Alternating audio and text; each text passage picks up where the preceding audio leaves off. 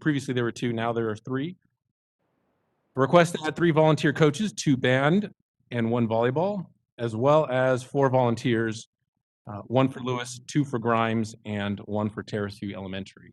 Mr. Dade, are there any other requested changes to tonight's agenda? No. All right. Hearing none, I'll ask for a motion to approve the recommended changes to the agenda. So moved. Thank you. We have a second? I'll second. Thank you. We have a motion by Board Member Fuentes and a second by Board Member Haro. Ms. Medina, roll call vote, please. Ms. Doreen Ojeda, Yes. Yes. Mrs. Haro, Yes. Mr. Ibarra, Yes. Mrs. Sandoval, Yes. Mr. Fuentes, Yes. Ms. Adigin, Yes. Mr. Flores. Yes. Thank you. Thank you, and that is approved unanimously. I do apologize. I got a little ahead of myself. I did want to make an announcement that we do have translation services available as we do at every meeting, Spanish language, and so I would like to invite our interpreter, Ms. Cynthia Bueno, to please come up and make the formal announcement for anyone seeking Spanish language translation services.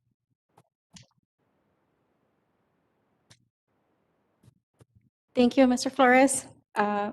Good evening, all. Muy buenas noches. Yo soy Cintia Bueno, soy traductora y recepcionista del distrito. Esta noche proporcionaré servicios de interpretación. Si alguien desea escuchar la reunión completa en español, solo pueden buscarme. Estoy al final, ahí en la esquina y solicitar un aparato para poder escuchar la reunión. Muchísimas gracias. Thank you for that, Mrs. Bueno. Our next item on the agenda is our school showcase. And tonight's school showcase is from Washington High School. We have with us tonight Principal Torres, who will give us an introduction. Tonight's school showcase is going to be a special video presentation, but I will ask Mr. Torres to please come up and introduce the student leaders and a little bit about the school. Please, Mr. Torres. Good evening, Board President Ms. Flores, Superintendent Dr. Miranda, School Board, Executive Cabinet, and people in present. Washington High School has gotten off to our first month. We opened up with the grand reopening, and we had balloons and arches and welcome back signs for students. Students have been working very hard, getting to class on time. It's been a good transition after being out of school for a year and a half. Our student leaders are Serena Gray, Richard Story, and Leanna Bellman, and they will be presenting more about Washington High School. Hi, I'm Serena Gray, a 9th grade student at Washington High School. Hi, I'm Richard Story, and I'm a 9th grade student at Washington as well. Hello, I'm Liliana Belman. I am also a 9th grader in Washington. Good evening, Board President Flores, board members, and Superintendent Miranda, Executive Cabinet, and members of the audience. Thank you for the opportunity to share some stuff we're doing at Washington High School this semester. Next slide. August 4th was our opening day, and we arrived to balloon arch, music, and all of the teachers and staff of Washington. Mr. Joe Baca Jr., San Bernardino County Supervisor, also visited us at lunch to speak to us and participate in the festivities. Next slide, please. Last week we held our PBIS kickoff where our teachers took us around campus and reviewed expectations with us using a bingo sheet. At lunch there was music, a raffle, and snow cones.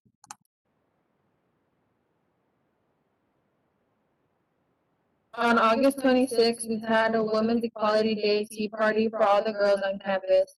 Mr. Fuentes, a dedicated father, came to visit us and shared some inspirational words.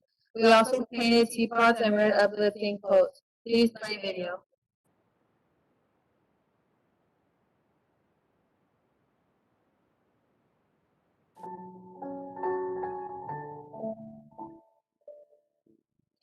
Years ago on this very day, the 19th Amendment, giving women the right to vote, became enshrined in our Constitution.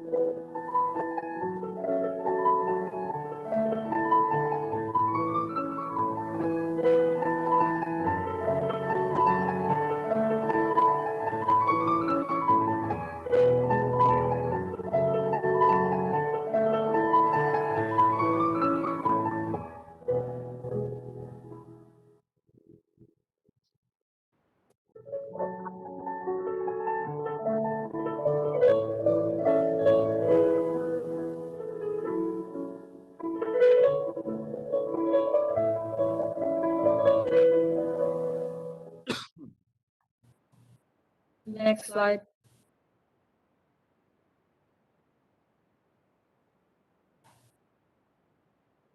Last month, we also had a presenter speak to us about the Career Trust online program offered through CRYROP, and we completed a career interest survey. Next slide, please. Lastly, here are some of our upcoming events. Next month, we will begin our monthly bulletin board competitions, and in October, we have a few events, including resuming our kindergarten read alouds through our leadership class. Next slide. Thank you again for letting us share this presentation with you.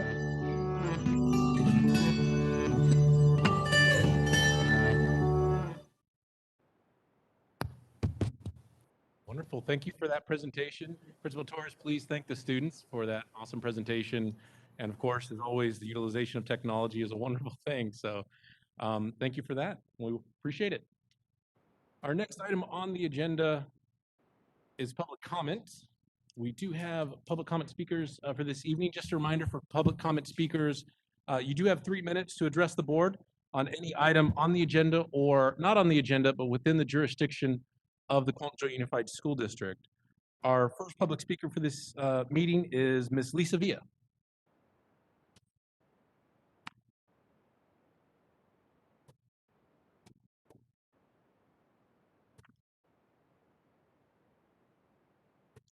Good evening, everyone. I am Lisa Villa, and today I'm here as an employee. I have worked for the Colton School District for 30 years now, and I've seen with my own eyes and experiences how the school board has continuously allowed the security managers to show favoritism, bully, belittle, contradict, and have different set of standards for some of us in the security department. I've told you before that the security department is the most divided department within the district. They might make it look good on paper, but in reality, the security is mismanaged. I am asking the board to take a look at the transferring power that the managers hold over us. This power is abused and used for personal vendettas, and the security transfers are not being done in the best interest of the students or the district. This abuse of power needs to be addressed. You have said that our district is like your family, but it's clear to some of us that only means some of us. I'd like the school board to take a look into forming some kind of committee to oversee these transfers. Some kind of procedures or format needs to be in place and eliminate the transferring power from the managers so they can focus solely on the safety of the students and the staff. I myself am a victim of being unfairly transferred. I wouldn't wish being transferred on my worst enemy. If that's going to be the case, then the security managers themselves need to be transferred yearly so they can set an example, so they can learn all the different sites, for they are the ones that are getting highly paid. I'd like you to take my suggestions and comments and complaints over these past few months seriously, because my 30 years of facts have complete validity to them. I don't consider myself a valued employee here because of all the actions that have been done towards me. But I know I am an asset to the students and the community that I serve. Thank you for your time. Thank you, Ms. Villa. Our next public speaker for this evening is Ms. Andrea Sandoval.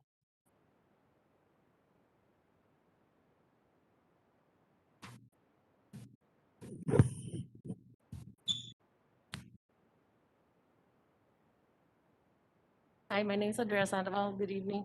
My question is for the COVID. My question is about COVID. I'm a bus driver, and we do get special needs kids that they cannot wear their mask. I had 5 students that came onto my bus last week. No one told me that they were exposed to a positive person. I have a mother that's 91 years old at home that I'll take that to her. I ended up getting a virus on Tuesday, and I was off of work all week. You know, we need to know when the kids are getting on the bus that have been exposed. Nobody told us because they consider us the third person. What if one of them were positive? I'm not the third person no more. You know, we really got to look at that because there's a lot of kids that are getting on the bus that cannot wear a mask and that are not vaccinated. There's a lot of people that cannot get vaccinated. I'm one of them. I can't get vaccinated. My doctor told me not to. So what do? I still have to work. I have to, you know, have a roof over my head. So that's my concern is about the COVID and this variant and whatever's going on, you know, it's like not fair. You know, none of us brought it, but we need to work with it and let the people know that are exposing, you know, that are getting exposed, the kids, because we don't know. Thank you. Thank you. Thank you, Ms. Sandoval. Yeah, we will. Yeah, and we'll ensure that staff follow up. Our administration will follow up on the concerns that are being shared. Obviously, those are very serious. Next speaker is Mr. Gary Grosich.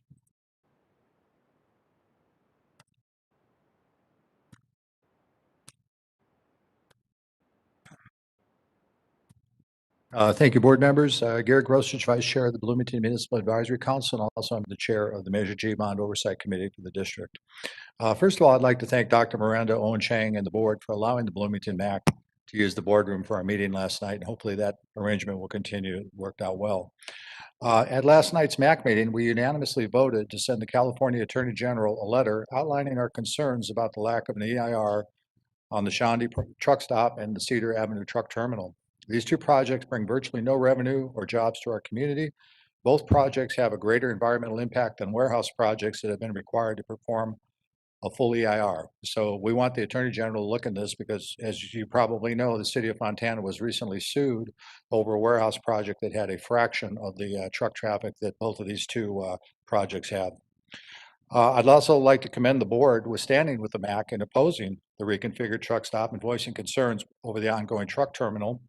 The MAC also, in our board bridge committee meeting, we also confirmed with the district our commitment that no trucks from industrial projects will pass directly by school sites, and any future projects will also be on designated truck routes that currently exist.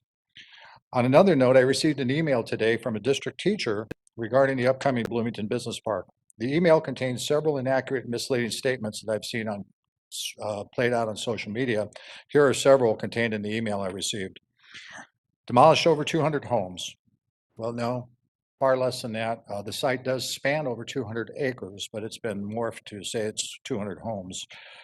There are far less homes in that area, as many of these parcels cover several acres, and there's one that's over 25 acres. The email states they're going to displace hundreds of families. That's not anywhere near accurate. It states that it's going to cause decreased enrollment, and that states that the district has been struggling with this. A quick internet search shows that decreased enrollment is across the state due to declining birth rates in charter schools. That's a fact.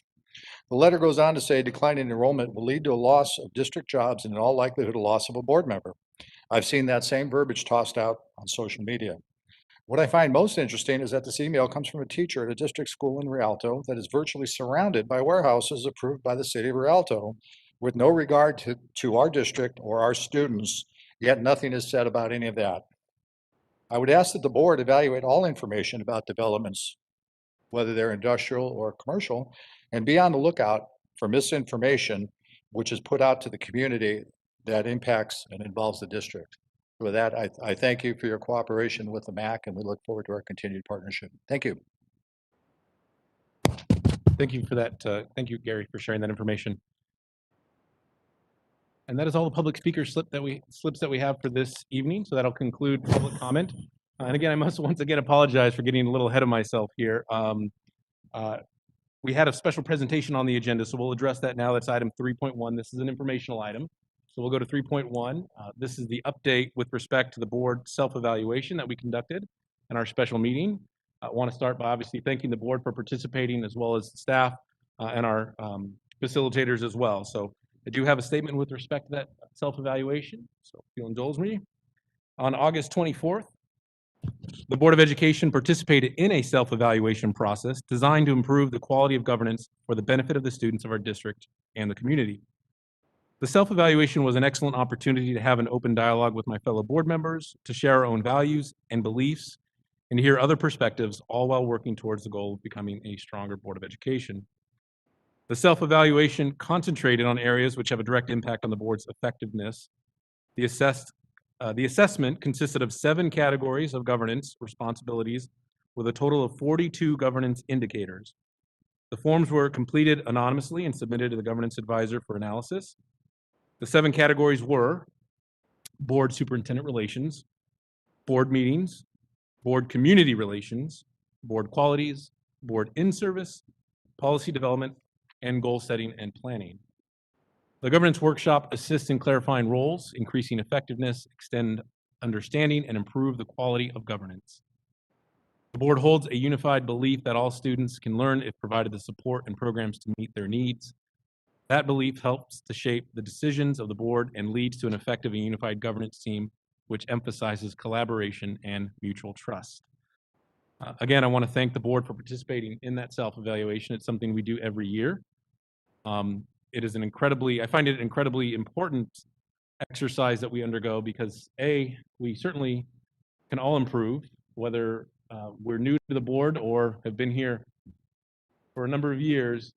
I can tell you, and I think Board Member Ibarra can share, that even one new member can change the dynamic of the board. And so really this board, even though you see some consistency in its membership, it has changed. And this is a different board than 2 years ago, 3 years ago, 5 years ago, 10 years ago. And it's always important to come together and have the conversation about vision, direction, leadership, values, communication. So it's important to participate in that self-evaluation, and I want to thank the board for doing that. I also do want to offer an opportunity for any other board member that would like to share any comments with respect to that. Again, this is just an informational update to the community about that self-evaluation, but I want to make sure everybody has an opportunity to share some comments if they wish, or questions. And that includes certainly board members Thorian Ojeda or Haro, who are available online. Also, like to make just a quick comment, Board President Flores. Please, yes. I just want to thank the board for their participation in the evaluation.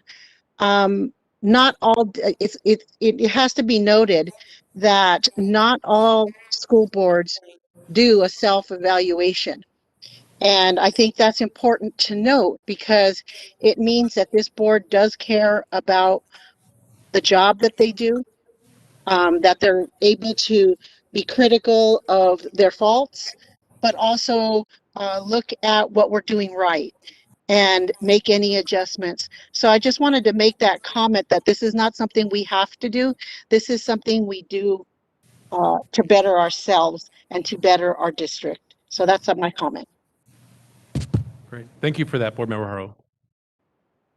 Any other comments? All right. All right. Wonderful. Well, thank you again for the opportunity. We'll continue to participate in that. And again, we can always get better. We can always grow. So it's important to take that time to be, I'll say, constructive when it comes to our effectiveness as a board. So I appreciate that. Well, that concludes our informational item under 3.1. And that takes us to our administrative presentation for this afternoon. We do have a very important presentation. It's going to involve essentially all our members of the cabinet here. This is the presentation on our COVID-19 protocols and procedures as a school district. It's going to cover quite a bit.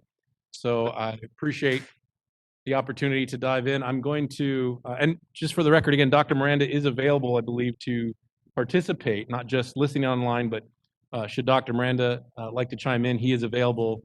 He'll be available virtually. So at this time, I'll turn it over, though, to Assistant Superintendent Brandon Day to kick us off with this afternoon's presentation. Please. Actually, Board President Flores, I'm going to actually kick off the presentation this evening. That's okay? Yeah, absolutely. We can hear you loud and clear. So. All right. Thank you very much. Appreciate that.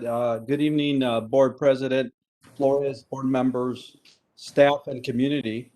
It is my pleasure to do a brief introduction tonight for the COVID-19 procedures that you will hear from Executive Cabinet. And so, as I think all of you know, as with all districts across the state, returning to in-person instruction has been a balancing act between student and staff health.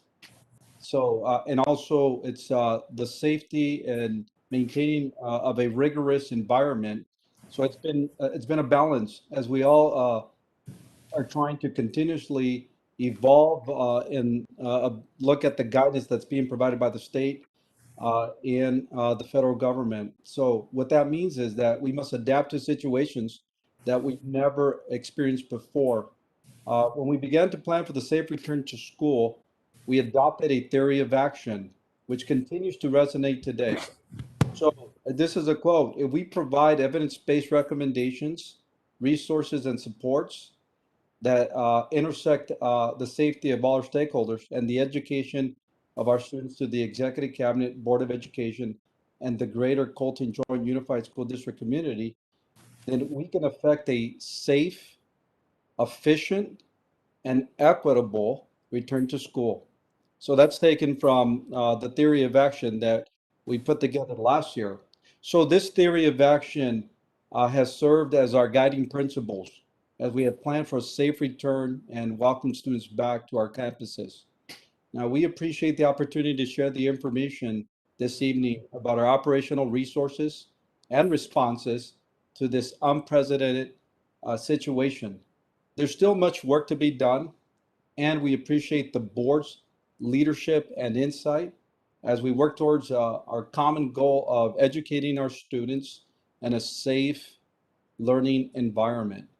So with that, I'd like to, at this point, turn it over to Mr. Dade, who is our Assistant Superintendent of Student Services. Mr. Dade?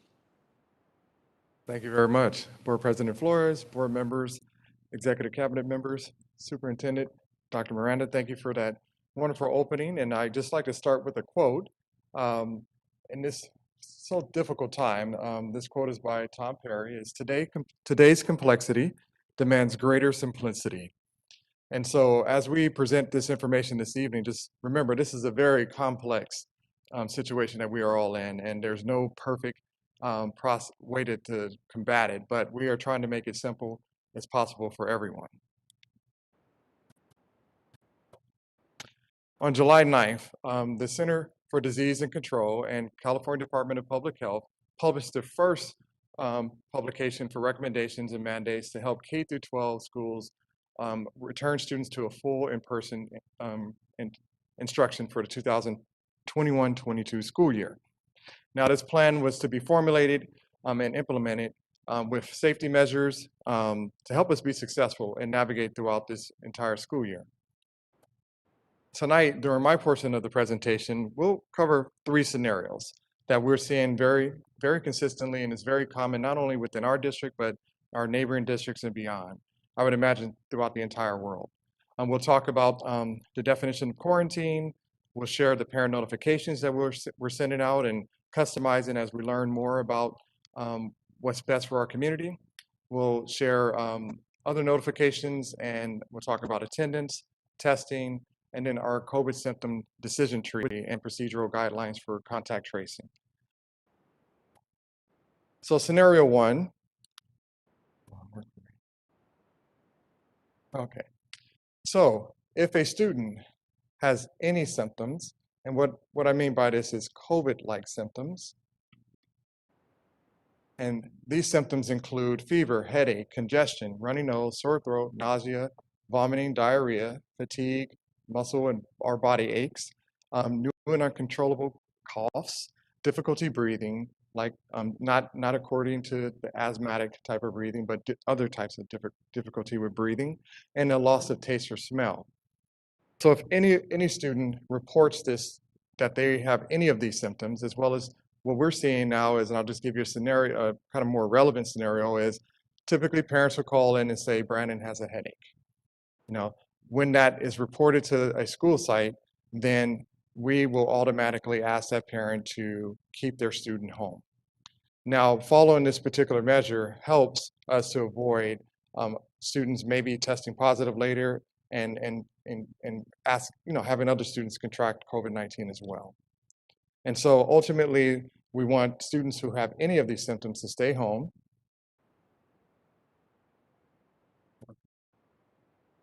And we do have provisions provided by public health to help students return to school. Now, when we ask them to stay home, we're asking them to stay home for 10 days. So students may return, though, if their symptoms are improving and they're fever-free for 24 hours without any use of medication, and they meet one of the following criteria. So that's critical. It has to be and. And so they have to test negative for COVID-19. If they have a confirmed diagnosis other than COVID-19, they can get a doctor's note, submit that, and return to school immediately. Or they allow for the 10 days to pass. And so to further kind of dig into this, we have a lot of students who have symptoms right now. Unfortunately, if you look at that box, that's symptoms that align with the flu and a variety of other things. And so thank goodness for our health assistants and nurses. We do have students who have medical histories where we're not excluding those students because of these particular symptoms. We do have students who are returning to school sooner than the 10 days because they're able to get some testing and whatnot as well. So we're definitely working our hardest to return students to school as soon as possible. Oops. So students who are 12 and up, if they're vaccinated, if they are not experiencing any symptoms and they're part of scenario 1, they can return to school immediately. And so they don't need a doctor's note. They don't need to wait till the 10 days to expire. They can return immediately. And so our nurses are working with parents and asking those important questions so that way we can make sure that we do not exclude students who are vaccinated. And once again, all of these provisions and procedures and protocols are all based on public health guidance. Are there any questions about scenario 1? Questions about scenario 1? Please, Board Member Fuentes. So if they're fully vaccinated, do they need to have proof that they've been vaccinated for the last part that you shared with us? Yes. Great question. Yes, they do need to provide proof. And so what we have great technology. Parents are texting that information or emailing information to nurses. I just received one from a parent the other night who had some other questions and said, yeah, we have our card, and they sent it to me, so I forwarded it to the school. So we are. You need to have the card so they can Yes. a copy of it or whatever. Yes. Are we making sure that they are legit? Yes, we are. Because we've had some that say instead of Moderna, they say Madurna. Yes, yes. We're aware of the ones that you can buy online versus the one you actually get from an appropriate medical practitioner. I So, hate yes. to ask the question, but it's happening out there. So. Definitely, I agree. Thank you. Other questions? Please, Board Member Barr. On scenario 1, where it says student is to remain home, my question is, when or how extent is the responsibility of the parent to make sure that happens? As an example, if a parent sends a child to school knowing that they're sick, and then we do get a flare-up, and we, as a district, find out that the parent was familiar with that, is there any particular protocol to address that issue? Yeah, so the parent will be talked to directly. We do send weekly reminders of these symptoms and please stay home. But we do have some parents who, and to be real, they need to go to work and they have other things going on. But we do have some parameters put in place for the attendance codes that we use. So if that student has been excluded or asked to remain home or quarantined, the minute they set foot in campus or in their classroom, they're sent right back to the health office. It's not the best provision, but we do have parents who innocently sometime, might send their kid, or they might purposely send their kids, but ultimately that hasn't happened. I can count on one hand how many times that's happened this year thus far. Thank you. Mm-hmm. Thank you, Board Member Barr. Good questions. Board Member Sandoval, you had a question. For the negative COVID test, in Walgreens, Rite Aid, they sell those packages for you to test yourself. Is that available to show it as approved, or you have to go to a doctor? Or the Unfortunately, test centers? yeah, unfortunately, it has to be through a medical practitioner. There's been a lot of dialogue about that with public health in our county. Unfortunately, it's just not something that we can accept at this point in time. Thank you. Please, Board Member Fuentes. Brandon, when these students are gone for 10 days, are they given homework, assignments and stuff that need to be done by the teachers? Dr. Peterson, I don't want to steal her thunder, but she's going to talk a little Oh, bit okay, about great, that. awesome, thank you. Okay. Any questions from board members online? Board members Haro or Thorny Ojeda?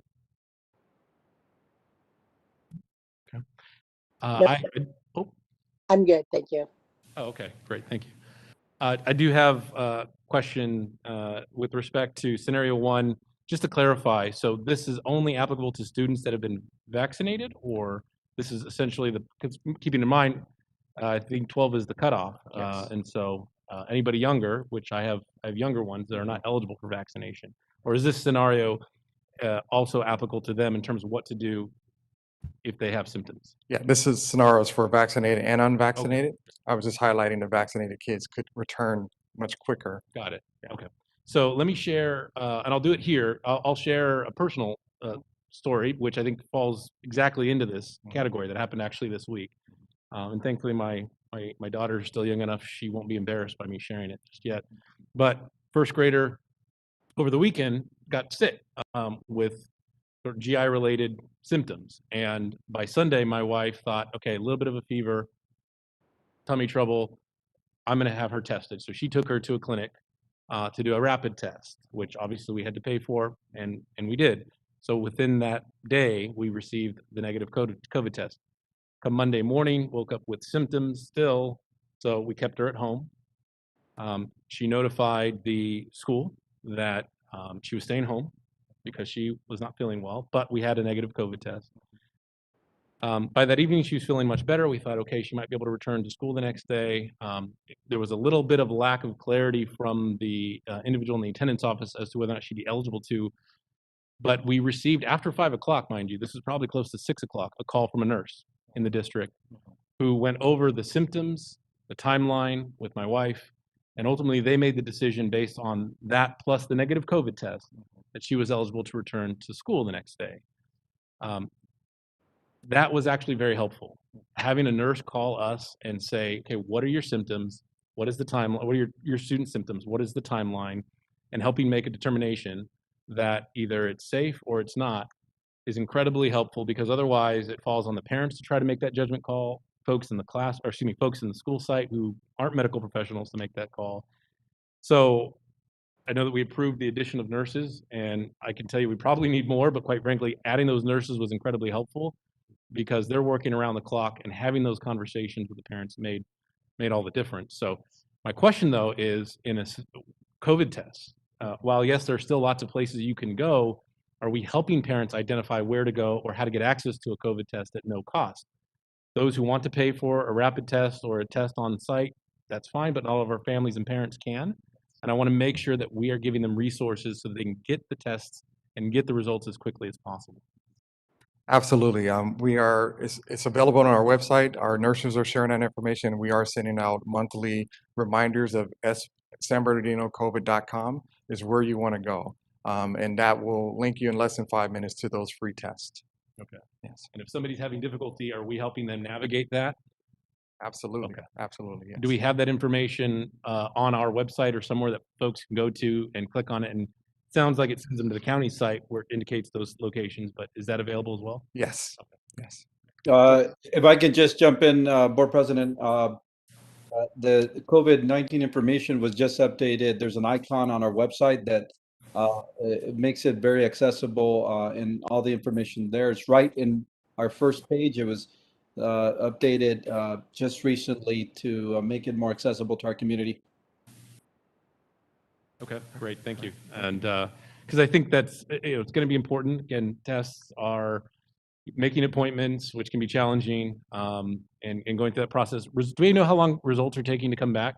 typically? The PCR test is 24 hours to 48 hours, but most of the students have, and parents have received them within 24 hours. Okay, great. Yeah. And they are to take that, whether it's a printout of, sometimes it's received online, sometimes it's actually a form that you receive, they're to bring that with them when they bring the kid back to school? Yes, they can email it or bring it and show it on their phone or whatnot. We will take it any way we can get it because we're so familiar with those, how the results are rendered.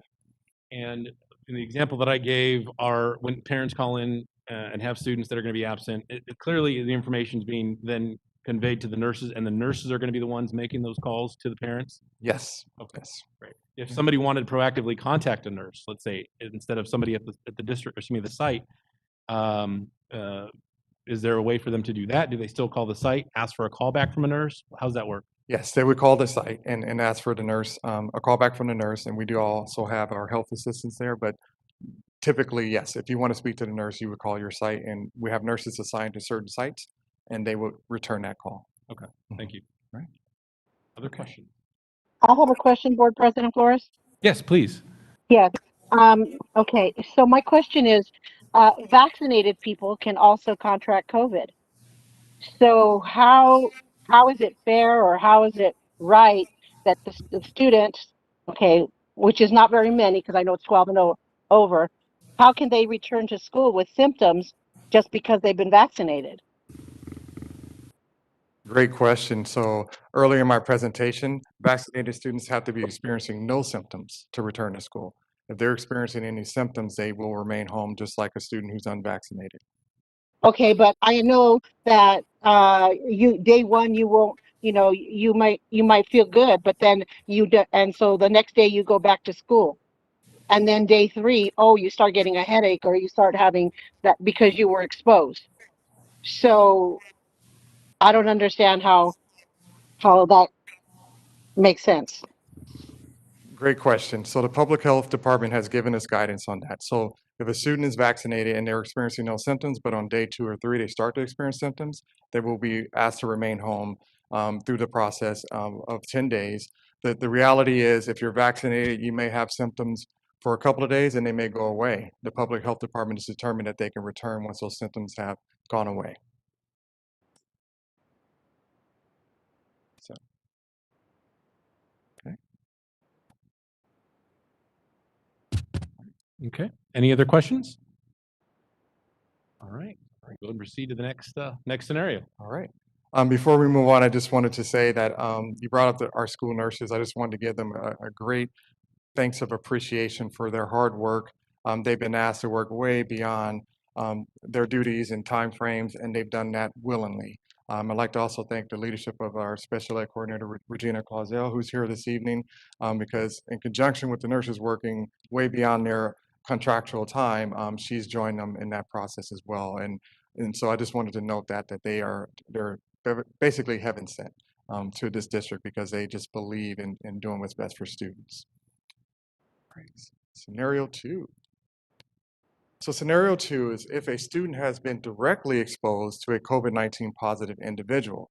That could be a household member, it could be someone beyond the school day, in any kind of shape or form, but also within the school day. If they are directly exposed, they're going to be asked to remain home. Now, this will trigger our contact tracing procedures that we have in place, which was provided by CDC and California Department of Public Health. Now, a good example of this is and this is happening quite often, we all have family gatherings over the weekend. You find out that Uncle Brandon has tested positive and, little Danny was there, and so they'll call in to the school site and say, you know what, Danny's uncle just tested positive for COVID and he's at school today. And so that will trigger the contact tracing process, which ultimately, for this scenario, will be where the school nurses will determine and document and contact any of the close contacts that for that particular class or extracurricular activity. But ultimately, that student will be asked, and that parent will be asked to come pick up their child to return home for the 10-day process. Okay.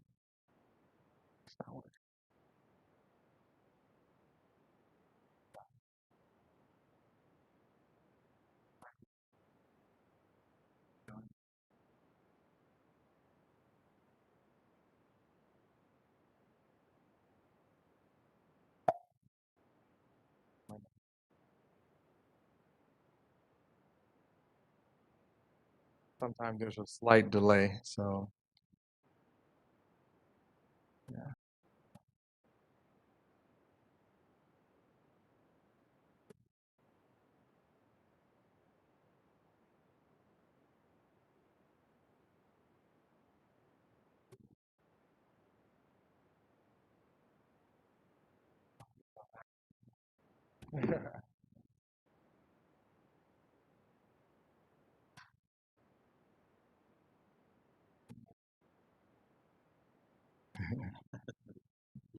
So I'll speak to this slide and it'll eventually catch up, I'm sure.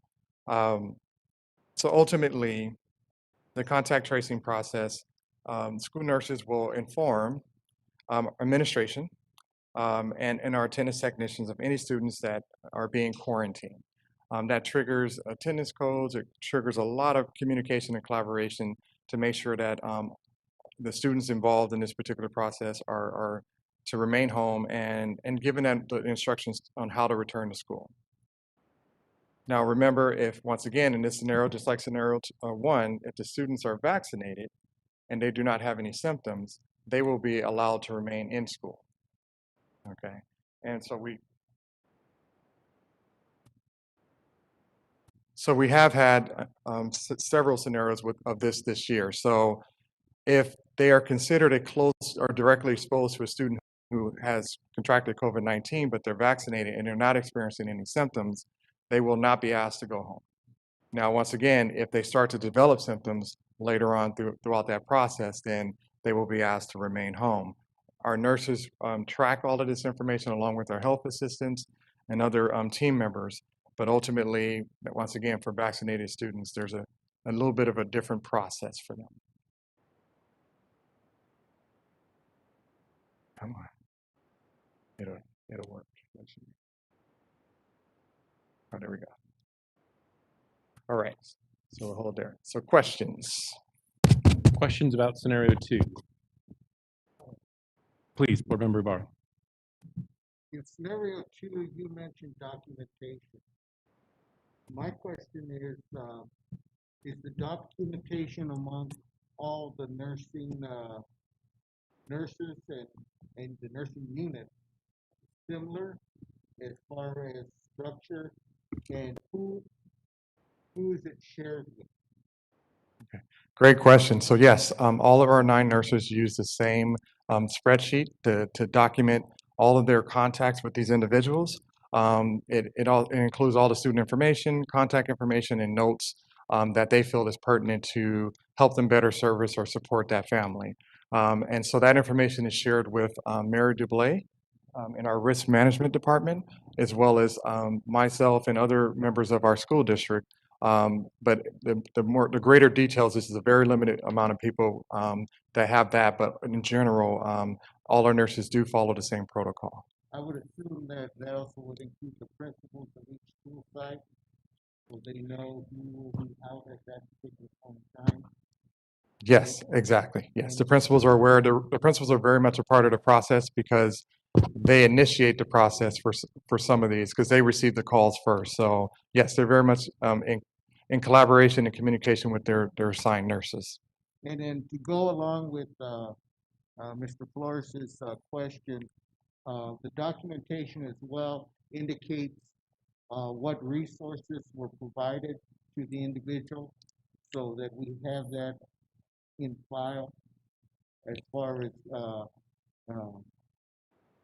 where they could access those particular resources required in order to return back to school.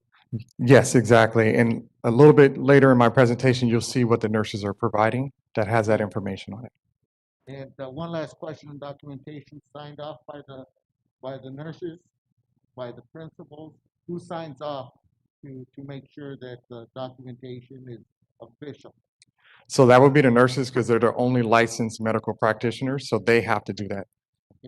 But they are supported by our team and Regina Clausel, our special ed coordinator. Thank you. Thank you. Very good questions. Just and this may be later in the presentation, but can you clarify who contacts the parents and how they're contacted? Great. Yeah, it will be later, but I'll Okay. go ahead and state it now. So the nurses call them directly via phone. If there's any challenges with that, then you'll see that we use multiple measures, emails, text messages, whatever we can do to get a hold of parents. And actually seen the text message that's gone out. A parent shared that with me, so multiple options. And presumably, is that information available in English and Spanish? Absolutely, yes. Okay. Important. Thank you. Other questions? I have a question. Yes, please, Board Member Fuentes. So, for example, for sports, we were talking about having contact again, and we had a couple of some of our team players, football and stuff, been contacted with COVID, and then we've had tracing, and then we've had like 70 kids that have been. So, in that scenario like that, when we have the amount of kids, 70 kids, does every parent get notified from those families? Absolutely.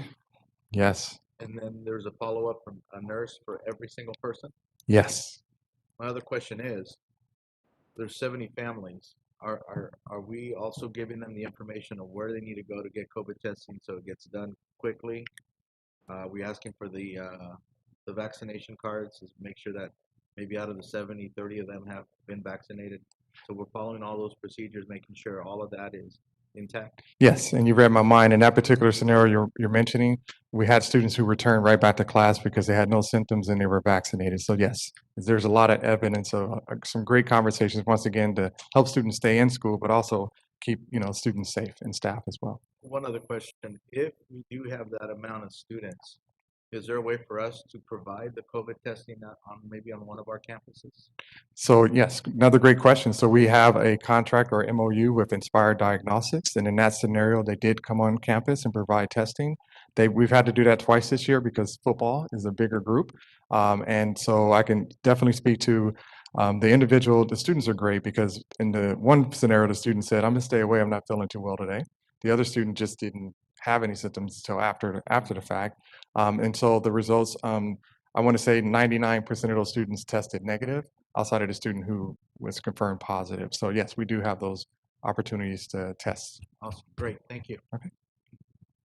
And again, sports may be later in the presentation, I'm not sure, but I know that in Los Angeles County, for example, we're seeing additional measures required for sports, separate and apart from classrooms and regular activities. That's coming from the Los Angeles County Public Health Department, I believe. I don't know if we're seeing those layers of scenarios here in San Bernardino County, but are there separate requirements, things in play for sports that go above and beyond what's required for students in the classroom? Great question. It's not later in the presentation because it just came out this morning from CIF. And so there are some new parameters that we need to look into that require testing for indoor sports like wrestling and other things. And there's some new masking requirements. Just to keep it pretty simple, the new requirements are asking for students to possibly wear their masks during competition, which is a challenge. So we're going to, once again, we just got it this morning, so we typically will vet that with several other people and make sure that we're interpreting it appropriately. And in those instances, particularly, let's say certain sports have to test regularly, multiple times a week, are we going to be able to provide that through the district so where parents aren't trying to track down testing 2 or 3 times a week? Absolutely. So we'll be able to provide that testing for our athletes. And in the scenario that Board Member Fuentes was mentioning, there were other students who were not athletes who were exposed to those students, and we provided them testing as well. Okay, thank you. Other questions? All right, we'll proceed then to the next scenario. And just reminder to all speakers and presenters, for the folks online, if you wouldn't mind leaning in as much as you can to the microphone. They can hear us, but it would be helpful if we could really lean in and project. Thanks. Our next scenario is scenario 3 and our last scenario. So if a student has tested positive for COVID-19, they will be asked to remain home. And once again, the contact tracing protocol and procedures will be implemented. Ultimately, these students are going to be asked to remain home for the entire 10 days. If they remain home for the entire 10 days, they will be allowed to return to school as long as they do not have any symptoms. But I'll start from the beginning here. When a student reports that they're positive, or a parent does, our administration is contacted. They immediately work with our nurses and they fill out what we call our laserfish form, which starts to document that process, the contact tracing process. And From that point, our school nurse will contact the parents or guardian for further information, provide guidance, recommendation, anything that they need. All that information is very much provided, and then ultimately the school nurses will return and report to the site administrators, the attendance technicians, and any other students that need to be quarantined will be communicated at that time as well. Scenario 3 is pretty simple, so. Questions on that?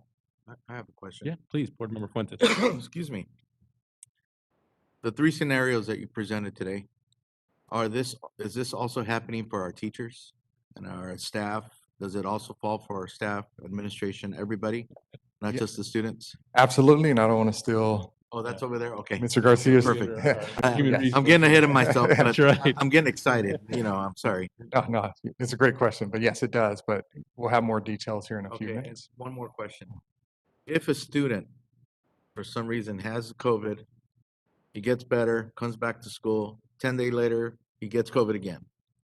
Are we tracking those and all of that, keeping everything? I think you were saying that there. I just want to make sure. Because, if a child continues to have that, there's something that we really need, the doctor really needs to see what's going on, because if that happens, so my concern. Yeah, absolutely. That, believe it or not, rarely happens, but it does happen. And so, yes, we do track, and it's the same process. Okay. I would hate to see a student get it multiple times, but Yes. yes, we have to follow the same procedures and protocols. Yeah, because we have students that play football, and sometimes they hang out with family on the weekend, and like you said, an uncle might have it, and Yes. maybe at the football game, a student might have it, and you Mhm. never know. Yes, you never know. Okay. I agree. Great, thank you. Great. Other questions? I have one, Mrs. Florian Ojeda.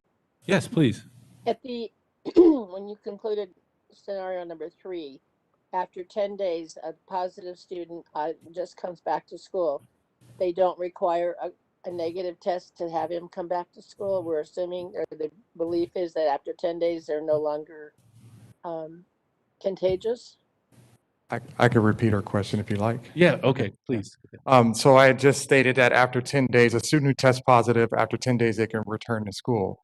That's typically what happens. If they are still experiencing symptoms, truly is a 14-day period that we evaluate and monitor students. So they can come back to school after 10 days if they have no symptoms. If they do still continue to have symptoms at the 10th day, then they remain home. Medical science, from following public health guidance, states typically 14 days a student COVID has come and gone within their body. So we haven't really encountered that where a student needed to stay out for 14 days. Right now, the pattern has been 10 days on the money, to be honest with you. But yes, if they continue to have symptoms, they will remain home. There are some anomalies. I'm just going to assume that it may go beyond 14 days. And that has happened where students have our adults or students have some other health issues that really combat, them. And so yeah, it could be longer than that, but what we're seeing out of our students, and I'll let Mr. Garcia speak to staff, 10 days has been, what we've seen, that's been the pattern. Thank you. Please, Board Member Thorne Ojeda, any other questions? Said thank you. Oh, okay, great. All right. All right. One quick question. Sure. Will all this be available in Espanol? Yes, it's already available, yes. Mhm. Okay, great, Yeah, thank you. definitely. All your reports, right? Good. Yeah, I was and this will gonna- be on our website too, right? Okay, thank Absolutely, you. yes. So the next portion is in regards to quarantine, and we've already talked about this, so I might go a little bit faster because we've talked about most of it, but the recommendations from the California Department of Public Health is when students are exposed, they should follow all of the guidelines that they provided.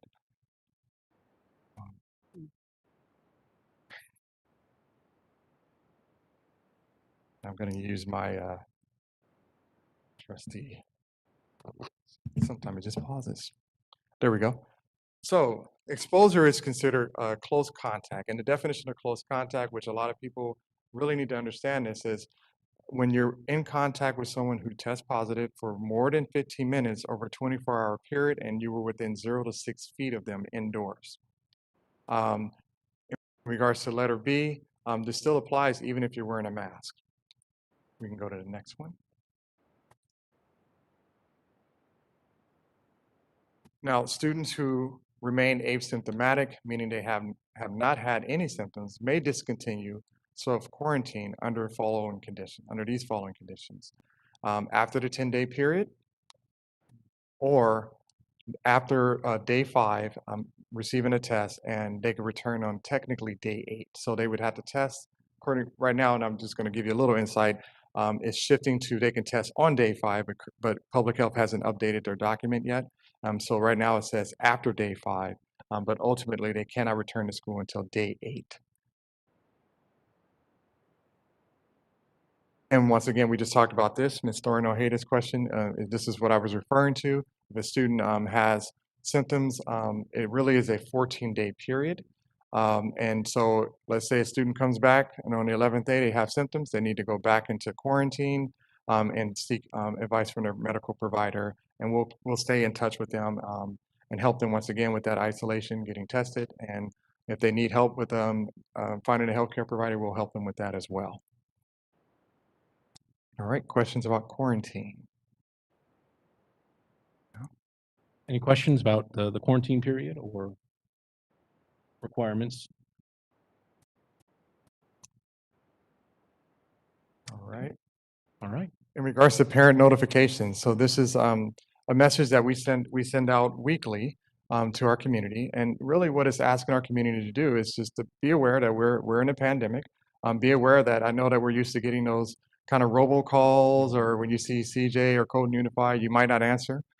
We're just really encouraging parents to read everything that we send out and to answer the phone when needed, because once again, we could be trying to communicate with them in regards to one of these particular situations. So, Board President Flores, you mentioned earlier that we're calling people directly, we're robocalls, we're using email, text messages, everything that we can. And once again, these messages are not only in English, but in Spanish as well.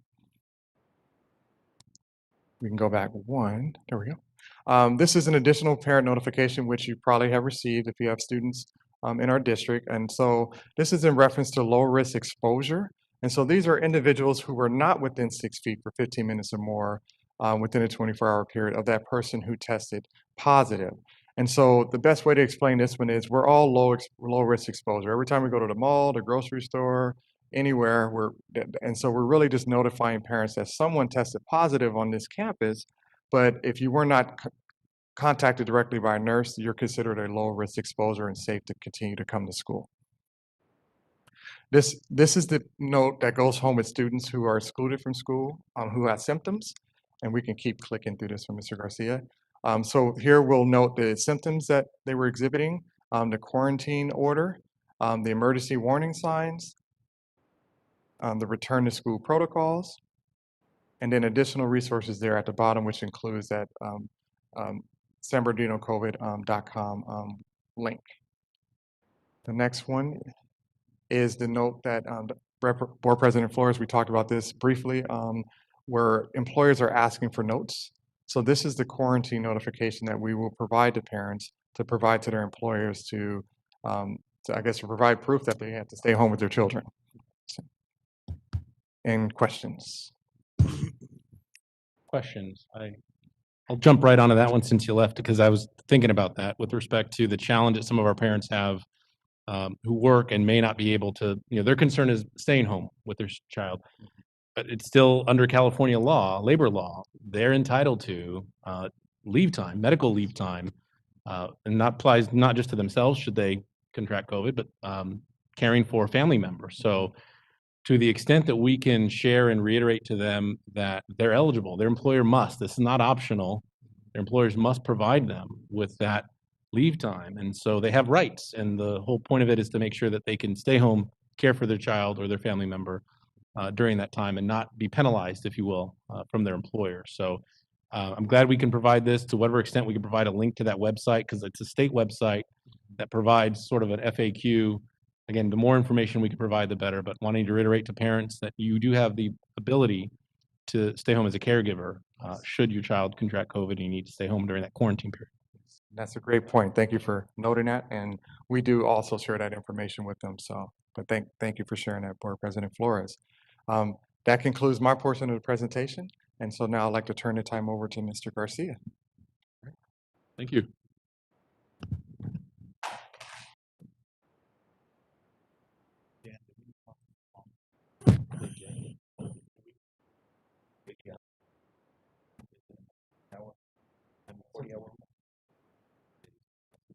online. Is that right?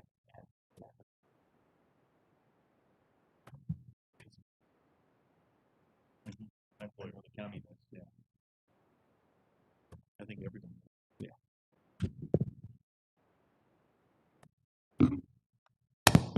I apologize. I have a few more slides for you. I was trying to get out of here a little early, I guess.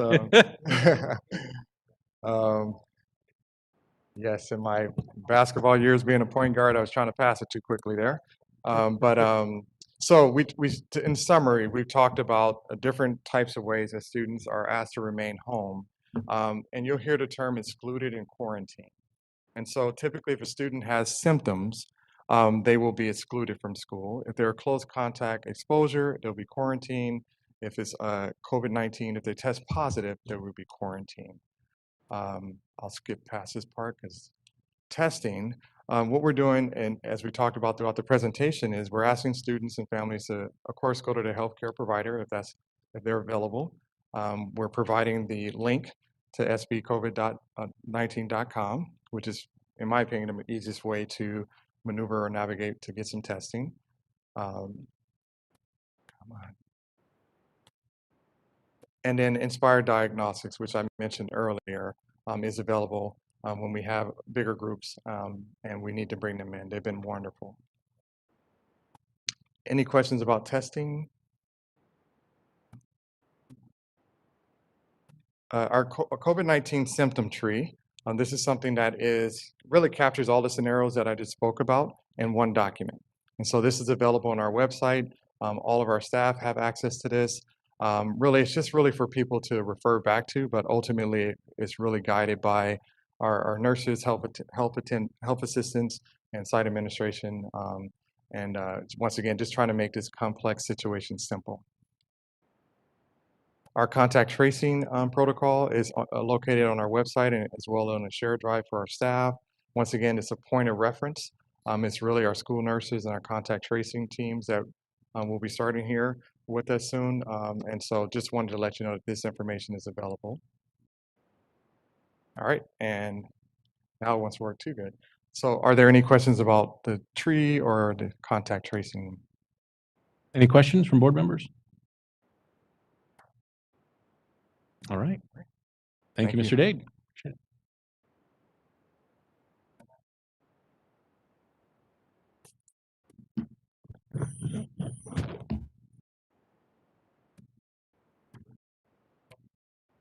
Good evening. So I have the pleasure to talk about the staffing side of contact tracing and some of our protocols. I do want to slow down just a bit to let you guys know that what you're going to hear is going to be very similar to what we do with the students, but it's not the same. There are some guidelines that are different, and we do need to slow down enough to have a conversation to make this worthwhile in the sense that understanding the differences is important, because sometimes part of the confusion we have right now is not understanding the differences and thinking that I should be treated one way or the other as a result of this. So that being said, Cal OSHA, really, work safety and health regulations in California require employers to take steps to protect workers exposed to infectious diseases like COVID-19. So we have an obligation, a law, as an employer to make sure that our sites, our facilities are safe for our employees. A little bit different on the student side. It's not that same type of regulation. And students are talking about your right to an education, which is a whole different set of laws. We're talking about safety and health of our employees. Next slide. So the guidelines that guide us are different for staff than they are for students. And as I said just a second ago, Cal OSHA is the primary source of our guidance, which is quite different, and that's very important for us to slow down and understand. What they say has teeth. What they say to us in terms of how we're supposed to proceed with safety in our work site is law, and we have to follow it. So we have certain parameters that we need to meet, certain protections and procedures that we need to put in place to show that we are taking action in this regard. So basically, what we're going to talk about right now is contact tracing or what I'll even call um, contact tracking more than contact tracing. I am not a doctor. I'm not doing contact tracing. What you're not going to hear from me today is whether or not we quarantine or isolate folks, because I'm not a doctor and the medical professionals do that. What I do, that last bullet right there, has to do with excluding folks from work. So if there is a workplace exposure, we take action to secure the safety of the environment by excluding staff that are positive cases or high risk. And the purpose for this is the mitigating, this is a mitigating factor for decreasing the amount of spread of COVID-19 on our campuses. The concept behind contact tracing is to combat the idea that if one person is positive and they pass it to 2 people or 3 people or 4 people, and then they pass it on to 2, 3 people or 3 people or 4 people, we have a pandemic. So what I think is important for us to understand is that is our purpose right now. When we're talking about excluding people from work, we're getting people out of the environment to send them home and excluding them from work. To the degree that we can, we're keeping our work environment safe. To the degree that we can, we're giving them instruction about seek medical professional help on this, and then hopefully take these same things that I'm teaching you home to your family to say, be careful at home as well, because we want to prevent the spread that way. So next slide, please. So high risk is if you're a high risk exposure, that means you're a direct contact. That means you've touched it, right? You're hugging someone. You're picking up their snotty rag, for example. You are touching the virus potentially. Close contact is being less than 6 feet for 15 minutes or more within a 24-hour period. That is the same as with the kids. Okay, a low risk is someone who's basically outside of 6 feet. Okay, so your risk is much less, or your proximal contact. In other words, someone was positive in this room, and then later someone else, you come in after they're gone, and you're touching the same things that they're touching. That's proximal contact. Okay, so the primary purpose for sharing that is saying our job in terms of what we're trying to accomplish with our CalOSHA, one of the things we're trying to accomplish with our CalOSHA requirements is excluding our high risk and positive cases from the site, thereby decreasing the chance of any type of spread in the workplace environment. Any questions on that?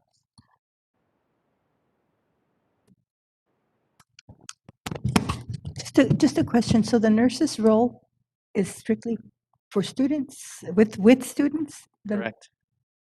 They do not deal with staff? Well, they do by way of association. They're at the site and they do come in contact with, but primarily I'm doing all the contact tracing for all the adults. So I got to say, in terms of giving folks lots and lots of credit, I'll start with the site administrators.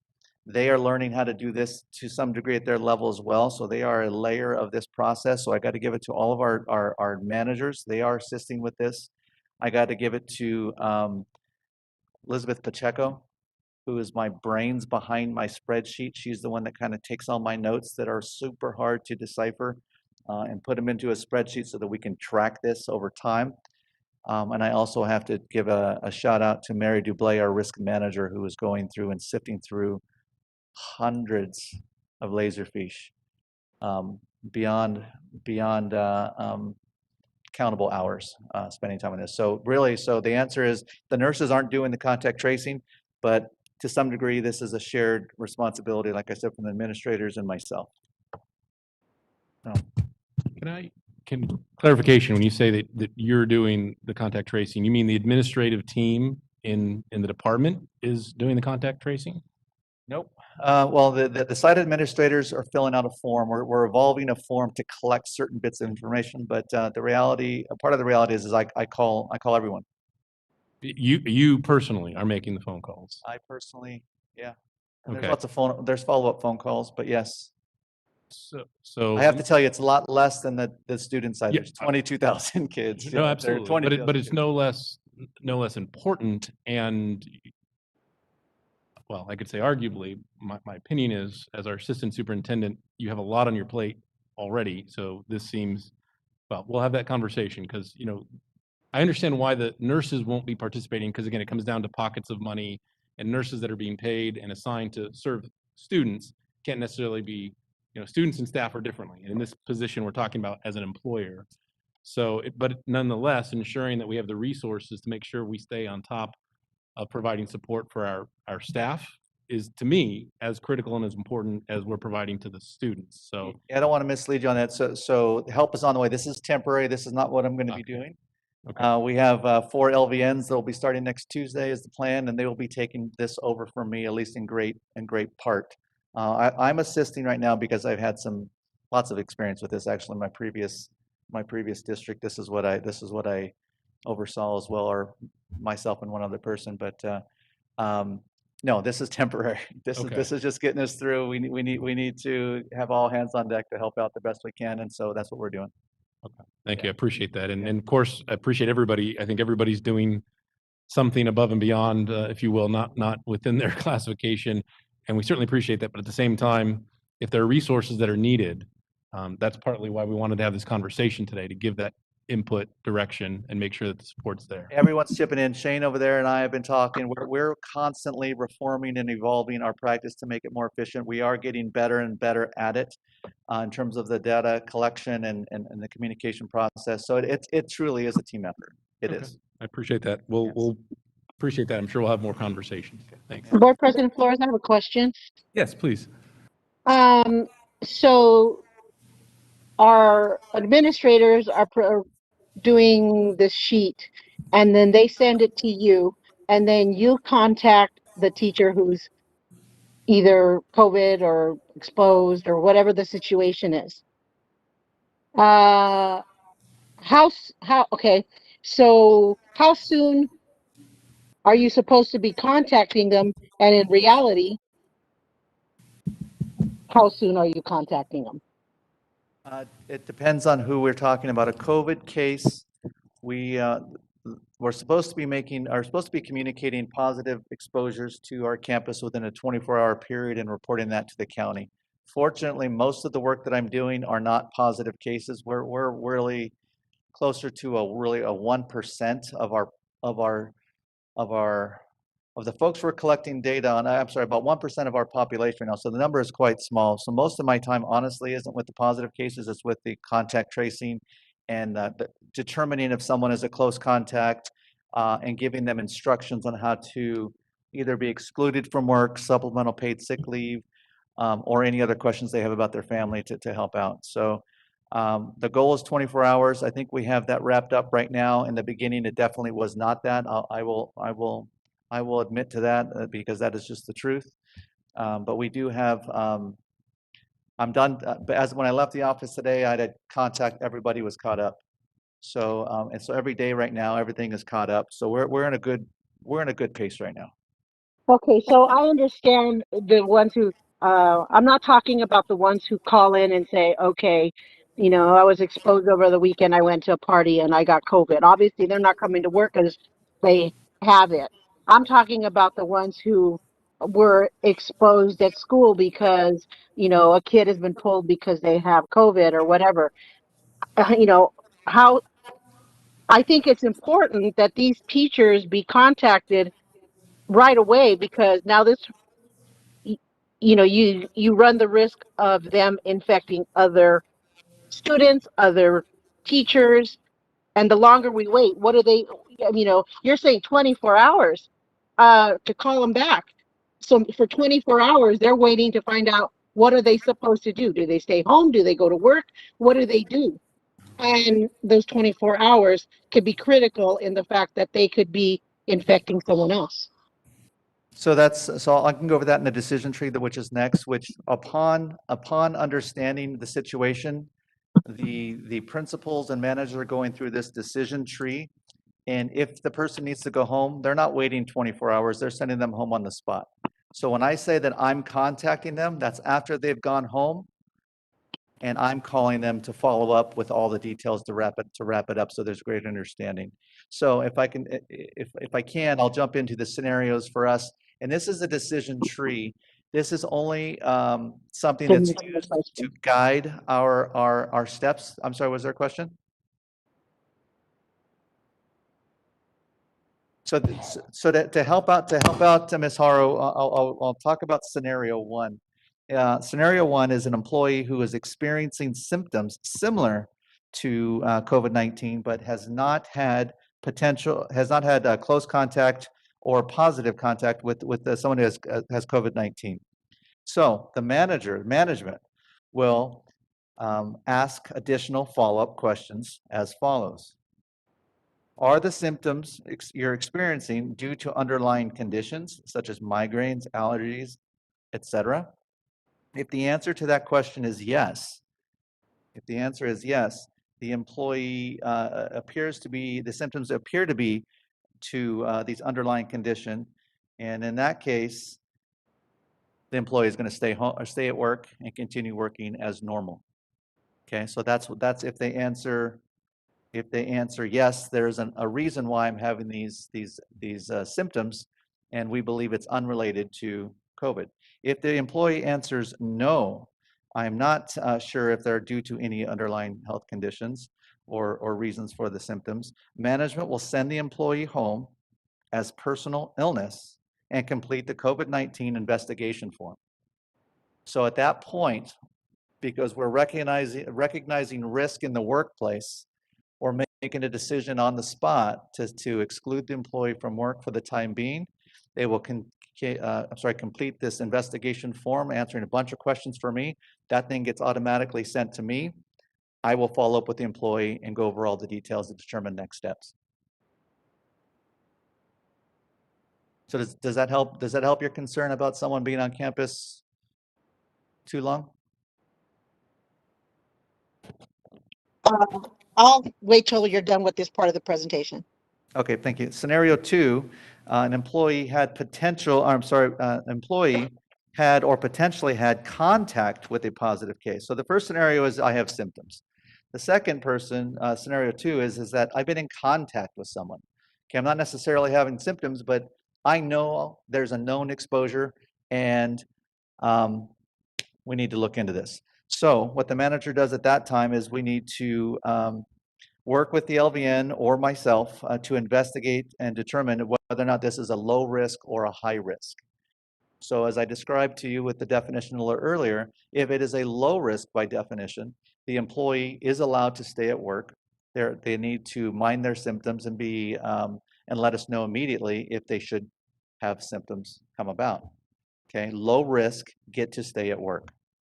Okay, if the employee is a high risk, the admin or supervisor will send the employee home, again, as personal illness, and advise the employee to wait for further instruction from HR in this case, and complete the COVID-19 investigation form. So that is scenario two. Slightly different, one having symptoms, one not having symptoms. And these scenarios are based on predominantly the types of scenarios we have. There are more, but these are the big ones. I have a question about that. Okay. Orion Ojeda. That scenario says the employee is sent home as personal illness. Does that mean, what is there a difference there? Then they go home? Is that being charged against sick leave or? It's a good question. And President Flores mentioned this a little earlier. I have a slide. If you guys want to hang on just a little bit, I will address that and how that is resolved. Okay, scenario three, employee is experiencing symptoms of COVID-19 and has a potentially, contact with someone who's positive. So this is a scenario that is, we're creeping towards higher and higher risk. So at that point, you'll notice that we're not asking questions if this is the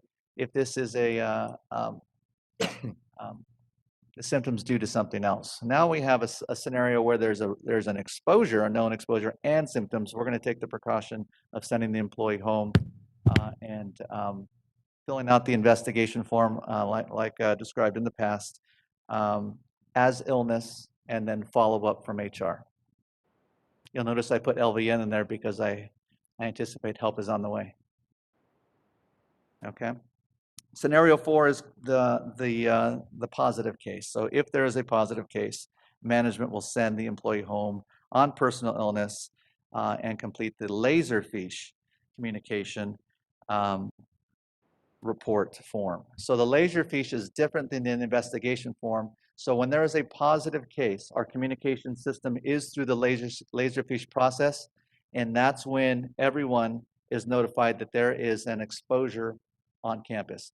All the other scenarios that I described about the employee having symptoms or not symptoms or exposed or not exposed, those are not positive cases, so we do not create a Laserfiche for that because there is no exposure to report.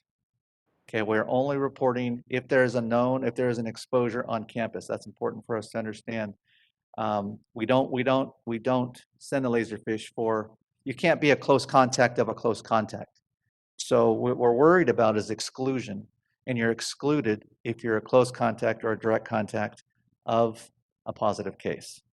So I have a little orange bubble at the bottom there. It is a scenario where if an employee that is vaccinated and is non-symptomatic, they may not be excluded. So depending on the situation, if you have had all of your vaccinations, shots, you're fully vaccinated you've been vaccinated for more than 15 days, and you have no symptoms, you may not have to be excluded. That'll be a conversation with the employee to determine if that's the appropriate response or not at that time. So this is our decision tree. It by no means tells the whole story, but it helps us conceptually understand why we're doing what we're doing and what an employee can expect if one of these scenarios describe their situation. Do we have any questions about that? I have a question for Member Harrell. These 4 LVNs that you say are on their way, are these, can you tell me more about that? Actually, I cannot right now. I can call Mr. Date up to address that. If you can do it from there, that's fine. Yep. So we have, So we have 4 LVNs that will be starting to on Tuesday. They will be trained on the protocols. Now remember, they are licensed medical practitioners, so they already are aware of the contact tracing process. But we have some little different tiers of like our Laserfiche form and other details that we need to inform them of. So they will be coming in to support our nursing team to help us move a little bit more expediently through the process, but ultimately to relieve our nurses of this duty that they've been really overwhelmed with for the last 30 days. Okay, and are these permanent employees? Are these rented? What are they? These are contracted employees? Yes, we've entered into a contractual agreement with with different entities beyond CJUSD. Okay, and how long are we contracted with them for? So we have the ability to stop the service with the 30-day notice. So ultimately, if COVID ends in November, we can notify them that we no longer need their services. They'll transition out during the month of November. So we're not obligated to continue the agreement if we don't need them. Okay, so what this tells me is that we have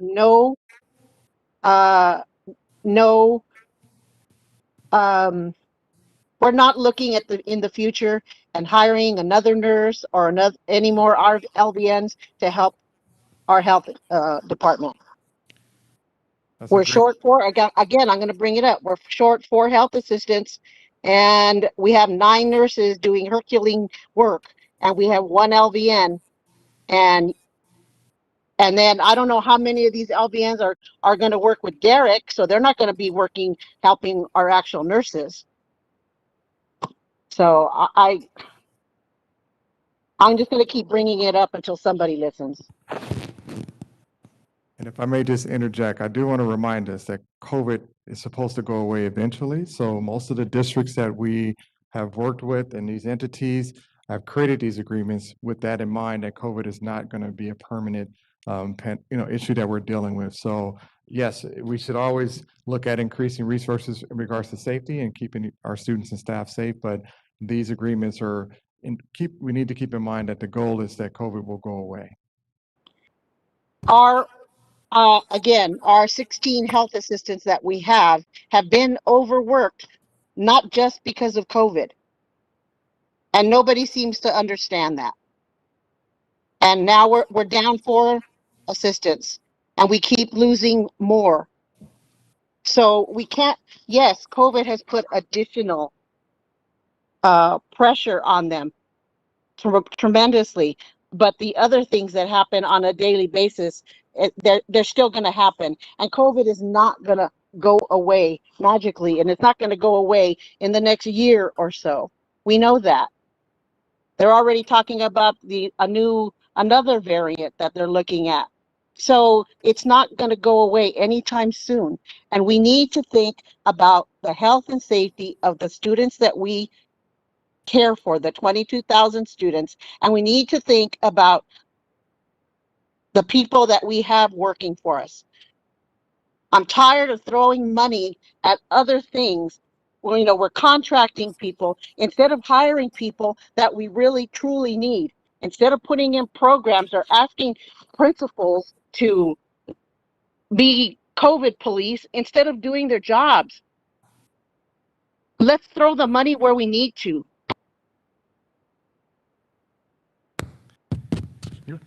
No, and a fair point. And I think what I'll add to the conversation, and right now we're talking a lot about process. We haven't really gotten into resources and how many folks. I think that's an important part of this conversation ultimately, and I think we'll get there. And understanding the role, this is partly what I want to, and something clicked for me. We kept talking about excluding versus quarantine. I'm like, okay, it's the same thing. No, it's not. Administration has the ability to exclude someone.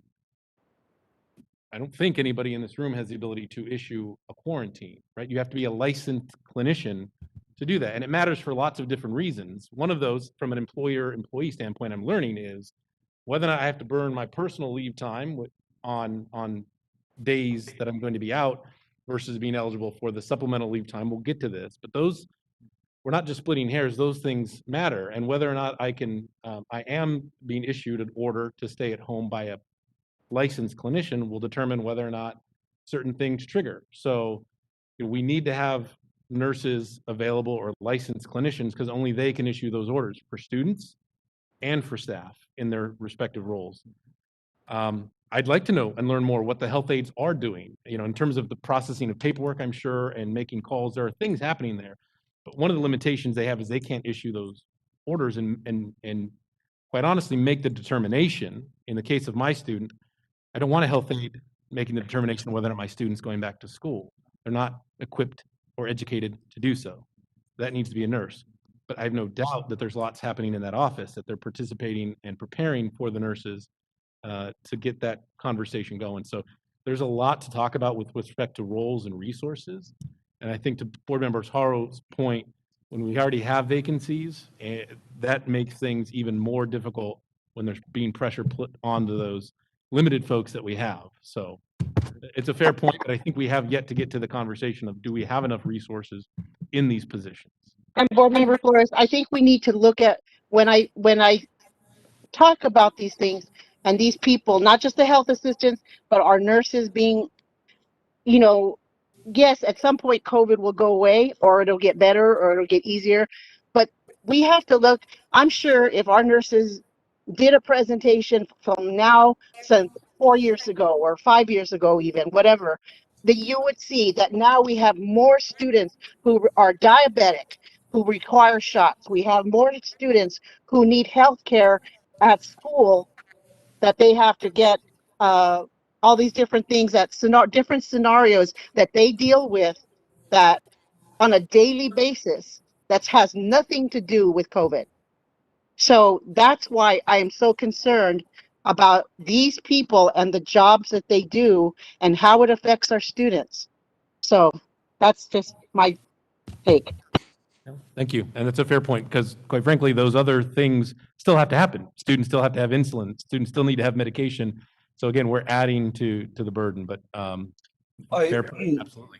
Board President, and I appreciate Board Member Haro's point, because we absolutely agree with her that in terms of the workload, we're looking, as we look at the situation more closely, and we see the workload issue, which is again how do we address that? So with our health aides, providing them and offering them more hours and so of work, of extra duty.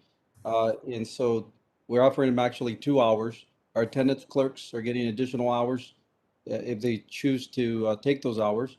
Our LVNs are going to provide an immediate tactical solution so that we can deal with the COVID situation right now. As we look strategically down the road and to add more nurses, certainly that's something that we can look at. For now, as Mr. Dade mentioned, the need is, and I appreciate again, there's certainly a difference between excluding and quarantine. Right now, the need is to have more licensed nurses to help our nurses right now. That's coming to help and support, and then the additional hours for our attendance folks and our health aid people. So, and there's actually more in the works that we're working to get. It is a staffing problem, and I know that's a priority of the board. So and you see the hiring process, you see it, and you see it tonight, how many folks we're hiring. I think so. We're hitting loud and clear, and we are listening. We are hiring people, and that's the. I appreciate again the comments, but we are listening. Yes, please, Board Member Ibarra. Okay, thank you. Regarding the nurses, my question is, do we have nursing positions vacancies at this point? And because we tend to budget for those vacancies, do we have a budget to support hiring nurses at this particular point in time? We do not have any vacancies, so we are fully staffed in that area. And yes, so to answer your question, yes, we do not. Okay, so if we were to add new, or consider hiring new nurses, is that a negotiable item? Well, is it what? I'm sorry. Negotiable. Do we have to? To add positions. No, that's not negotiable. If the district has a particular kind of services that it feels that needs for the sake of the kids, it's not negotiable. Okay. Thank you. Mr. Ibarra, this is Board Member Haro. For the 22,000 students that we serve in the Colton Joint Unified School District, we have 9 nurses, 9. And 3 of those nurses are full-time at each of the high schools. They do service, like Grand Terrace High School, she'll go to Terrace Hills or Terrace View. So they split up. So I just want to point that out. 9 nurses for 22,000 students. Yes, I'm aware of that. And I think that I support the effort to take a look at what we can do as a district to hire more nurses. And we'll charge our superintendent to bring that information back to the board. This was Board Member Fuentes. I agree with Mr. Ibarra and Ms. Haro. I think we need to reevaluate this and look at it closely for the need that we need the nurses. I know we probably have 9. 9 is not enough for 22,000 students or 23,000 students that we serve. And then 3 of them are full-time at the high schools, and I think the others are part-time or somewhat of a part-time. They're all full-time. They're all full-time. Full-time in the amount of what, 40 hours a week or more than that? Pre-COVID, 40 hours a week. Okay. I think we really need to look at that. I think our administration doesn't need to be out there tracking. We really need to have professionals out there looking at this. It's a concern of mine, as we're talking here, that we really need to have that. Especially, I know we're in the COVID pandemic right now, and we're going to contract these nurses, the LVNs that are coming in. But I think we need to look at the future. Even if the pandemic's over, what are we doing to serve our kids? What are we doing to serve our staff? On another question, on scenario number 4, when one of our teachers or someone from admin or one of our staff does have COVID and they have to quarantine for 14 days or 15 days, whatever day it is, will they be paid from their sick pay, or will it be a COVID pay that they will receive? Being a positive case is a qualifying condition to receive what's called supplemental paid sick leave. So I will give you some information on that. That's detailed, and it's worth slowing down on that one as well, because that's about to potentially change. All right, thank you. Okay. So, Sure, yeah, we have one more comment from Board Member Ibarra.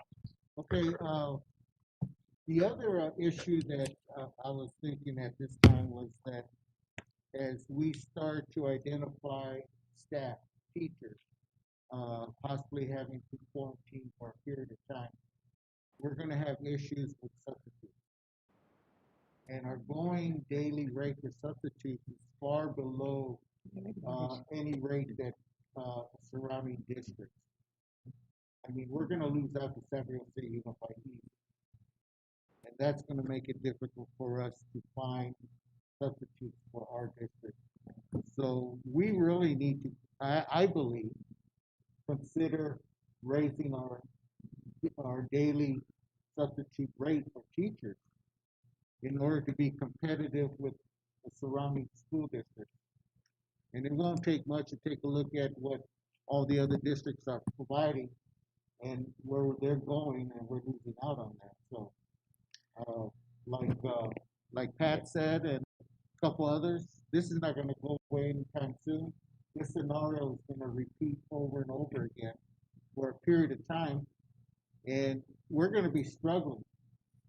And without the ability to attract substitute teachers to our district, we're gonna have, students having to overlap in one classroom, two classrooms in one under one teacher. Those type of scenarios could create even more problems for us. So I would think as a board, we really need to take a look at increasing the daily wage for substitutes also, because I think we're gonna have a problem there too. So I just want to bring that up, since this is kind of part of what we're talking about at this particular point in time. Thank you.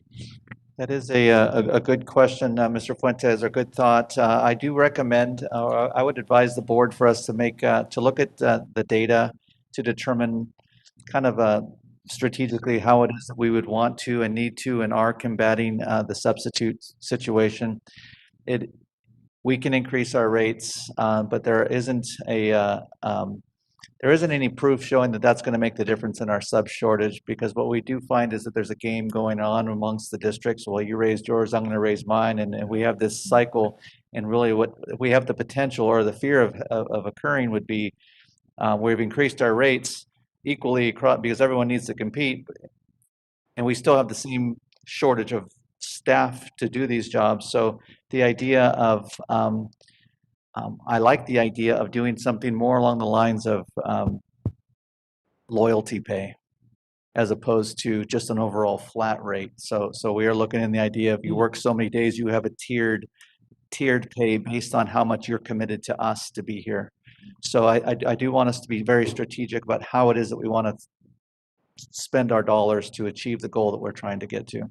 Well, let me just give you a really quick example. San Diego City Unified 185 a day, Colebrook Unified 145.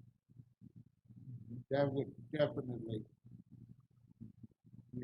change somebody's mind at the end of the place.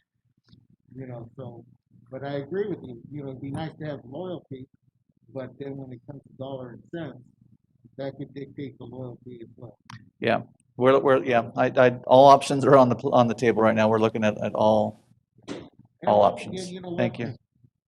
I know well enough to say that that's if we can do it as a district and be okay with doing these type of things. But I think that that's something we really need to take a look at, because I know that there's shortages. I hear it all the time throughout the district. So I know that I know a lot of subs, they go differently, because if they say yes to Cone, they take off to somewhere else if they get a yes over there too. And it's for that same reason, a higher rate. So, Mr. Ibarra, and sorry, I can barely hear you online. Oh, okay, I'm sorry. Thank you. There you go. Sorry about that. To your point, and again, as Derek said, Mr. Garcia said, we're all districts are struggling with subs. So districts are raising their rates. We know of districts that have gone as high as $250 for subs. And so we certainly understand their we have to be competitive in the area. At the same time, I think loyalty, as Mr. Garcia, we talked about that in cabinet. And I think there's not one district around that is not short on subs. But to your point, if we've always tried to remain competitive too, but in this market, those numbers keep rising. But it is, I think it's a really valid point you're making, and so appreciate that. So that's, yeah, so just thank you for that. Well, Frank, just to make a point, every year, take a look at all the universities that are around us. How Mhm. many individuals graduate with degrees in education of some sort and are looking to see if teaching is the way they want to go?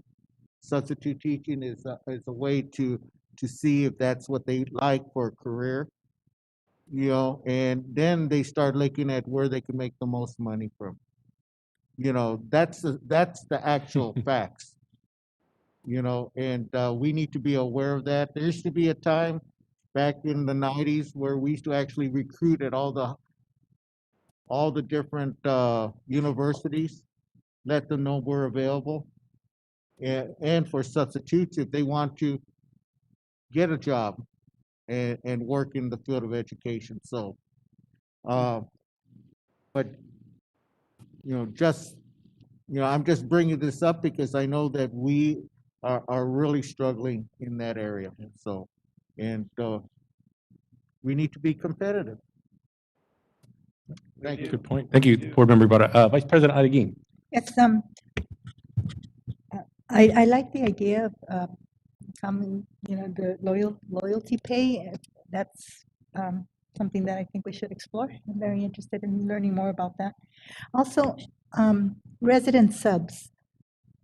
Along with loyalty pay, I think if we find substitutes that know where they're going Monday morning, and they know that they will stay in one school Monday through Friday, and I believe that's a win-win situation because that person is, she's guaranteed that she's not going to be bouncing around the district.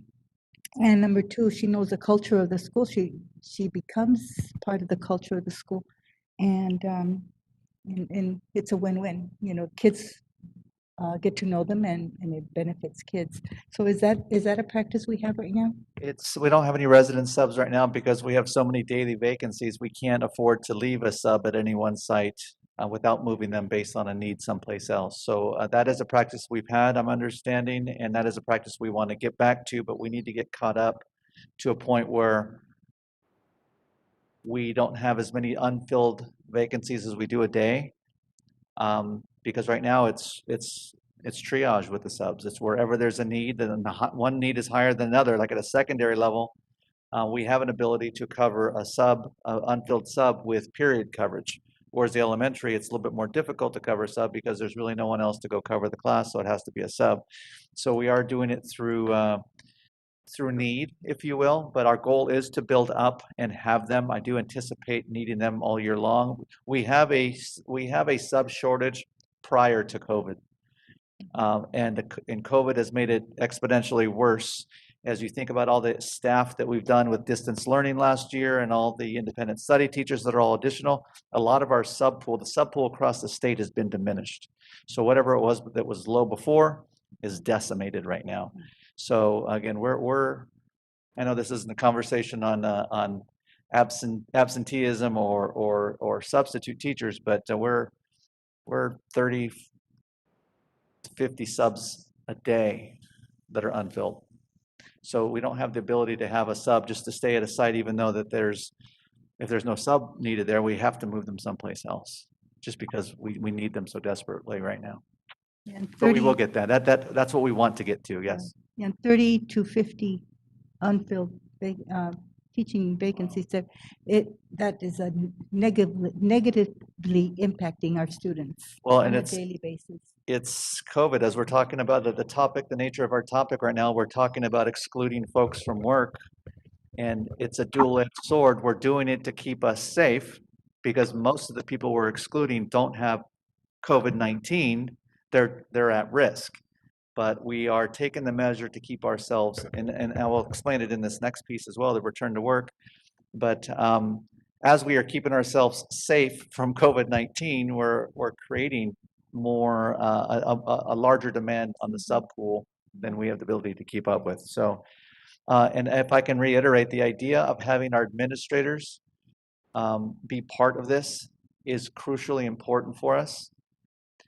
If we exclude them, we're excluding a large number of folks that have great skill and ability to be on the ground, seeing these things for themselves, building their capacity up to make these decisions. One of the problems I'm seeing is that without the lack of capacity built about the concept of contact tracing or excluding folks from work, everything goes to HR right now.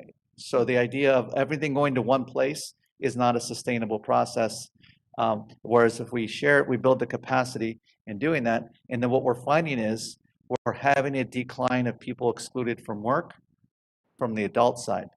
One principal today said that we're having our folks act and behave differently. And that's really got to come from the principal, or not has to, but it's helpful. If the principal is the conductor at the site talking about how we're going to move on campus, how we're going to have assemblies on campus or not have assemblies on campus, how you're going to space your class out, they need to be the experts on that to some degree, or at least at that level. And that will help us, A, keep people safe from COVID-19 spread, and B, reduce the number of subs. So I don't want us to discount how powerful they are and what a great job they're doing. I've had great conversations with our managers, and they're saying, I'm getting it, I can see it, I can speak it. That is hugely important for us. That's how we're going to get not only caught up, but ahead. And one last question about the substitutes. They're still required to have a CBEST, and that comes from the California teaching credential. There are waivers that have, depending on their schooling, they may have the ability to get a waiver for that. So there are some opportunities for that. Yes. Yeah. I have a comment. My experience with resident subs is we paid them more. They were at the same school every day, but if they didn't have an assignment, they had to call in and get an assignment at another school. So that to me seems like it's something we could start now. It's a form of loyalty pay, but we guarantee coverage. They would know that it's their responsibility. They're going to get paid for that day. They have to find out where they're going because they weren't needed at their school. Can we start? I think that's the way I see it as well. I think that's a great point. It's slightly different, but the idea of loyalty pay kind of gives that feeling of a resident sub, because now they're wanting to work every day, and we're willing to commit to them every day. We have a shortage, or at least those at the highest tier. So yeah, it is kind of a hybrid of the two, if hybrid's okay to say these days. I have a question, Board President Flores. Yes, please. I'd like to know, how are we recruiting to get these substitutes? I understand that the substitute problem is not just in Colton, it's the state of California. Got it. But how are we recruiting people? Are we using every source possible? Facebook jobs, LinkedIn, whatever, using our website that we're looking for substitute teachers, telling them what we offer. I want to know, what kind of things are we doing? Are we just expecting them to go on EdJoin and look on there? No, that's a great point. So we have had multiple meetings and we have multiple efforts underway. One is through LinkedIn. Ms. Orloff is posting our sites on LinkedIn to help attract people that way. We do have our EdJoin posting. I looked at Shane, I don't know if you can tell me if our latest link, Now Hiring, is on our website. I know I saw a mock of it today. I'm not sure if it's up and running, but we have a big picture that's going on to our website. We've worked with the city of Colton to run a banner over Valley over by Stater Brothers that's going to be now hiring. And we also have flyers and posters to hang on chain link fences at key areas at some of our sites to attract folks to our website, then to EdJoin to get posted. So we are doing multiple things, reaching out, trying to, you know what, the reality is this, in my opinion anyway, my opinion, we're looking to get our local folks hired. If people are going to shop around and go from one place to the other, it's hard to compete all the time. So what I'm gearing towards is our local folks that serve our community, that want to work for our community, and hire local community to work for us. That's my goal with our. If I can add one more thing that we're doing, because STRS has waived the 6-month wait period. So we're also working with ACE. Christina has reached out to a lot of our retirees that are interested in subbing that can come back. So we appreciate Christina and the collaboration on that piece to get, again, our retired folks, recent retired folks to come back and start subbing. So we're reaching out to them. I know Christina has personally reached out to quite a few to try to get them back to subbing. So we're trying to definitely get out there and reach out there. So so those are some of the things that we're doing. I apologize, Dr. Moran, I need to correct some information on that. So that unfortunately is kind of flip-flop back and forth as to whether or not we can do that or not. The latest and greatest response from CalSTRS is that we are not allowed to hire any of our retirees within that 6-month period because they participated in a retirement incentive. Initially, we were debating whether or not which incentive would apply to that restriction or waiver or not, and it does after, if it came down finally as that any retirement incentive, if they participated in, they are not eligible to get that waiver. Thank you for clarifying that, because my understanding is the SERP, there was a question about the SERP, which we offered, so I appreciate that. And This is new, Dr. Moran, I apologize.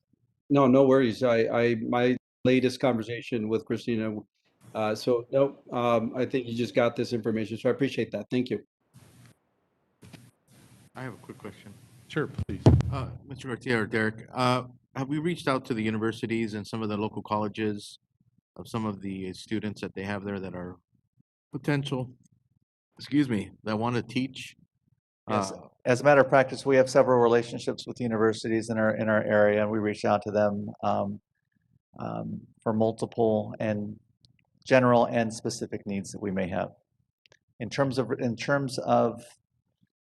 the relationships are established in terms of specifically for substitute teachers, not other credentialed work. I can't say if that's happened or not for substitutes. Okay. Because I know sometimes some of the professors are available also. They teach 3 days a week, and they're open for two or 3 days. They don't have nothing to do. I'm kidding, but So send them my way. Just kind of messing around, but they're always busy. But a lot of times they want to come back to a high school, or they want to come back to elementary school. I know that they're college professors, but they want to come back and see the kids again before they. Well, the other piece, and I think I discussed it earlier, and I don't want to go too far on it, but we've changed our hiring process for subs to expedite the process. You will see today another 17 subs we've added to our pool. Yeah. And so we have this short cycle of recruitments. So in other words, that allows us to get people that apply and contact them immediately to get them through the system and hired, rather than waiting a month, then do our orientation and then hire them, and then we get on the board meeting, that kind of thing. We're seeing we've expedited the process. We've shortened the cycle to get more. It's a lot of work. It's a lot of work. It's a lot of work, but we need it. So our folks are working real hard in HR to get that going. And you'll see today, and you'll probably already have all the hires. Yes. Thank you. Thank you. Obviously, you can tell it's a concern and desire. I'll just simply share, and this is my perspective, because I'm, as an employer, I have difficulty hiring folks right now for a variety of reasons. I can imagine if you're a substitute or you're interested in being a substitute in this environment, there are some folks, no amount of money is going to put them in a classroom where they feel like they could be exposed to COVID. Yeah. Mind you, if you're a substitute, you probably don't have insurance, right? You're not full-time employed with all the benefits that come with that. So, okay, so I'm going to be in a classroom, potentially exposed to COVID. I have no insurance. Yeah, I'll take a pass. I can tell you, struggling to hire positions right now with folks that prefer to be, supplemental unemployment is still being paid out. We're seeing in the service industry and other entry-level positions. Everybody has seen a restaurant. Every restaurant has a help wanted sign out in front. Some have literally closed because they can't find enough staff. So I can just tell you, it's a really weird environment as an employer in trying to find folks at all levels. And then layer that with the fact that in order to be a substitute teacher, you have to have a degree, you have to have a bachelor's degree. In our region, our county in Southern California has the lowest level of college education attainment in Southern California in our region. Our part of the county is even lower than the county average. This is a reality. So the pool that you referred to of people we're going after is already limited to begin with, and now you add all these factors into it. So yes, we probably need to increase pay to be competitive, but boy, there are a lot of layers as to why somebody is choosing to not jump into the pool right now, if you will, and be a sub. So we're all competing for a very narrow population of potential subs. I mean, that certainly seems to be the case. So It is. it's a tough environment to hire anyone. I can tell you that firsthand. I would say the biggest issue is probably we need to combat absences first. Yeah. Decrease the demand is really going to be the big solution, and we have abilities to help with that. Have you thought of doing like a recruitment day here or something like that? Yeah. Where we can invite them out and just kind of interview on the spot and get them going? Generally speaking, that doesn't help with the certificated side as much. That does help on the classified side more, and that's what we're kind of trying to get to with our banners. Certificated is a niche, just like Mr. Flores is talking about. It's a small pool. Yeah. Thank you. Right. All right. If we can Thank you guys. continue, I know Great we've got- questions. Yeah, this is very helpful. Substitutes and vacancies wasn't what I was expecting, but this it all goes together. We have to inspire the next generation of teachers. We really do. We do. So let's get back to returning to the workplace. This will help us. This is part of the solution as well. So we need to again, this is exclusion. This is not quarantine. So we have some different rules, and this is where it's good to slow down just a little bit and say how it's different. So students may return to work, to the workplace, if symptoms are due to the previous condition, or if the symptoms are improving and fever-free for 24 hours without the use of medication. So we do not have to wait for employees to be completely symptom-free to return to work. Okay, so that's that first part. And they have to meet the following criteria. So they either have to meet with me or the LVN or a doctor to release them, or it is confirmed that their diagnosis is something other than COVID-19, and then you must have a doctor's note for that. And then, or 10 days has passed since onset of symptoms for a high-risk exposure. So there's an asterisk right there. We do have the ability, and we are starting to exercise this more. I left 10 on there because that is officially what it is. But we have under guidance the ability to let folks come back to work after 7 days. Everything else being the same. And if we can understand that and assess that within the first 7 days, we can bring them back after 7 days. And in doing so, we save potentially 30% of our absences. So that is a piece for us. It's tough. It's a lot of work. It's a lot of conversation. Like I said, with me, I got to say the return to work piece is the most complicated piece of this scenario, because say, for example, you are a parent who is staying home to take care of a child who's been excluded from work. You have 10, well, I'm sorry, you're not excluded, but you're able to stay off work to take care of your child.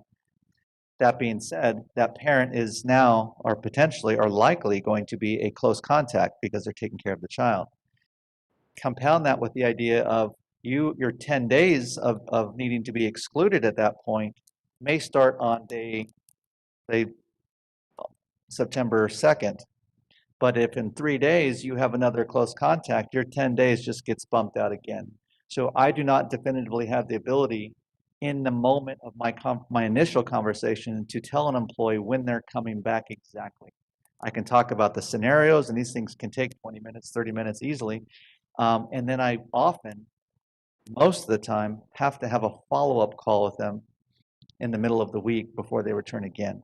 So this is really the timepiece. It is good. I don't necessarily, I like getting to know the folks, and it's a good conversation, but I just want you to know this is a complexity that I need the board to understand, because this isn't a black and white checkbox scenario where someone can get this and know exactly when they're coming back, and this is why they may feel that some things may be inconsistent.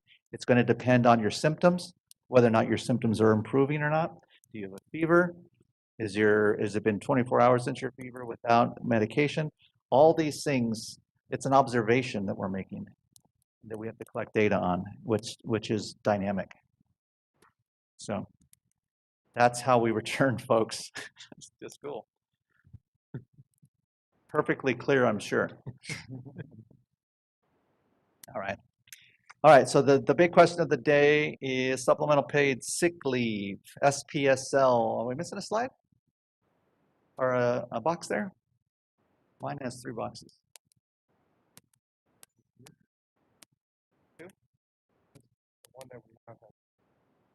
Okay. Okay, so there are 3 reasons. So there's 3 parts to supplemental paid sick leave. So there's 3 reasons essentially why someone can qualify to receive what's called supplemental paid sick leave. Caring for yourself, in other words, if you are being asked to quarantine by your doctor, or you're being excluded for the purpose of seeking a diagnosis.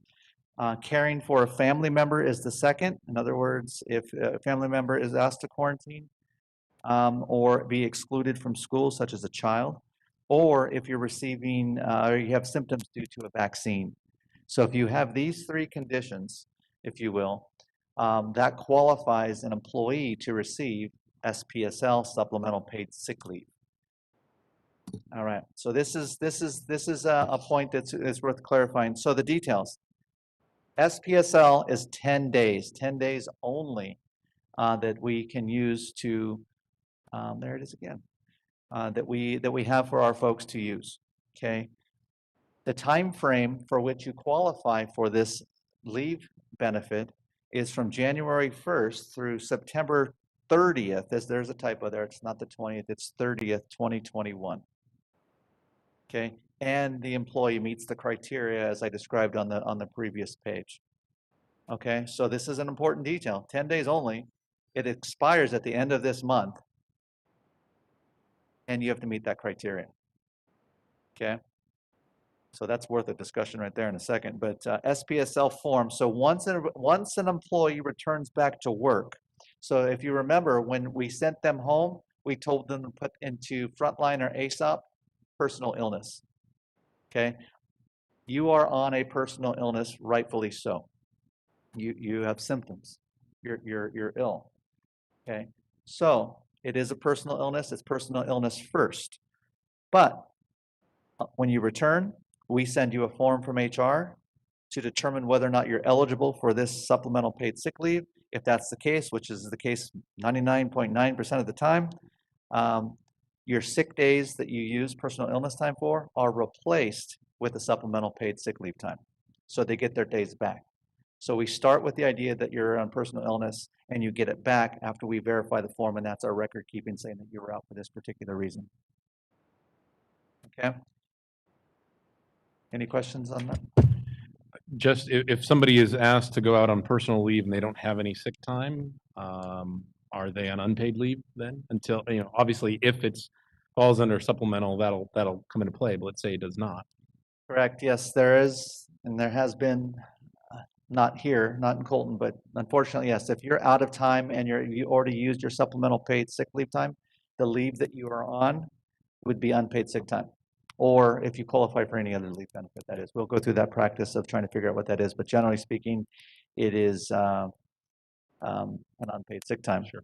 Which, quite frankly, wouldn't be any different than any other instance where you had to be home because of your illness and you you have no sick time on the books. I mean, All the contractual regulations we have, all the ed code regulations are all in place. This is just 10 extra days on top of that to help soften whatever that blow is, Correct. whatever that impact is. if you qualify. Yeah. If you qualify, yeah.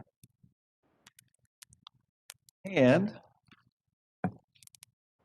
that's my short little part on staff protocols for COVID-19.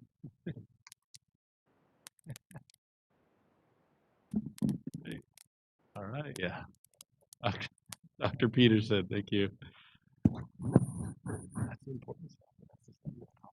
As we transition to Dr. Peterson, just all the protocols that we have put in place for staff and students, just wanted to note that out of nearly 22,000 students over the first month of school, we've only had 243 students report positive, which is less than 1% of our student population.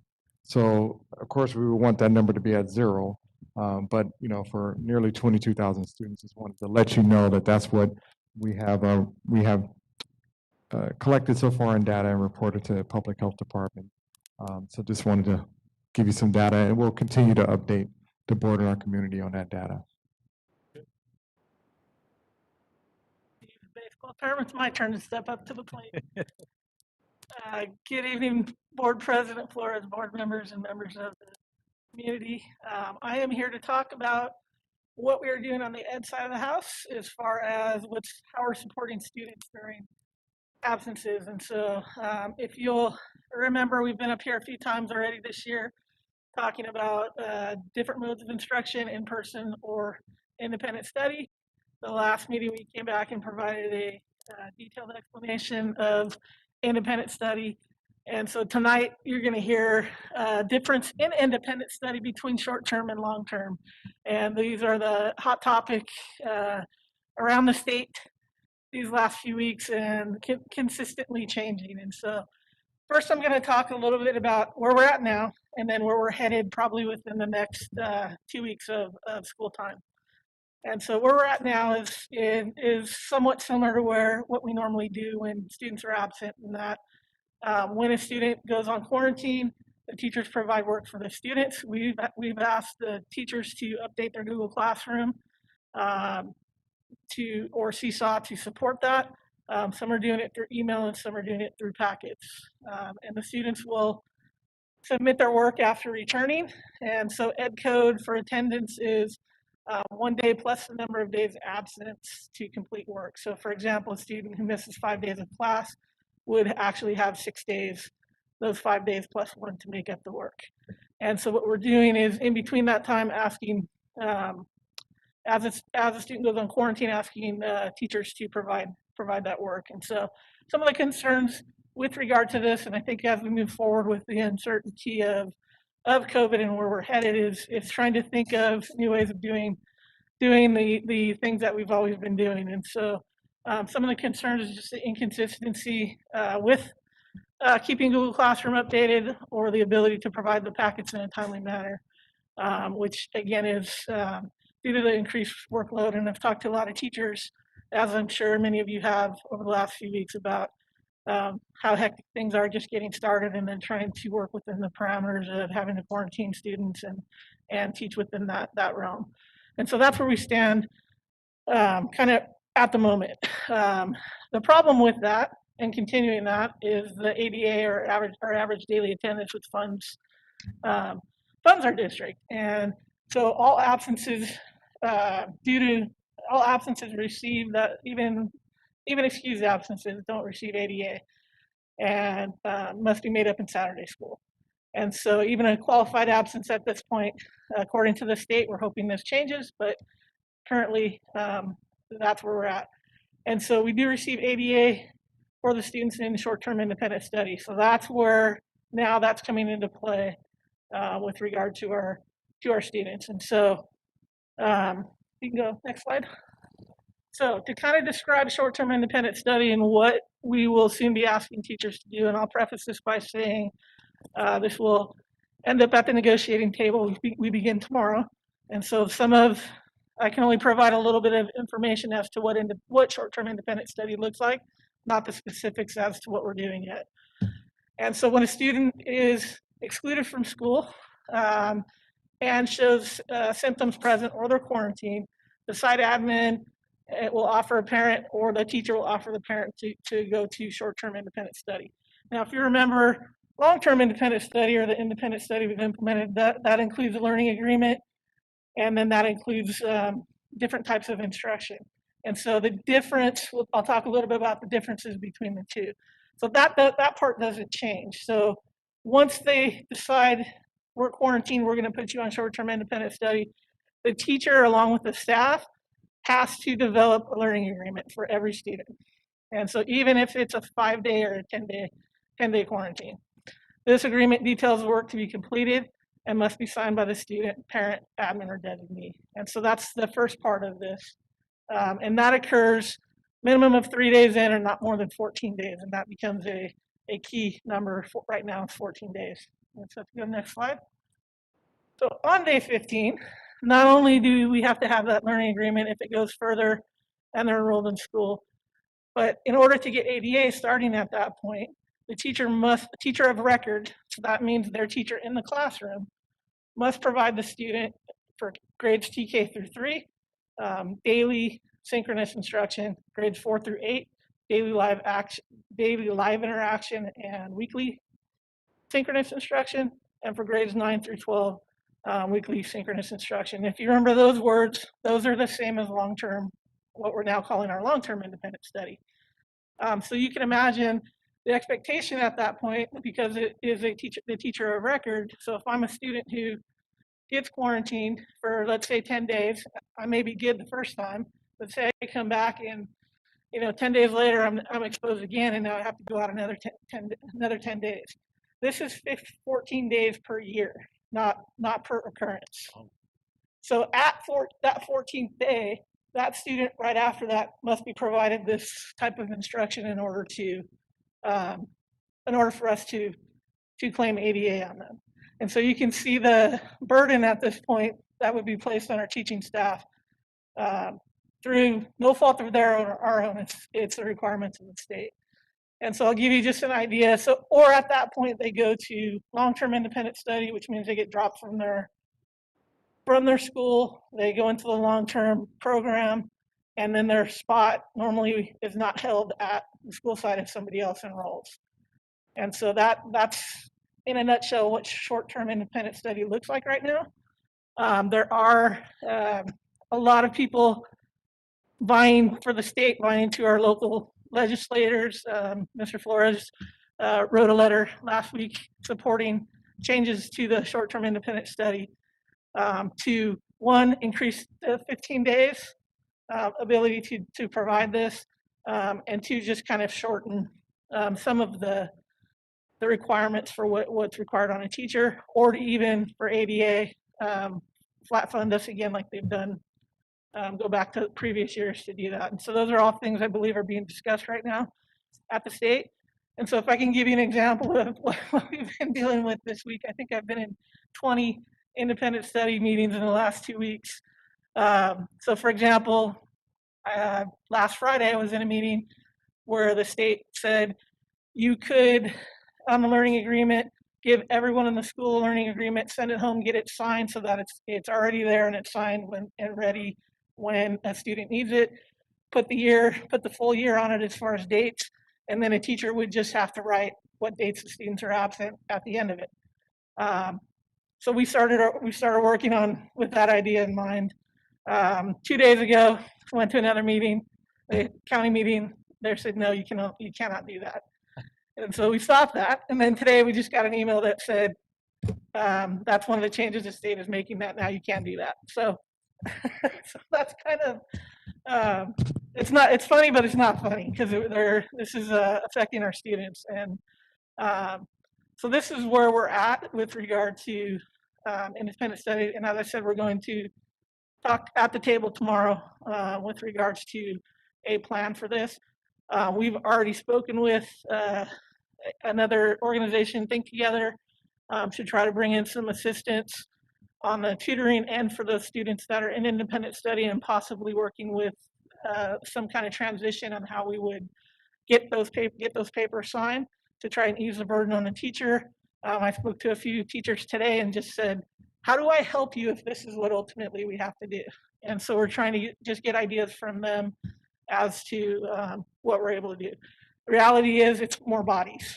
And we all know that because everything right now is more bodies. And you know, there is in our ELO grant $1.5 million for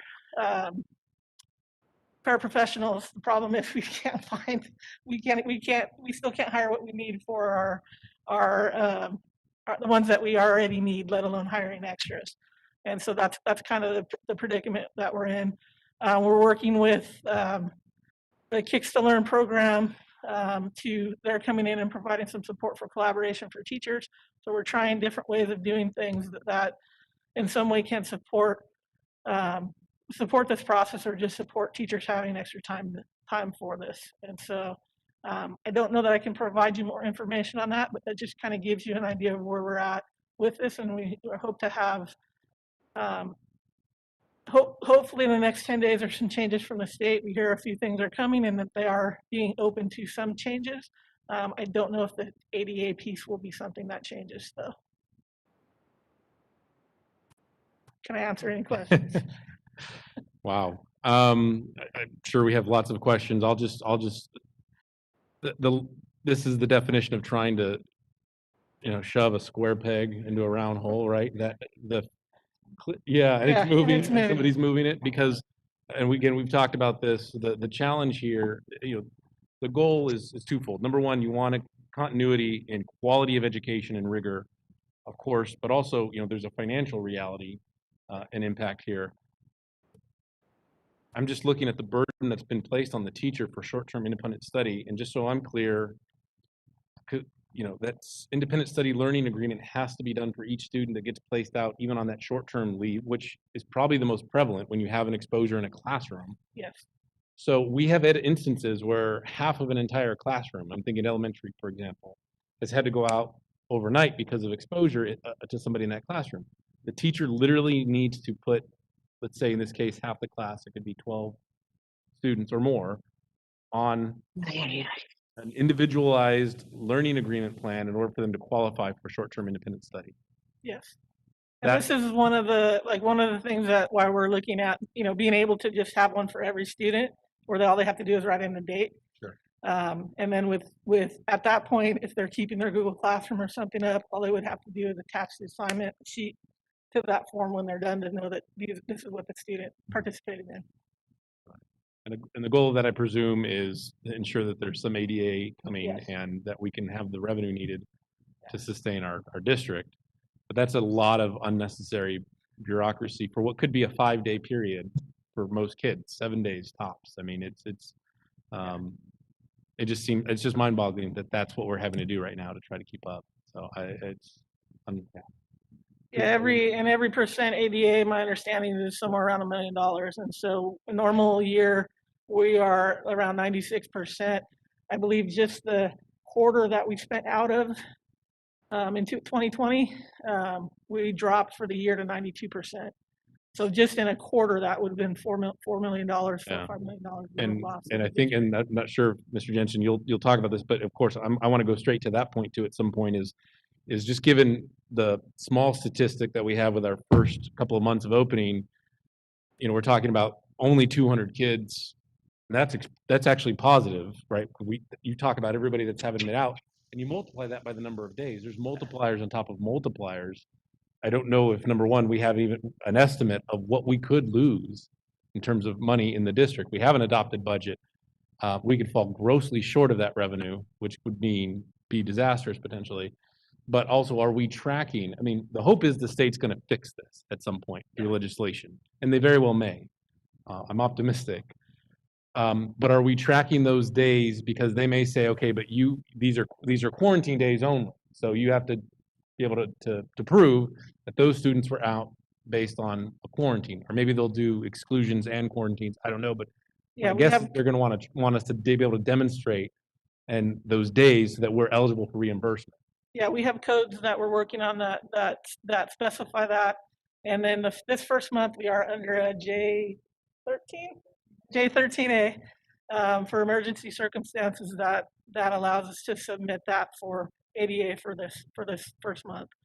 And so it's this part moving forward, which is why we need the state to make the decisions quickly so that we can get this in place to continue. Wow. Okay. Questions? Yeah, Board Member Odegain, please. Wow. I'm trying to understand what teachers are having to do on a daily basis with the short-term independent study. So I'll give you an example. If I'm a student that goes out for short-term independent study, I'm put on quarantine for 5 days. Technically, at this point, they would have to. There would be a conversation with the parent, a phone call regarding the learning agreement. This is what you're expected to do. That information, we're going to put this in Google Classroom. Thank you. That's the word. Google Classroom or Seesaw, and your work will be there. And here's a list of what you need to do. They fill it out. Parent, teacher signs it, and administrator or designee would sign it along with the student. When they come back, they turn in all the work to the teacher. Teacher now grades that work, provides a grade to the student. And then we would also, as far as education, as far as them getting interaction, what we currently have to offer right now is our paper tutoring company where they could go online and ask for support in that way. And are teachers getting together by grade level to put together packets or to work together to ease the workload? So as I said, we haven't started this process yet. This is what we're about to, again, negotiate. And so I can't go into in-depth details other than that's what that looks like at that point, and we'd have to discuss what that looks like on the teacher's end from there. Just for clarification, you said synchronous is now the long-term independent study, and no, asynchronous is so long-term independent study so it's long-term and short-term. Synchronous is a form of instruction. So synchronous means that the teacher's in front of you actually doing instruction. Yeah. Asynchronous means that a student would be basically what they would be doing at home, getting packets or using Google Classroom or using Seesaw for that. Okay. And so what it's required, so the 15-day requirement means that they're now going to be in front of the teacher. They have to be in front of their teacher, not only a teacher, but their teacher of record, which means that you have a teacher, that elementary teacher that's teaching all day, somehow would be responsible for teaching those students at home as well.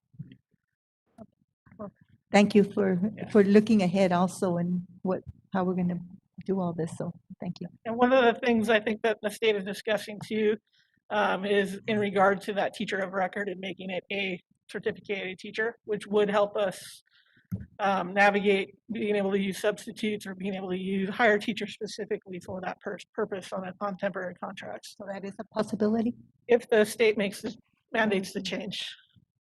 Thank you. That's kind of what we're waiting on. They're meeting right now, I think until the 10th. And so we're waiting for that to come out in the hopefully next week. Thank you. Yeah, please.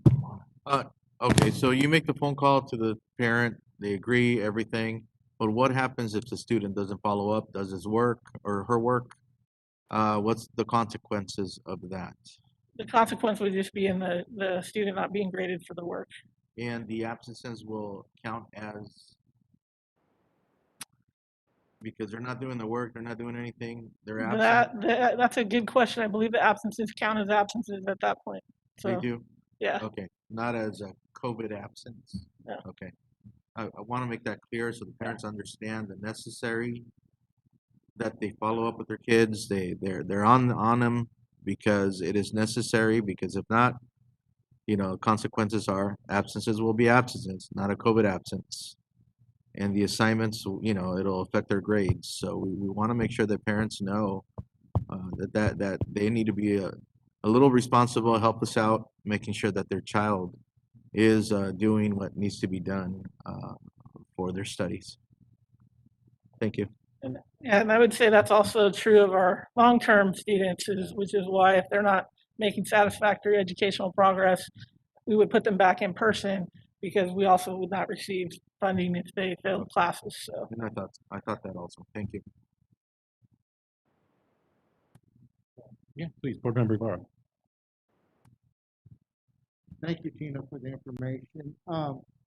My question revolves around teacher responsibility as far as either the short-term, long-term.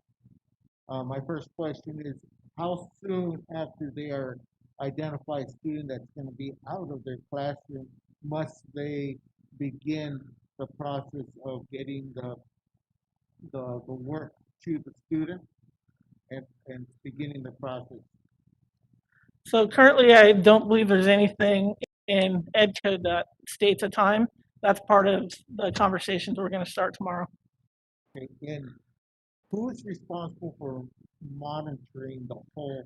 Is it the site administrator to make sure that the process flows in an orderly fashion, that the students get the proper information, the packets, and that the parents get the information and the student gets the information?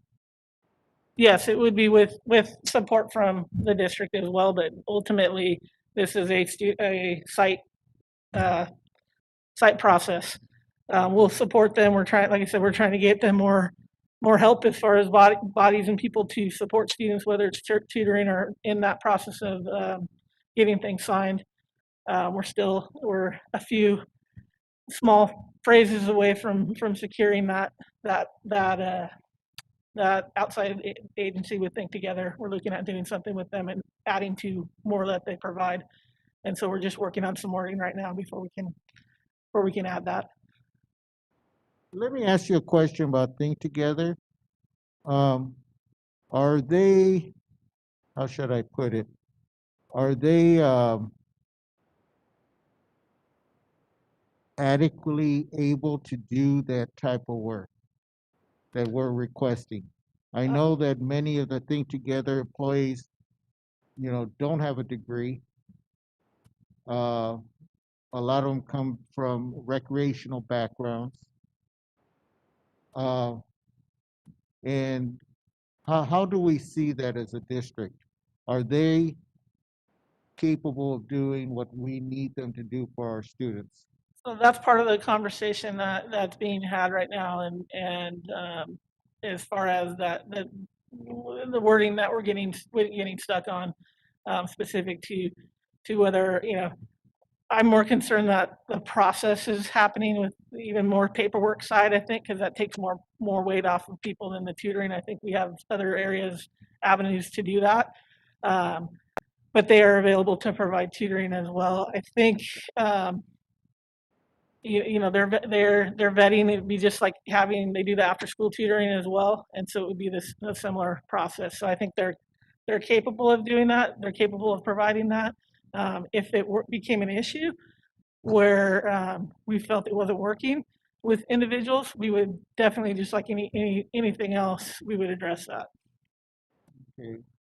I probably would recommend that if we decide to go that route, to assure ourselves that the individuals they send to our district are capable of doing that.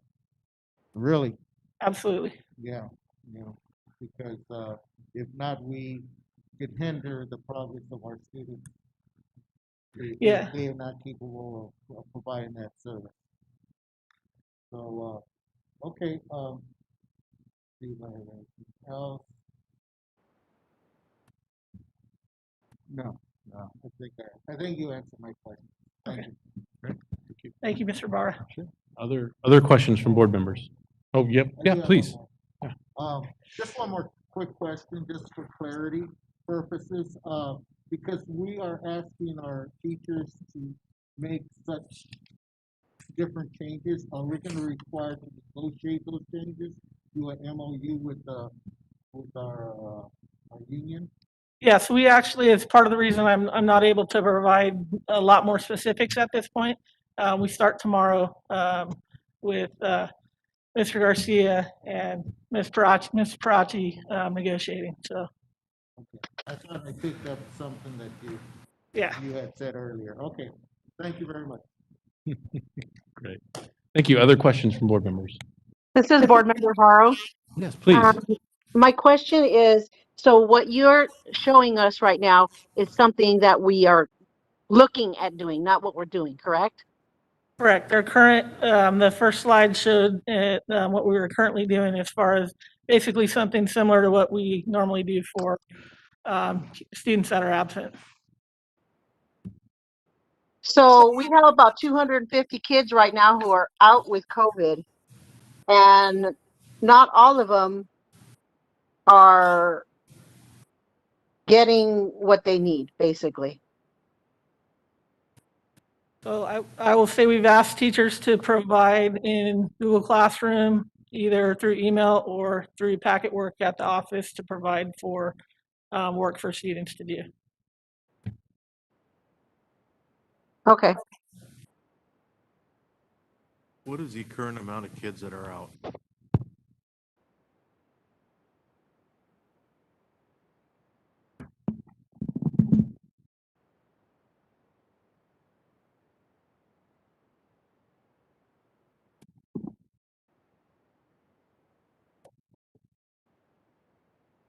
So the data that I provided was 243 students over the first month of school were designated as COVID-19 positive. That number does fluctuate day to day in regards to absences with exclusions and whatnot. So to give you an exact number, I can just say that we've had, over the first month, 243 students that needed to be out for 10 days. And then we've had 1,138 students that have been excluded from school, where they could be out for up to 10 days, but they've returned prior to that through doctor's notes or testing and whatnot. And so we just have those two pieces of data at this point. Okay. If there's a way to get some data just on the amount of students that are currently out. I understand those are from the beginning to currently, but if we can get like, there's 40 students out this week or this day or something, so we get an idea of what's going on a daily basis, so that just gives us an idea of what we're doing and we're looking at. If that can happen, that would be great.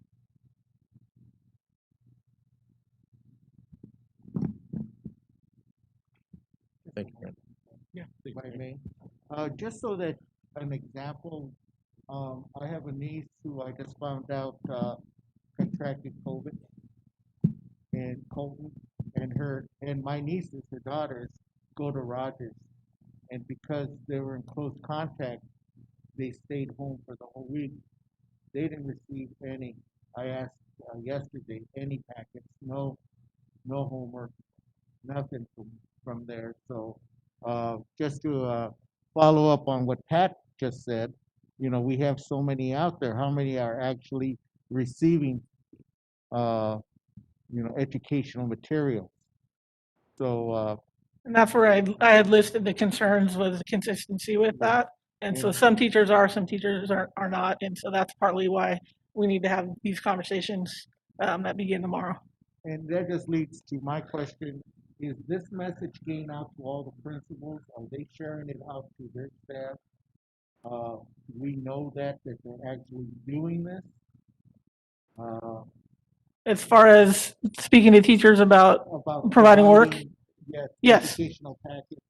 Yes, we have at several principal meetings discussed the fact that the easiest way to provide this is actually using your Google Classroom and Seesaw. Students can automatically do that. We realize that depending on the age of the child, that becomes more difficult. So a lot of sites are offering packet work similar to what they did last year. And a lot of teachers kept their went back to what they already did last year in Google Classroom and are providing that based off of where they're at, are providing that work as well. But apparently yet we have some teachers that are not doing well. Thank you. Other questions from board members? Okay. Well, if you could keep us posted, Dr. Peterson, on any, well, this sounds like it's changing every day, but major changes when we get some clarity on what we'll need to do with respect to trying to keep that consistency and ideally the funding that's associated with it, but most importantly, the consistency in education and not placing such a high burden on our teachers. Absolutely. Yeah. Great. Thank you. Thank you. All right.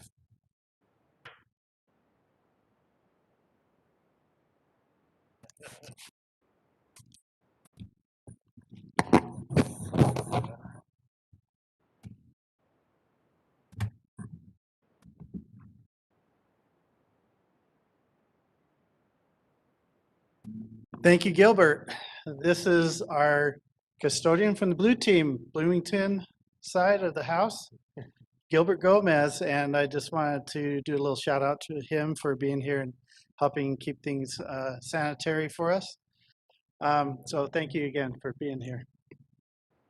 So good evening, everybody. I'll try not to take too much time because I know I'm the only thing standing between you and closed session. Oh, no, actually, the action. Yeah, we items. still have a lot. Actually, still have to get to our agenda, but that's okay. That's about right. Okay, so what I want to talk to you about tonight is to discuss what my division has been doing to prepare the sites for minimizing the effects of the coronavirus. So in getting schools ready for a COVID-19 environment, we completed some of these following initiatives. So we installed desk shields on all desks. We adjusted the ventilation for incoming air into a classroom 70%. And we set those units to start 2 hours before class, and they run 1 hour after class. We have MERV 11 filters that are changed regularly, and the bipolar ionization units actually make those MERV 11 more like MERV 13 type filters. We're increasing restroom ventilation throughout the district for those that need it. We do an air balance test to see if the air movement is sufficient. If not, we increase the ventilation in there. And we put air scrubbers in each of the locker rooms. We just completed the installation of outside hand washing and bottle filling stations.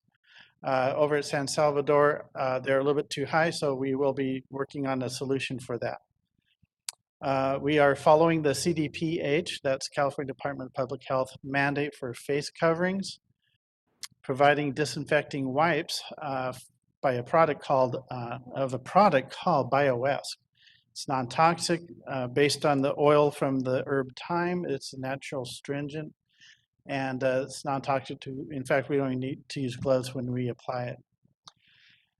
In addition to what we are trying to do, we're adding additional 45 custodial positions. We're still working on that currently. We have about 35 of the 45 positions filled and being trained right now. They're working days and nights. And then the disinfecting protocols for after a COVID-19 exposure. These additional positions will be helping us with that. Okay, next slide, please. There you go. In a perfect world where we have no absences, or at least we have enough sub-custodians to cover any call-outs, plus any of the additional custodial positions that I just mentioned, we would be able to perform our daily tasks. And these are the daily tasks that we would normally perform, plus being in a COVID environment, there's some additional things we are doing.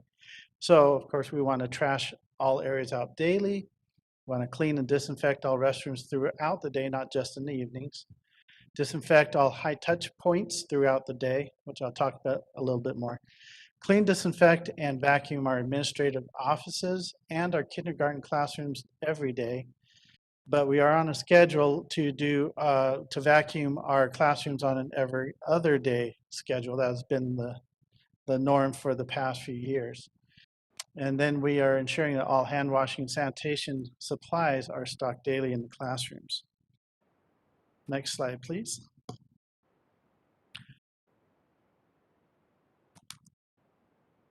So what are high touch point areas? These are areas that are touched most often by several different people throughout the day that would need extra attention for disinfecting purposes. So our normal day and night custodians really don't have the time in their schedules to disinfect daily at this level. The additional custodial positions are being added specifically to address the need to wipe down these high touch point areas throughout the day. As these positions are coming on board, they will be trained in these specific duties. And site administrators will receive a list of these duties so that they know what the day custodians that they're receiving need to perform to ensure that these disinfecting tasks are being done. Besides disinfecting high touch points, These new positions also will be cleaning classrooms throughout the day, as well as other related cleaning tasks. So classroom desks and chairs, lunchroom tables. I was at Rogers serving as a administrator for a couple of hours, and I watched them cleaning the lunchrooms with the hydrostatic sprayer, which is really good to see that's being used. Door handles and push plates, anywhere people are going to be touching, and several different people will touch these areas. I'm not too concerned about, like, let's say my own office where I know I'm the only person touching things in there, but if people were to come in my office and use my computer all the time, I would definitely want that wiped out. Buttons on vending machines and elevators, shared telephones and bus seats and handrails. Next slide, please. These are the electrostatic sprayers. Sometimes we call them hydrostatic sprayers, but they put an electric charge on the solution that is in them so that it envelops the items that are being sprayed. And then we also observe the International Sanitary Supply Association and Global Biorisk Advisory Council standards for cleaning in the K-12 education environment. Next slide, please. So given the high priority that we place on clean and sanitary classrooms and restrooms and the manner in which we should do that, we have not been able to clean at the level we need to do right now. And we've heard several reasons why this evening, especially when it comes to the shortage of positions and subs and how hard it is to fill those positions. But rather than make excuses, I want to inform the board of the steps we will take to ensure that we have adequate staffing, training, and accountability to meet our standards. So first, we are adding the 45-day and night positions to enhance our cleaning protocols, to increase cleaning, disinfecting, and vacuuming so that we can do that on a daily basis. Reviewing the efficacy of the geographic zone cleaning crews, which are night crews like Gilbert over here, and maybe looking at breaking up the groups and giving them their own sites to clean, and they would just be at that site all day, or all night, I should say. Next, investigating a contract with a personnel staffing agency that's local to us to try to help us fill sub-custodian positions. And we're still working on that right now. I'm waiting to hear back if we can get an agreement with them.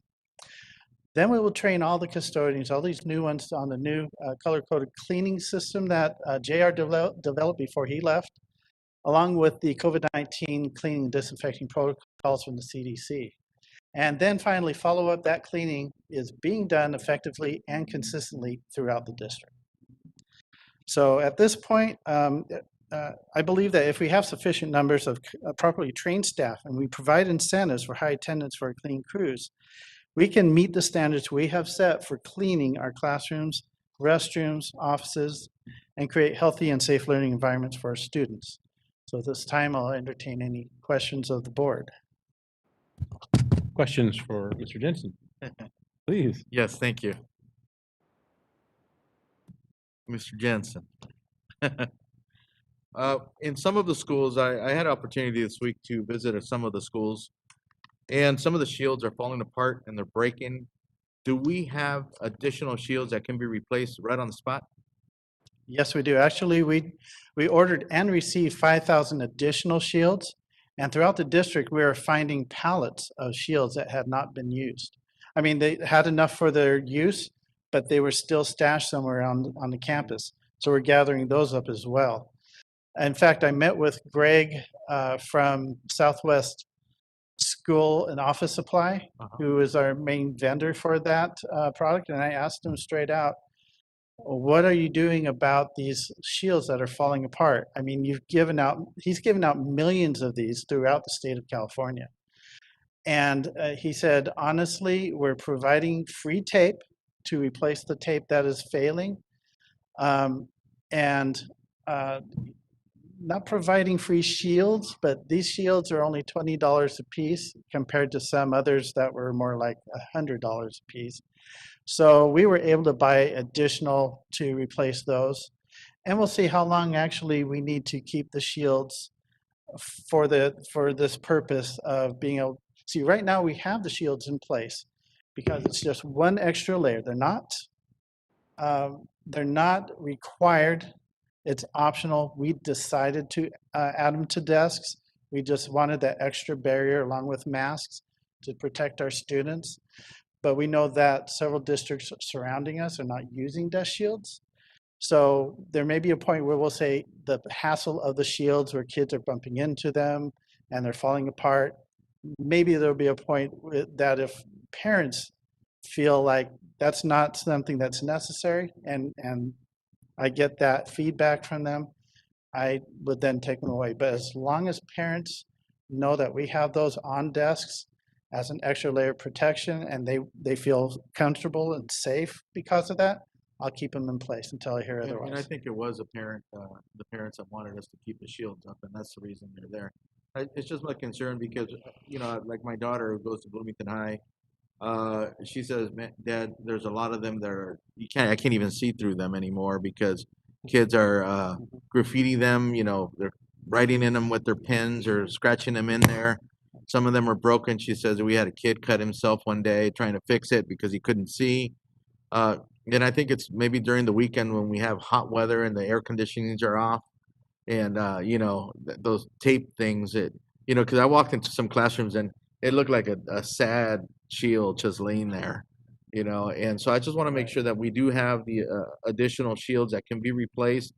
And if there's a way we can replace them, look at them as our cleaning crews are in there and they see that the shield doesn't look good, maybe getting it replaced so that the following day students don't have to deal with it, the teachers don't have to deal with it. I'd like to see something like that. On another note, on the washing and filling stations, are we keeping those stations clean? With the Bloomingtons, for example, here in the Bloomington area, Fontana area, we got winds and we got dirt all over the place.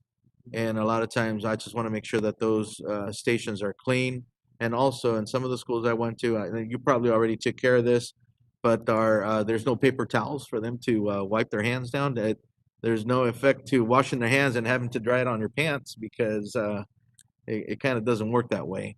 So also I wanted to commend one of our teachers. I was at a back to school last night, and a teacher at Lincoln, Miss Starbuck, and she had a daily schedule what students do, and I commend her because she'll have them wash their hands before they come into class.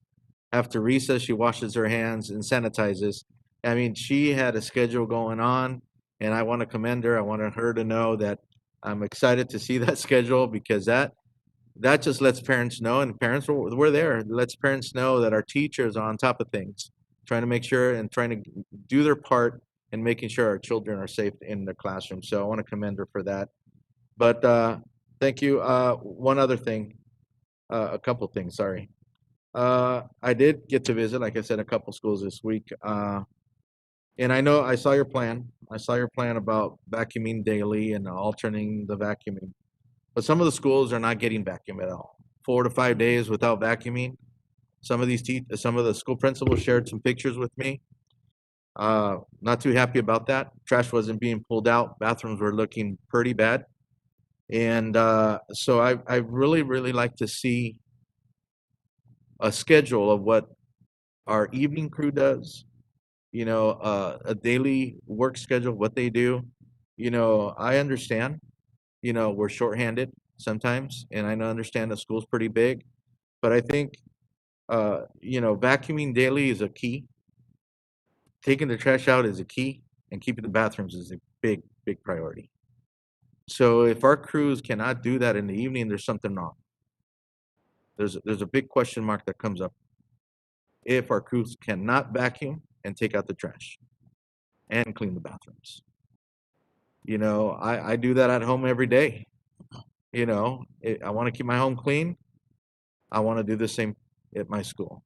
If the priority is just to hang out at night and not do the work, we're too busy, we're doing this and we're doing that. Well, we need to figure out a way for them to be able to do it. And I understand your plan. I've seen the plan. I see it. But I want to make sure that it gets implemented and that they're held accountable for it. We want to make sure that our schools are clean, sanitized, and safe. And I'm not just talking during the pandemic. even after the pandemic, this should continue. We should continue to keep our schools looking the best that they can, because it's just, how can the morale of our kids, our mental, kids come in and they see a clean classroom, man, they're gonna love it. Teachers come in, they don't have to worry about taking out trash, having to sweep the classroom because it's all dirty after 4 days of not being vacuumed. After 4 days of the trash just piling up. It's not the teacher's responsibility. That's why we have a crew that comes in and does the work. So I want them to be accountable for that. You're getting paid to do this. I'm gonna be frank. You're getting paid to do this. We all get paid for doing our responsibilities. But if we're not keeping up our responsibilities, then our leaders, our directors, our managers, they need to find out why the crew isn't doing their job. Like if I didn't do my job, someone would come to me and say, hey, Mr. Fuentes, you're not doing your job. Tell me why. And then let's work together and let's try to get a solution going. I understand your plan, Rick, and that's great, but we need to on a daily basis, if we're gonna do this, we need to make sure that it's done on a daily basis. It's just the key to our kids, our community. I've gone on some campuses, I'm not too happy, when I go on some campuses because, geez. But, I'll pick up the trash if I have to. I've done it. And I think I've said this before. I'll sweep the front end if I have to. I'll blow it if I have to. Because it's key to our customer service. And we've talked about customer service. The key to making sure that when our community comes onto our school campuses is that we look sharp, we look clean, and we know what we're doing. Today, the presentations are great. This lets our community know this is where we're at, this is what we're doing. We want your child to succeed. But if our classrooms are dirty and they're not vacuumed, trash not picked up, that's part of it. It's like our nutrition. If our kids don't eat, they struggle. So everything falls in its place. So, I understand your plan, Rick, but we gotta hold everyone accountable for what they do. Like I get held accountable for what I do. Thank you. Board Member Aguirre. Along the same lines, I don't want to repeat what Mr. Fuentes said or what Ms. Haro addressed a few board meetings ago. But you had a slide where it showed and I think you used the words in an ideal world, if we had, this is what would happen to ensure that our classrooms are clean. Now, the reality is very different. And again, I have heard from many teachers and they say, my class is not being vacuumed, my class is not being cleaned. So that's the reality that we as board members hear every day. And another reality is I want to give credit to the custodians that work so hard with limited resources, and their principals will be the first to say, my custodian is great. He or she does what they can. So having, I want to make it very clear that we do have very, very hardworking custodians that do every day and do whatever they have to do. There was an incident at one of the schools where a little girl lost her what do you call those retainers? Retainer. Yeah, and she lost it, and she went back and she couldn't find it. The custodian, as busy as he was, went through the trash and pulled it out. So, and these things happen every day, along with all their other duties. So I just want to make that very clear. Another reality is, the attendance problem that we have. And I just, talking to Dr. Miranda, had just a question, is how many rooms can a custodian clean on an 8-hour shift? And he said maybe about 30, if they vacuum every other day. That was just, Well, if they vacuum, wipe down, trash, everything they do in a classroom, I would say it's between 15, 20 minutes per classroom. So multiply that by how many classrooms, and that gives you an idea of how many minutes and how much manpower you need to do everything at one site. okay, so what I'm getting at is, let's say that on an 8-hour shift, a custodian, has to clean 30 rooms every other day, whatever it is. When you multiply that with absences, that one custodian, 30 classrooms that day will not be cleaned. That's in only one custodian. How many custodians do we have out on a daily basis? You multiply that by, I don't know, I have no idea, but I'm assuming it's an issue with absences because teachers are coming into classrooms and their rooms are not clean. So Can I give you an example tonight? I talked to Gilbert when I talked to him this morning, or this afternoon when he first came in. And I asked him, which team are you on? He says, blue team. Oh, well, how many people on your team? There's 6 people on your team. And there's 2 people out. So there's 4 people on the team. But he's part of the blue team and he's here tonight. So there's 3 people tonight doing the work of 6. Exactly. So you see the problem. You see what the issue is. That absenteeism versus trying to fill these extra positions, it all comes together to create that perfect storm. And that puts the additional workload on people like Gilbert who come to work every day. And now it's on them to carry the load for the people who didn't show up to work that day. So yeah, it is crazy busy and trying to do, let's say it takes you 15 minutes to do a classroom. Now, because you have less people on task or there, you got 7 minutes to do it. So you can see that some corners are going to be cut. That's why I think it's important that as Derek and I work together to get these additional positions in place, reaching out to the community to try to get people here around us to come and help us fill some of these jobs that we have. I think that's really great that we're trying to provide jobs to our local community. And maybe that will help raise some of the, the pride that the community takes in the schools because they are hands-on and trying to keep these schools up, and keep them clean and so forth. There's a little bit of pride that comes with that as well.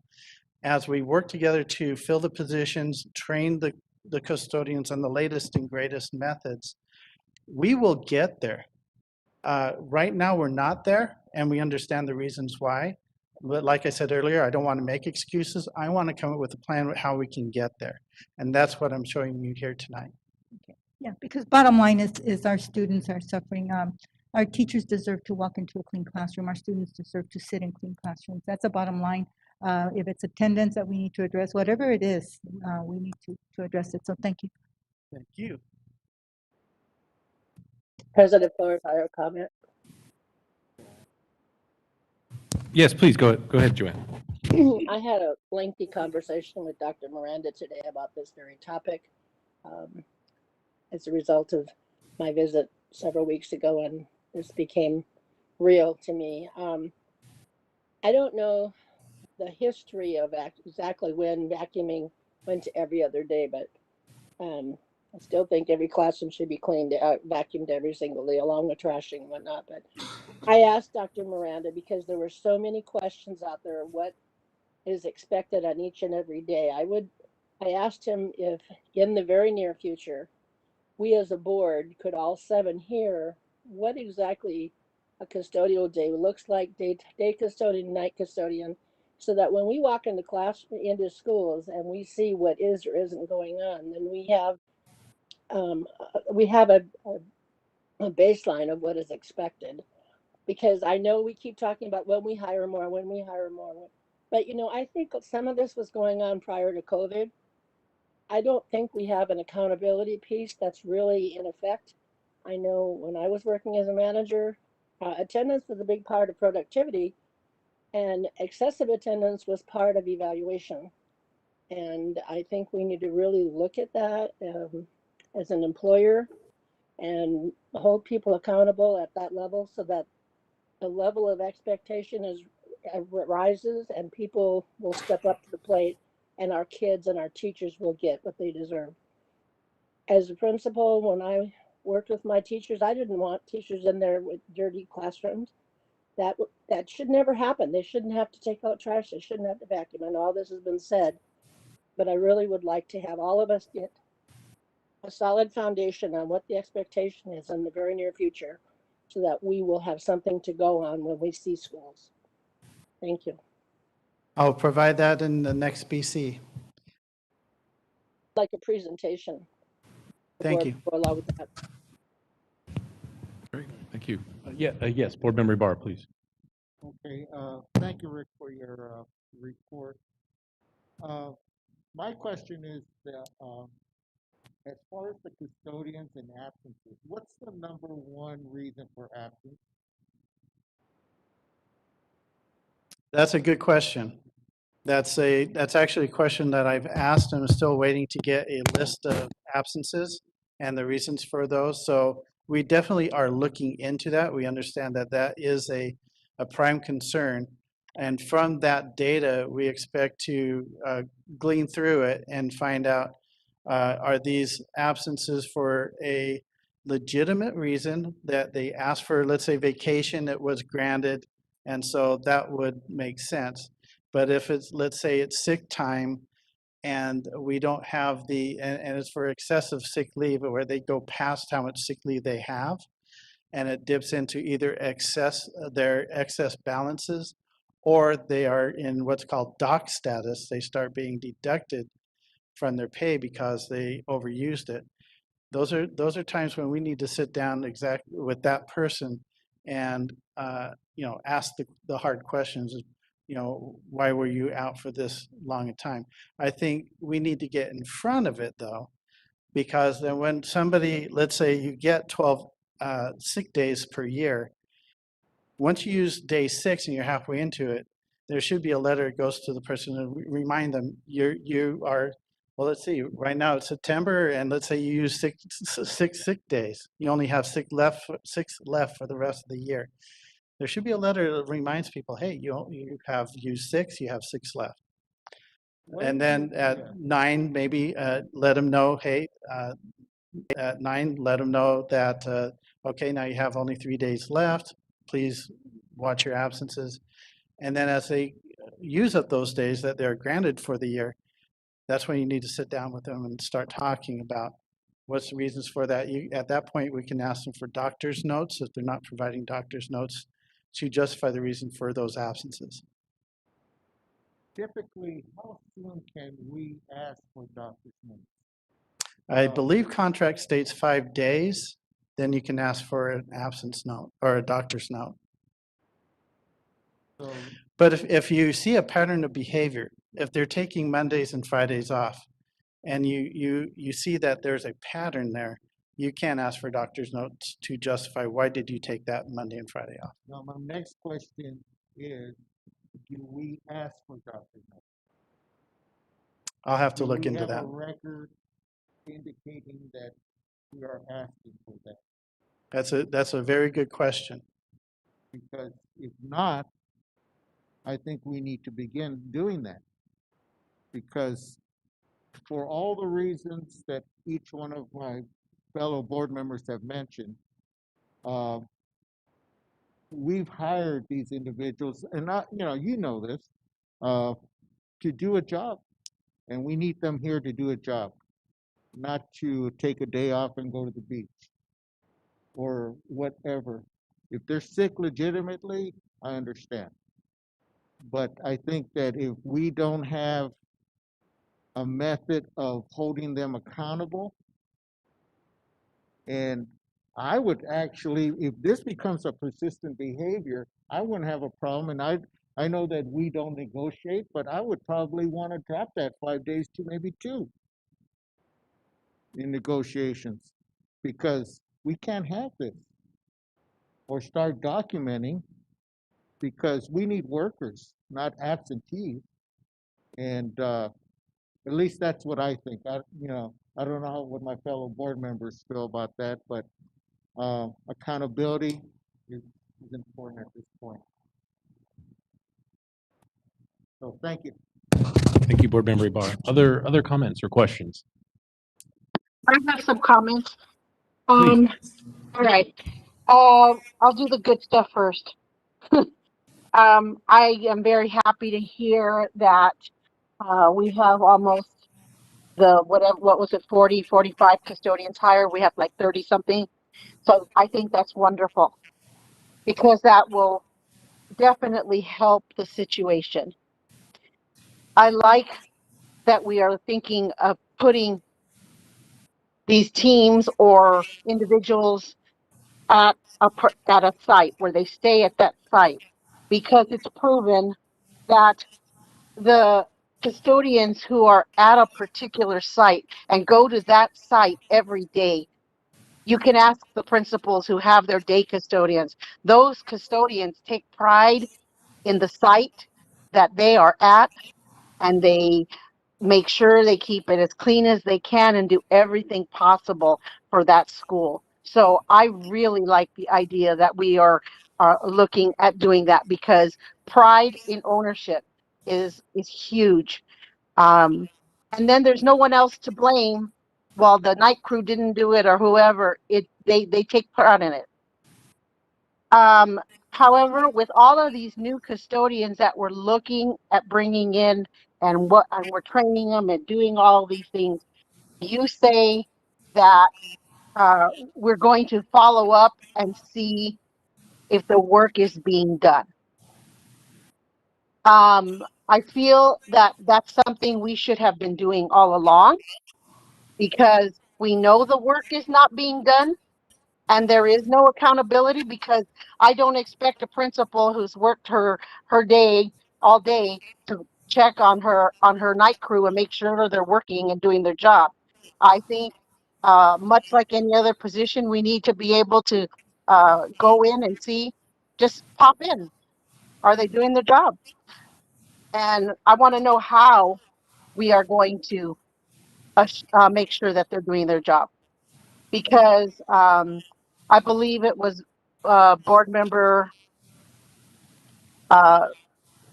Fuentes who said, that he went to schools and classrooms, trash hadn't been taken out for like a couple of days or whatever. I know I sent you, Rick, sites that her trash and her classroom hadn't been vacuumed in 2 weeks.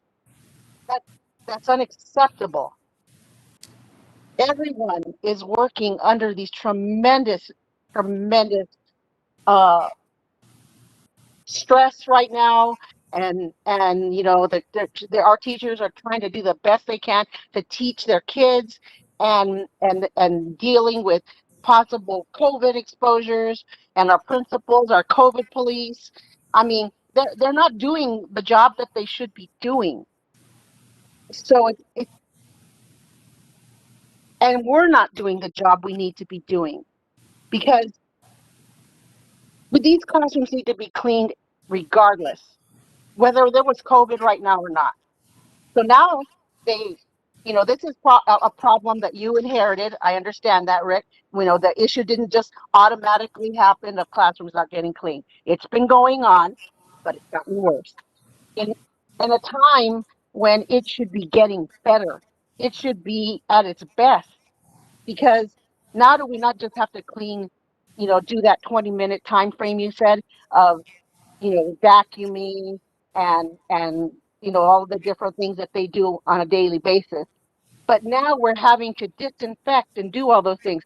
If they're not vacuuming a classroom and they're not taking out trash, that tells me they're not wiping down desks and disinfecting and doing any of that.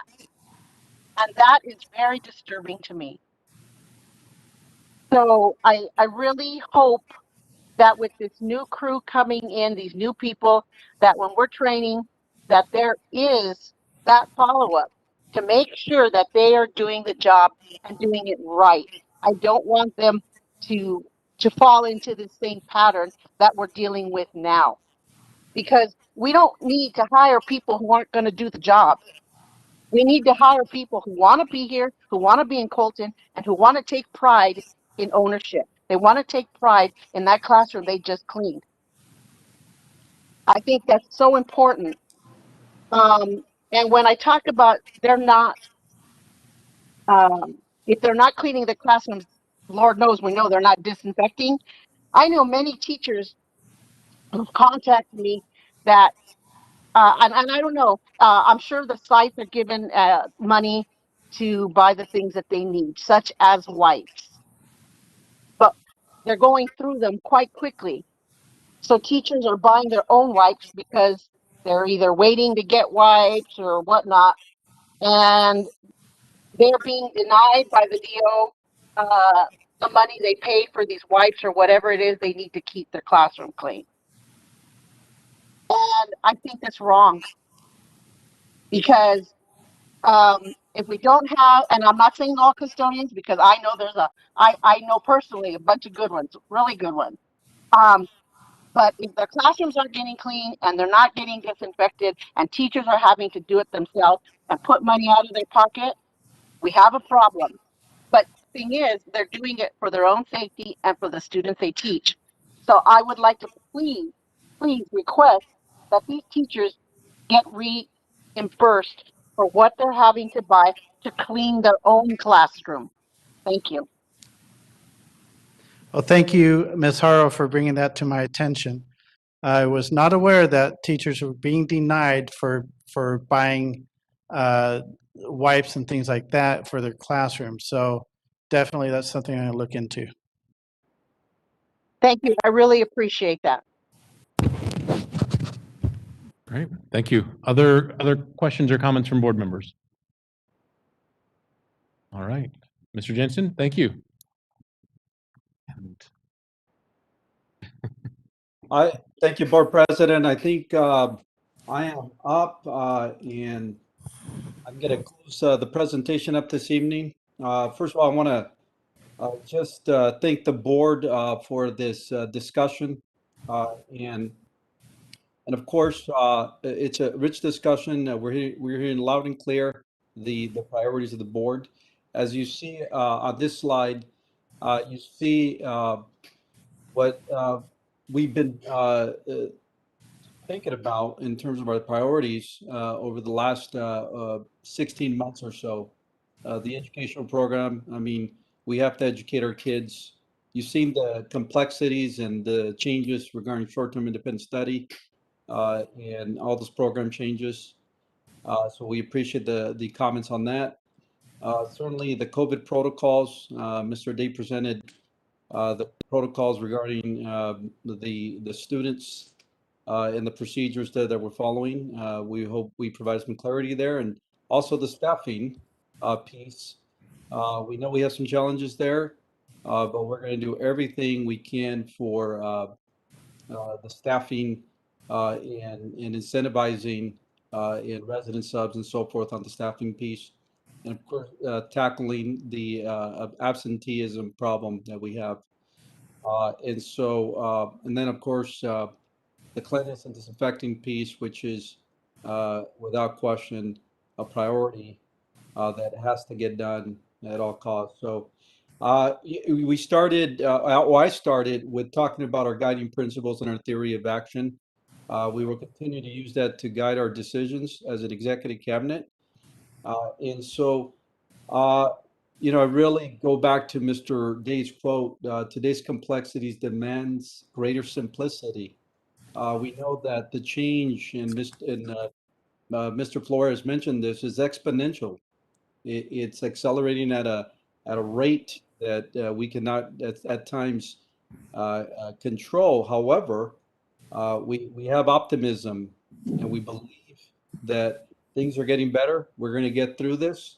There's a lot of hope hope is not just going to get us through, but we're very optimistic that the solutions that we heard tonight and the priorities, we're going to come back to the board and provide not only improvements in the areas that need to be improved, and things will get better. So again, we hope that the presentation that we delivered tonight was informative and At this time, I just want to thank the board, and if there's any additional thoughts, Board President, on what we have and our priorities, we'd be more than happy to listen to that. So thank you again. I'll turn it back over to you, Board President. Are there any final comments or questions? Yeah, no, absolutely. And I want to thank our cabinet and all of your staff. I know it takes a team. So while you were up here presenting, I'm sure you had a lot of staff putting this information together, putting the presentation together. There's a lot to this. There's lots of layers. It is complex. It's changing.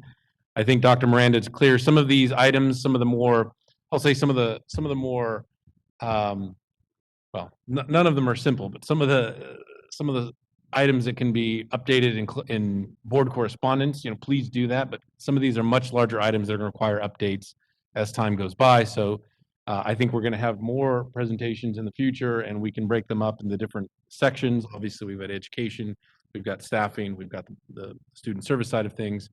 But clearly, we're going to need regular updates as things evolve and change. But if there are any other final thoughts or questions for Dr. Miranda, please, now's the time. But I do think this was well worthwhile. It was lengthy, but it was really important. I know folks are listening at home because a lot of them were curious as to how this impacts them, whether they're parents or whether they're staff. And a lot of this has to get translated now to consumable information for parents and staff, et cetera. I'm looking at Ms. Orloff, who leads our communications department, and that'll be her task, is to take this and compress it into something that can be succinct for the public. So we look forward to that as well.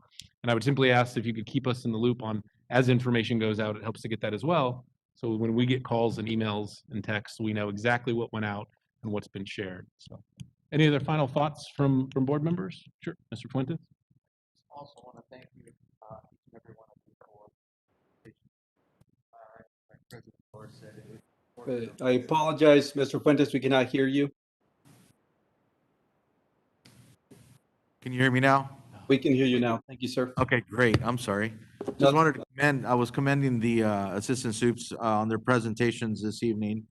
And I think it's important that our parents know where we're at with the COVID situation in our district. Yesterday during the Bloomington MAC meeting, I had some parents ask me, what are you guys doing for COVID?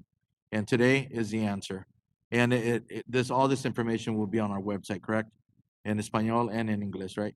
So just parents, if you have further questions, feel free, feel free to call your local schools and ask. And if I'm pretty sure that the admin or whoever's in charge at the school doesn't have the answer, they will get a hold of one of our assistant soups and or the superintendent. But thank you, Dr. Miranda and team for such a great job. Questions that we asked, they're not to pick on you. We love you guys. And we're just concerned, just as our parents are, and the questions we ask is just to make sure that things are consistent and that we are following directions, which it looks like we are. And so I commend each and every one of you for your hard work, and thank you very much for bringing that to our table. Thanks. Thank you. Any other final thoughts? All right. Well, again, thanks for the presentation. Well, that concludes our administrative presentations for today. We'll jump into our action session items. We have items 6.1 through 6.28. So I'll ask at this time if there are any items that board members wish to pull for separate consideration. It's 6.3, 6.7, and 6.8. Okay. Any other items? All right, hearing none, what I will ask for is a motion to approve our action session items with the exception of 6.3, 6.7, and 6.8, which have been pulled for separate consideration. Is there a motion? Second. A motion by Board Member Ibarra, second by Board Member Fuentes. Ms. Medina, roll call vote, please.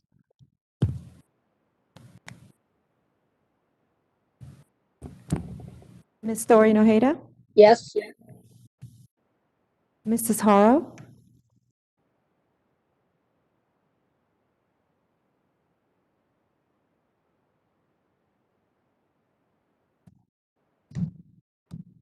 Mrs. Haro?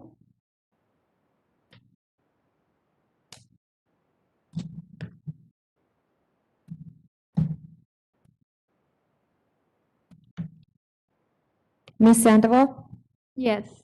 Mr. Fuentes, Yes. Ms. Adeline, Yes. Mr. Ibarra, Yes. Mr. Flores, Yes. Mrs. Haro,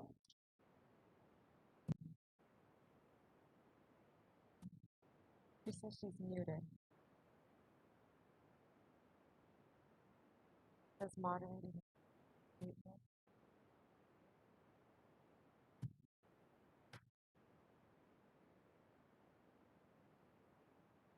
Bear with us just one moment.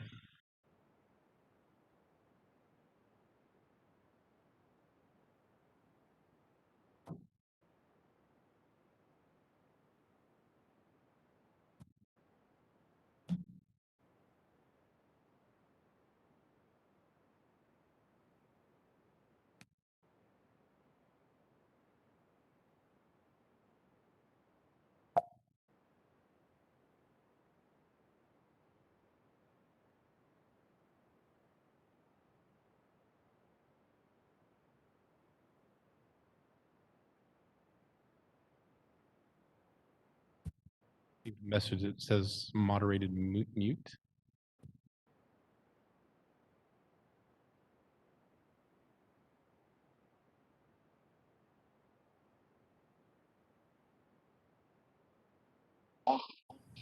Mrs. Haro.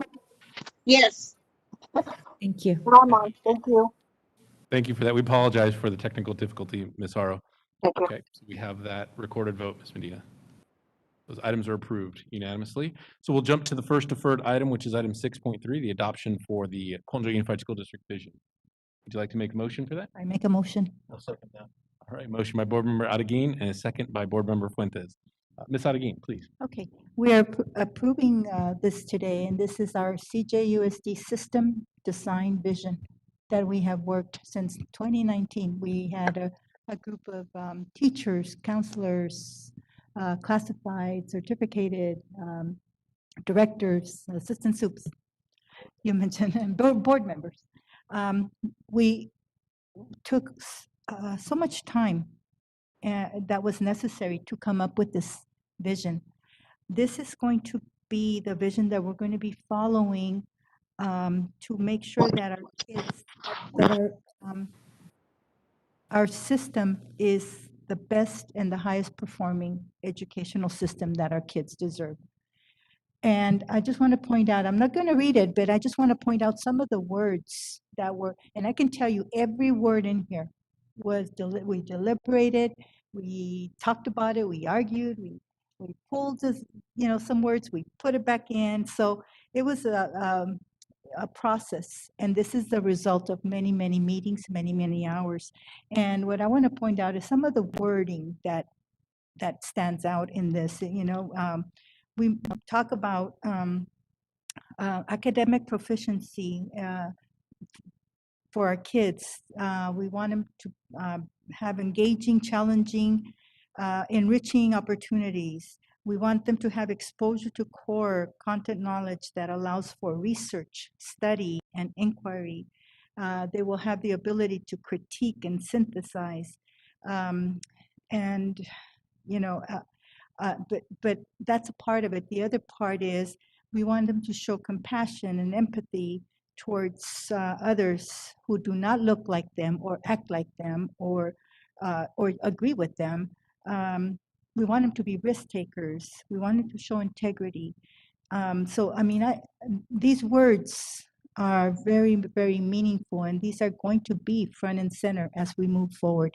So I just wanted to take time to make sure that this document continues to be in the forefront as we move forward. So I make a motion and. Wonderful. Thank you for that. Appreciate it. Any other questions or comments on the item? All right, hearing none, we do have a motion and a second on the floor. So I'll ask Ms. Medina for a roll call vote.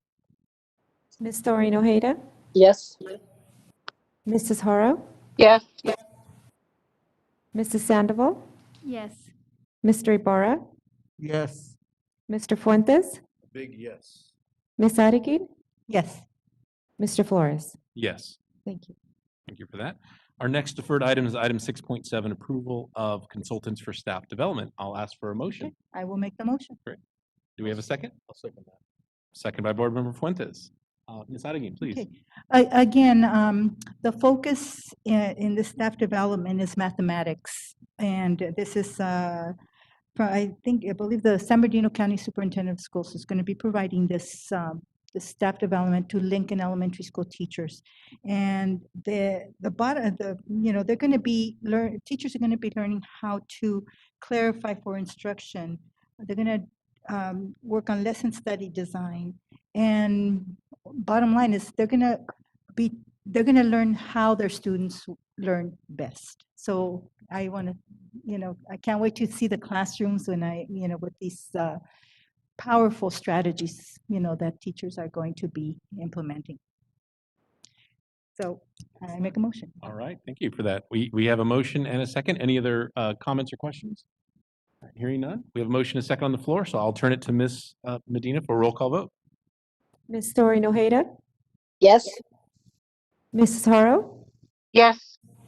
Mr. Ibarra? Yes. Ms. Sandoval? Yes. Mr. Fuentes? Yes. Ms. Adegain? Yes. Mr. Flores? Yes. Thank you. Excellent. And our last deferred item for today is item 6.8, approval of consultants for support staff. I'll ask for a motion and a second. Do we have a motion? Okay. This was 6.8? Yes. Okay. I'm so sorry. I think I switched them over. So 6.7 was Lincoln, is that correct? Yes, that was Okay. the staff development for. Okay, okay. So Yeah. 6.8, is that where the project, the parent project is? Yes, that is. Okay. Yes, at Terrace Hills Middle School. Yes, okay, so I just, right now, Sorry, do we have a motion? You want to make a motion? to I will approve? make a motion. Okay, I'll second that. And we have a second. Just want to get that on the record. Motion by Board Member Adegain, second by Board Member Fuentes. Okay, this is a parent workshop. I think it's several weeks long, and this is to help parents address, just help with their children. They're going to be talking about truancy, communication, defiant behavior, and how to make students responsible for their actions. And I think right now, more than ever, we need this for our kids because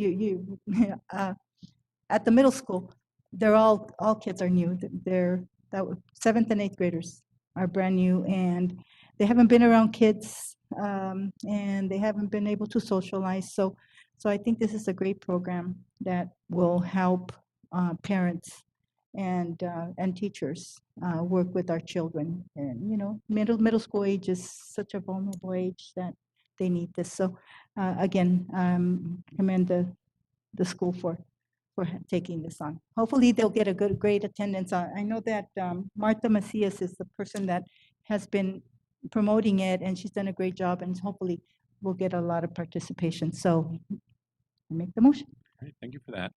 Appreciate it. And yes, a 10-week course, so that's pretty intensive and pretty incredible to be able to provide that. So great. We have a motion and a second on the floor for approval. I'll ask Ms. Medina for a roll call vote. Ms. Story Ojeda? Yes. Mrs. Haro? Yes. Yes. Mr. Ibarra? Yes. Mrs. Sandoval? Yes. Mr. Fuentes? Yes. Ms. Adegain? Yes. Mr. Flores? Yes. Thank you. Item is approved unanimously. That concludes our action session items for today. Item number 7, our administrative reports. Any questions with respect to our approved disbursements? All right, hearing none. We do not have a facilities update this evening. ACE update. I will ask Ms. No update from ACE. Thank you, Ms. Parachi. CSEA. I don't believe we have a representative here from CSEA. And no MAC update this evening. So we'll go ahead and go to our ROP updates. I'll ask either. No update, didn't have a meeting? Oh, next week. Okay, wonderful. We'll get an update for our next board meeting. That takes us to Superintendent's communique. So I know Dr. Miranda is on the line. Will he be delivering the communique? Excellent, he will. So I'll turn it over to Dr. Miranda. Thank you, Board President, board members, staff, and the community. It's my honor to do the Superintendent's communique tonight. It's online. Next time I will be in person. So look forward to seeing you all in person there. So I want to start out with, next slide, please. So 24th, the board approved an agreement with a paper education company. So what this company does, and I wanted to highlight this tonight because it just provides a tremendous service tutoring support to our students and offers a variety of benefits, including support in multiple languages and content areas. So the great thing is that teachers have the ability to upload assignments and/or rubrics and have tutoring interaction that align with the instructional approaches that we have in our district. And they align also to the standards that we have, the frameworks, the state frameworks and the current standards. So, it's really focused around active learning or student active learning. So it's really engaging. So the tutoring is available for grades 3rd grade through 12th grade. And 24/7. Now, I have a high school student, so I understand he goes to sleep pretty late doing homework. I know he does about 3 hours a night. So, so I know how late some of our high school kids are working. So, don't stay up too late, by the way, guys. But our students can log on with a paper icon in class links. So I just want to highlight this and appreciate the board's approval. Again, more support for our students. And so you see some of the benefits there: unlimited one-on-one tutoring, writing feedback, and again, English, Spanish, French, and Mandarin. So I wanted to highlight that tonight. Next slide, please. So just extremely excited about our next community cabinet. I want to invite all the community to be part of this year, but our first meeting is going to be virtual. And so that's going to happen on Wednesday, September 8th. So we're excited to welcome our keynote speaker, Dr. Raven Avelar LaSalle, who's founder and CEO of Arenda Education. And she also has a phenomenal book, and some of you have read it, Shattering the Inequities. It's a great book. So she's been an educator for more than 20 years and the CEO of the company, even longer than that, I believe. But Dr. Avelar LaSalle and the Arenda team have been partnering with districts in our district too, in our schools. And really they offer transformative systems, approaches, and practices that really focus on raising student achievement. We call Dr. Avelar an equity warrior and who's an advocate for justice within the educational system. She's a very popular keynote speaker, so just to be able to have her with us at Community Cabinet is just amazing. So her mission is to change the odds for the 20 million kids in U.S. schools for whom the current system of instruction and improvement are not working. So predominantly Latino, African American, and students from under-resourced families. We also are going to hear in a community cabinet next week from our CJUSD African American Parent Advisory Committee. We're really proud of them and the work that they're doing. And also, we're going to spotlight in our community cabinet on Wednesday a community member in Mr. Jonathan Escobar, and he's the community manager for Chase Bank. So we're going to highlight him and how they support the community and offer resources. So please continue to check our social media feed for the link to join the meeting. But there you see the flyer there. So again, I think we're going to be providing some great information and some great resources too at our next community cabinet next week. So stay tuned for more info on that. And then the last slide, and I'd like to end with this. So in tonight's highlight for CJUSD Cares, this past week on Monday, and again, I want to thank Executive Cabinet, their directors, their coordinators, just the different divisions and departments, just for sprinkling happiness to the school sites. They deliver Starbucks and donuts to our principals, our assistant principals, and office staff.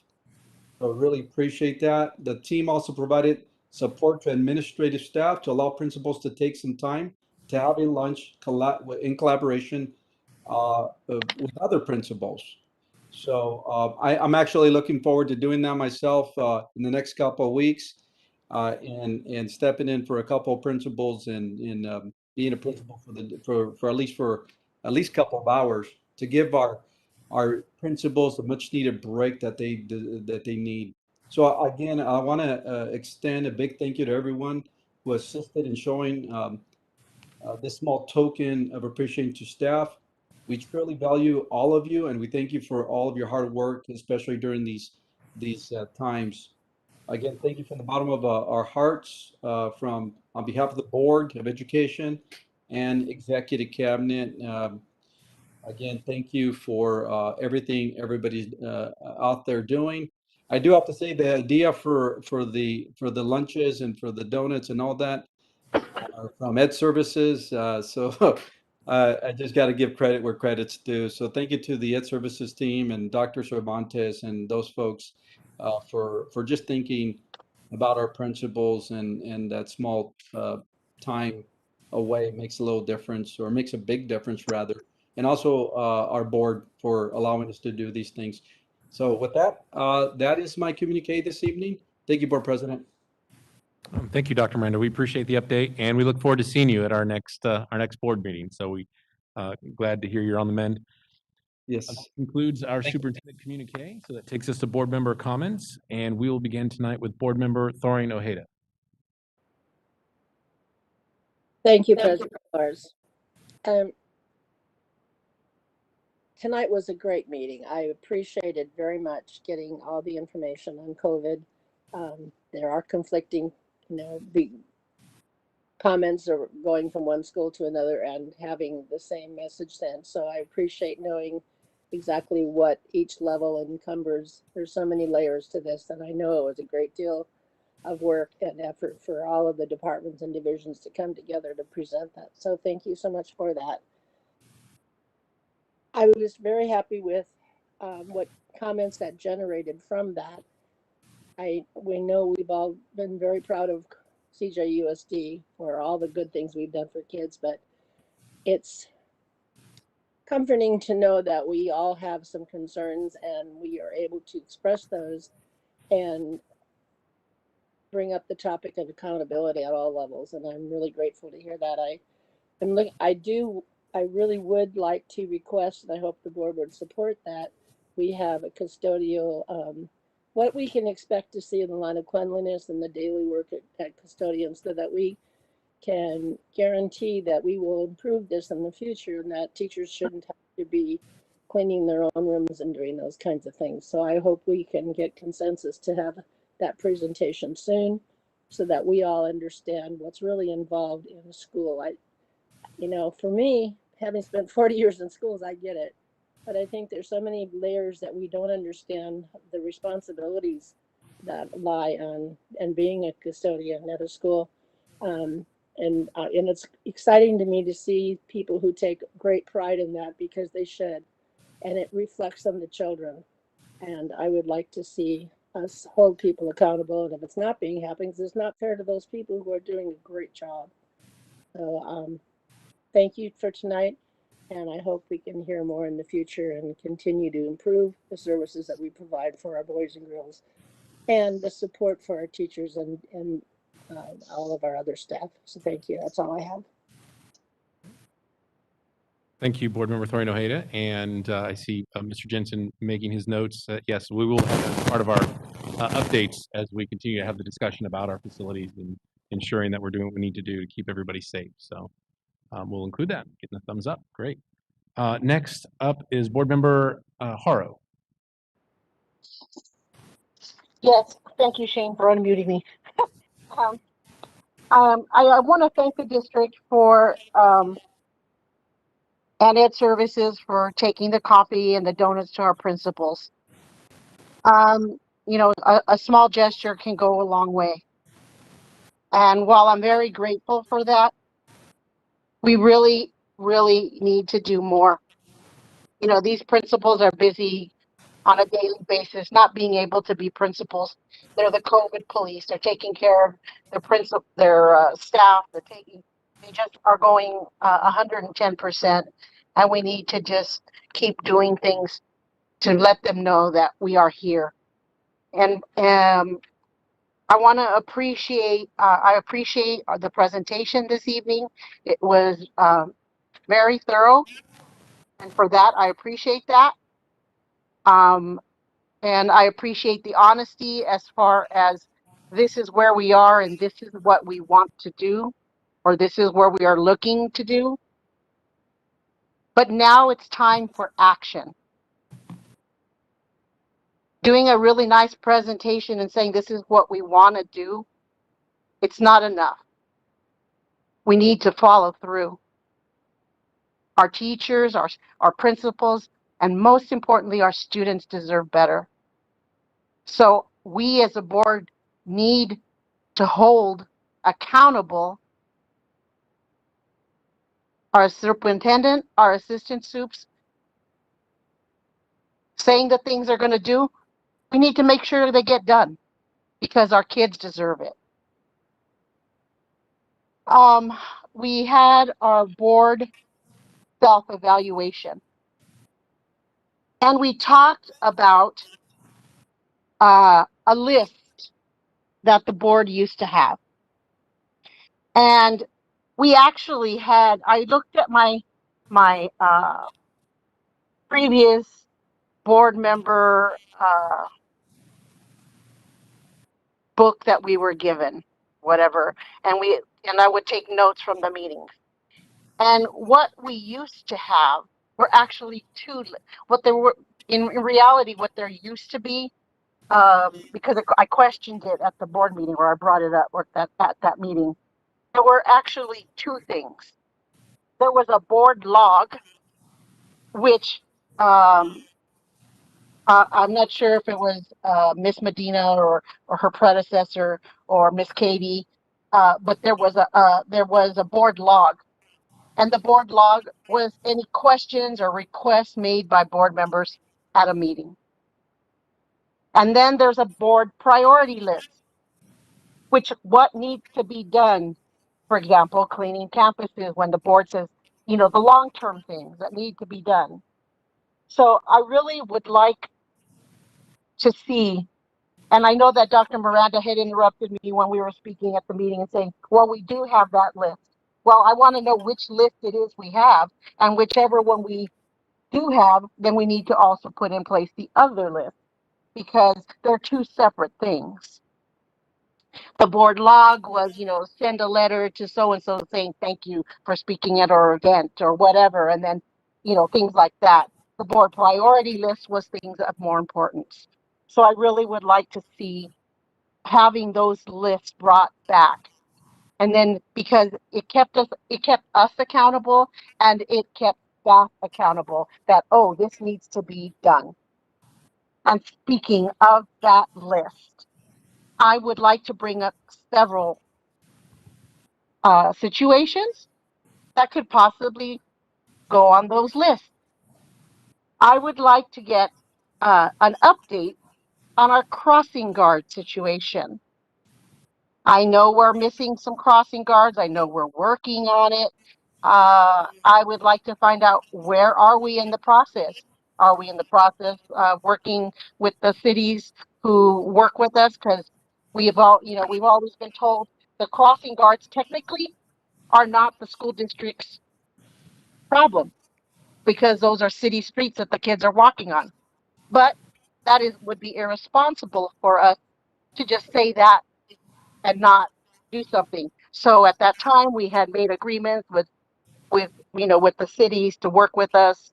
And I would like to find out where we are, what sites don't have them, what are we doing? Because, we've had some incidences on sites where the crossing guards are not there. And I think it's important not only that we keep our kids safe from COVID, but we got to get them to school first. I would also like an update, please, and I'm sure the rest of the board would, an update on the BHS German teacher. I sent some information to our assistant soup of HR, haven't heard a thing. Update, Again, I know we brought this up during the presentation, but on the health assistant situation and what we are going to do about it. What we are looking to do about it. I know we probably don't have anything in stone yet, but just can we get an idea? Because kids' lives depend on it. And then the last thing is I would really like to get an update. We brought up to you many times the Crestmore septic tank / sewer situation. And we were going to talk with the county and find out about what it is we need to do to hook into the sewer. I don't know all the logistics. That's why I rely on the experts to get us that information. If we could get an update on where that is, we had a meeting or we talked to them on the phone or we wrote them a letter or whatever, just so we know what's going on and that something is being done. I would greatly appreciate it as a board member. And I know that our principals and I know our teachers at Crestmore would appreciate knowing that, you know what, we haven't forgotten it's a problem and we're working on it. My quote this evening is a very simple one. Oh, before that, before I read my quote, I just want to say thank you to the staff members who've reached out to me regarding my surgery, minor surgery. I just want to say thank you for your care, your concern, and I appreciate and love you back. That being said, my quote this evening, being told you're appreciated is one of the simplest yet most incredible things you can hear. Every visit I make to a school, every email I send out to a principal or a teacher, I always mention that they're appreciated. I appreciate everyone who's there at the meeting. I'm sorry I can't be there in person. I appreciate our staff. And I just want you all to know that. Because the job we do is not an easy one. But know that what you do is appreciated. Thank you. Thank you, Board Member Haro. Just as a point of clarification then, because you referenced lists that the district once had provided, I do vaguely recall some of those lists, but I think probably the first step is getting a copy of those lists if we have them for board to review, just so we know what they are. And then perhaps, well, it would need to be agendized for future meeting and discussion as far as board direction on what to do with those lists. Would they be the same? Would they be different, modified? Bearing in mind those lists are then also a matter of public record. So, and anytime we're talking about putting more work on the plate of staff, that has to come from the full board. So we have a number of new members that probably haven't seen those lists. So we'll, Dr. Miranda, if we can we get copies of what those lists are and we can start that conversation. Is that fair, Board Member Haro, so we can begin that conversation?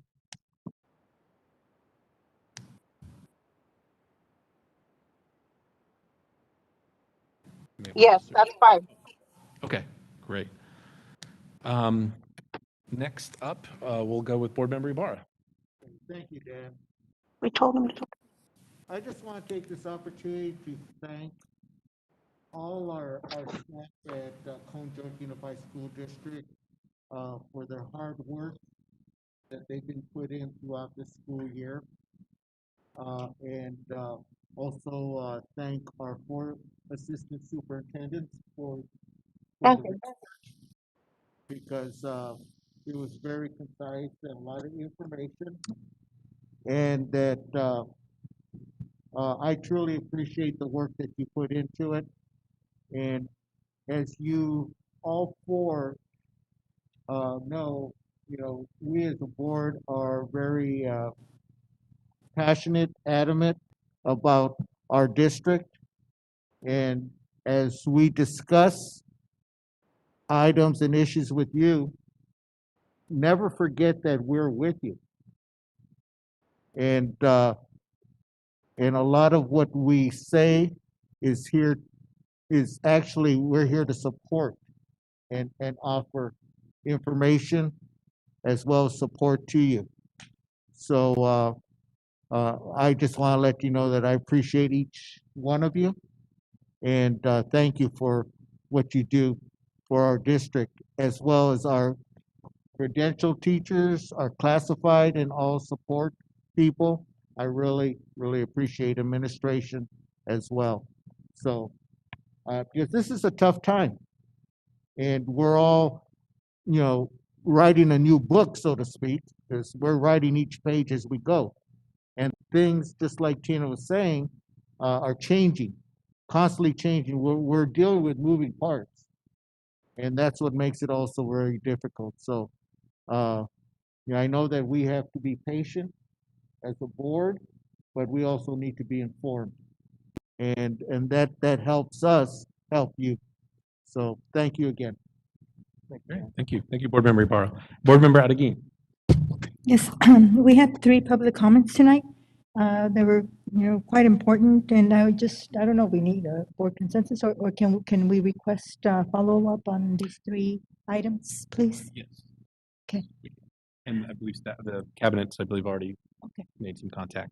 Okay, thank you. And thank you for the presentation tonight with all the information. And I just, and I know I'm sitting up here with board members who feel the same way.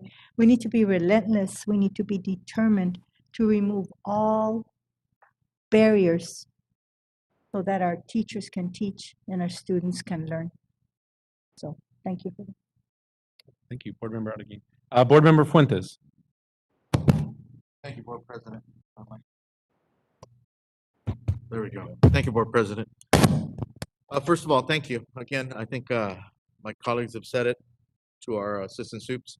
And Dr. Miranda, thank you for your report today. I know it was a long one, but it's very detailed, and it's very important that we have that and that our community knows that we're on top of things.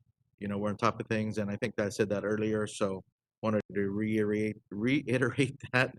Sorry with this mask, sometimes it kind of breathe your own air and you start getting crazy.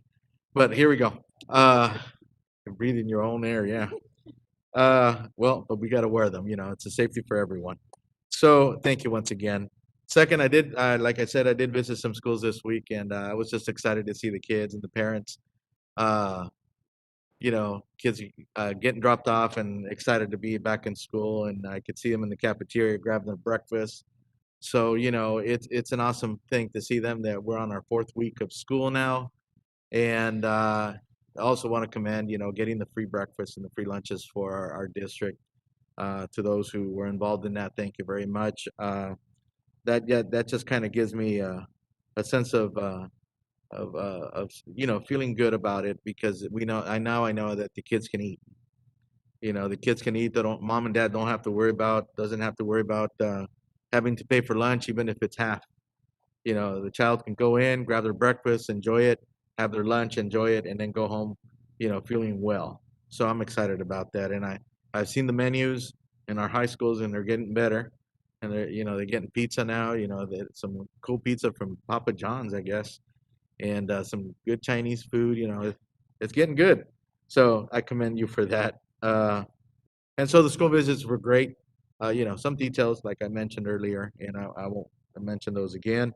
The other thing is I want to also give a shout out to transportation, Eric Richardson, for taking care of an issue, a transportation issue, out on Taylor and Locust, and he went the extra mile and was able to get some other locations for some pickups for our kids that live on the south side of Valley Boulevard.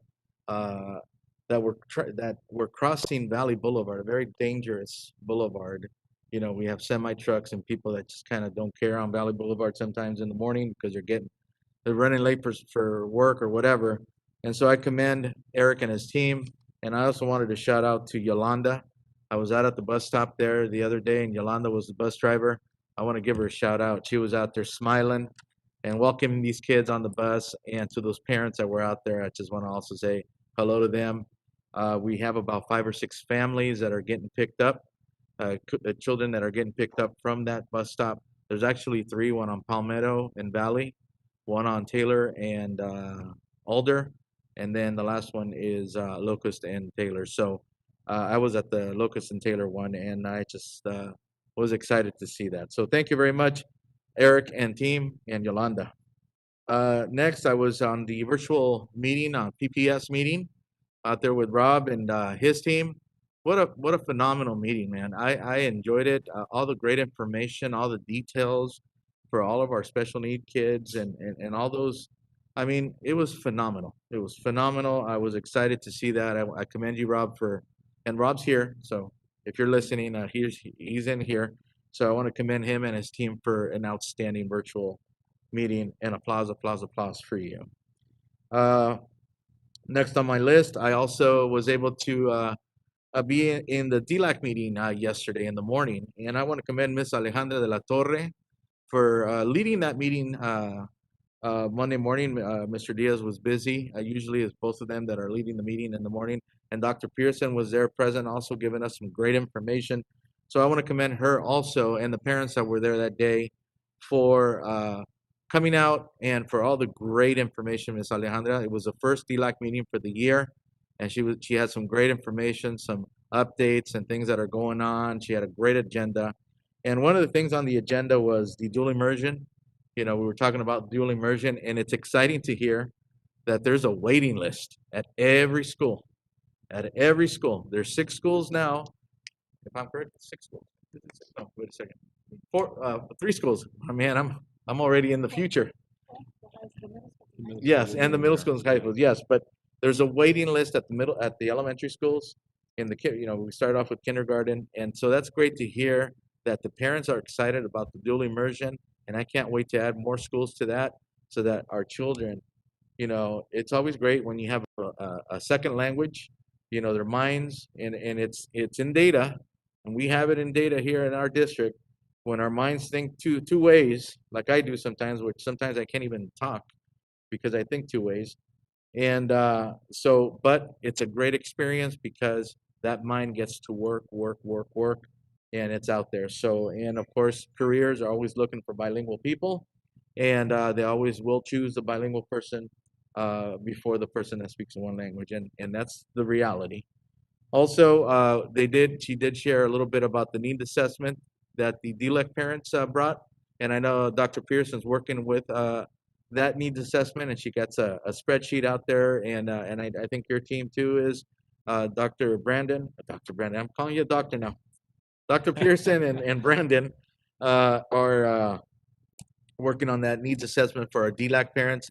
And I just want to let the DLAC parents know we're on it, and we're listening, and we're ready to work with you on that needs assessment. And last, I have a little PSA announcement. As I was at the schools, and I think I mentioned this last board meeting, I was a bit concerned to see the way our parents, and I'm talking to the parents this evening. Parents, you must understand the safety of your child. Many parents were dropping off their children in the middle of the street, double parking, triple parking, dropping the kid off right in the middle of the street when there's traffic flowing really quick. Dropping them off in areas where there is not a crosswalk nearby. It's a big concern to me, and I know that we've had our resource officer out at Crestmore and some other schools, and even CHP out there, and our safety department's been out there working diligently, trying to educate our parents on the necessary procedures. Let me tell you, when I was with the sheriff's department, that ticket was $150 if you just double parked. $150 fine. Triple park probably triples the fine. I don't know. I don't recall right now what the fine is, but I know currently $150 if you do double park, even if it's for a second, and you drop off your child, you're endangering that child, because when that child opens that door, you don't know if a car's coming by or somebody's coming by, and it's going to hit you. We've had incidents in years past when I used to patrol the areas of Bloomington, There was incidents out there. Young kids were getting hit by cars. People were not watching. You know, right now we're short on cross guards, and currently today I was at a Bloomington High School, and wow, people are not looking both ways to see if the child's crossing the crosswalk. Parents, please look both ways and make sure that person, there's no one crossing the crosswalk. I mean, it looked like it was someone was racing and trying to cross the finish line. If you know it's going to take a while, it's going to take a while. If it takes you 40 minutes to get out of there, it takes you 40 minutes. Be patient. Man, I could see cars running right in front of each other. You know, the double parked cars were just kind of swerving in. You know, we need to be patient. I pick up my daughter at Bloomington High School every day, and I take my time. Why? Because I don't want to hurt someone. Padres, se lo voy a decir en español. Por favor, tengan cuidado cuando recojan sus hijos. Los he visto que se estacionan doble, y nomás les quiero decir que esa infracción son $150, aunque esté ahí un segundo. Es una infracción de $150. Pero la infracción es si usted le pega a otra persona abriendo la puerta, si algo pasa. Cuando usted deje a su hijo, no lo deje a mitad de camino, por favor. No lo deje a la mitad de camino. Busque un lugar cerca de donde hay esos cruces para los jóvenes. Yo sé que estamos cortos ahorita en las personas que cruzan a los niños, pero también usted puede poner de su parte. Ponga de su parte. Tratemos, haga con tiempo. Sabemos muy bien que va a tardar 30, 40 minutos para salir de ahí. Pues 30, 40 minutos es lo que se va a tardar. Hay que tener paciencia. Paciencia en cuando recojamos y cuando dejamos a nuestros hijos. Por favor, padres, se lo suplico. No quiero que un día vaya usted a ser la persona que le vayan a golpear o herir a uno de sus hijos por no tener un poco sentido de común. It's common sense, people. A little bit of common sense, a little bit of patience. We'll all get through it. You know, school years, you know, now everybody wants to drop off their kid, pick up their kid. I understand that. But you know that there is always going to be that 10 to 15 minute traffic, you know, going on. Let's be patient. Let's do it right. I love you. Thank you. Have a great evening. Great. Thank you for that, Board Member Fuentes. Board Member Sandoval. No comments. No comments. And I don't have any comments for tonight. I just want to thank everybody again for their participation, the presentation, and for all the hard work that is going on behind the scenes, especially in this district. It's incredible, and we appreciate it. So thank you for that. So with that, we'll conclude board member comments, and we'll adjourn into closed session.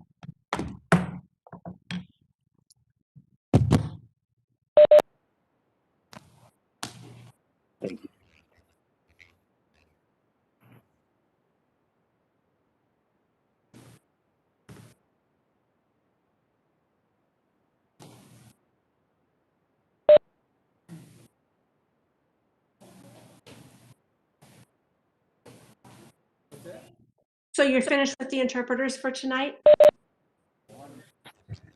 Okay, thank you. So we'll log off. Thank you very much. I just wanted to confirm. Thank you. Thank you, you too.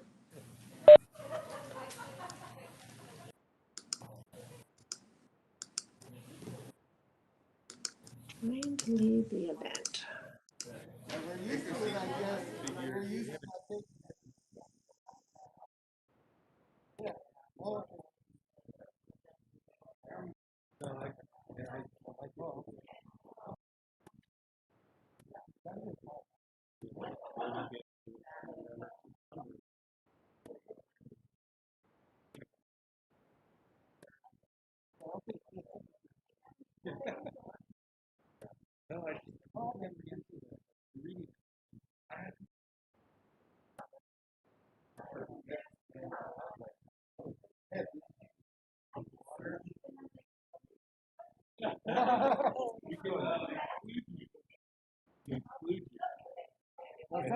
We all look like this.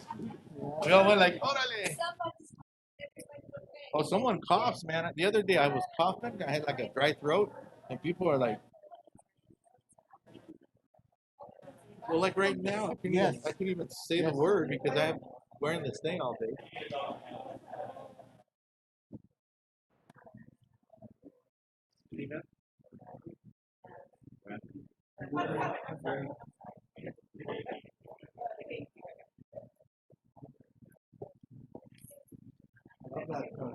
Yeah, it's pretty cool. I was just using some sample data. It's not real data.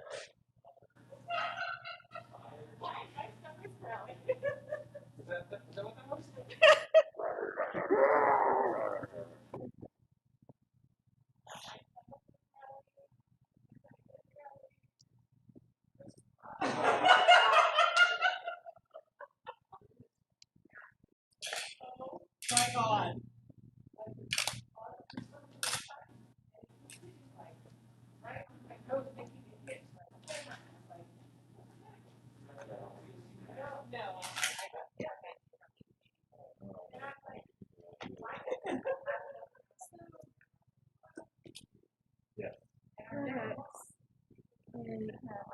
Yes. I don't know.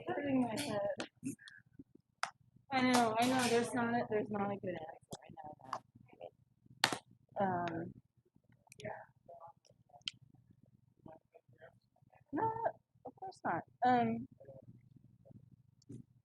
No, go ahead. Yeah. There's I'm trying to no, find out the translation. So when's cabinet? it's Wednesday. I really, is there, like, if I really would dearly love to have a link that I can start putting out tomorrow. Okay. Because Monday's a holiday and I would just feel like How a jerk important- for not having it until Tuesday. How important is the translatable closed captions? Well, it would sure be nice. But Frank's thing is just he wants to be able to offer something like that. Well, they can always watch it later, and we can get it translated then. Can we It's just really post hard it? to do it live. Yeah. Can we oh, why is she on it? Oh.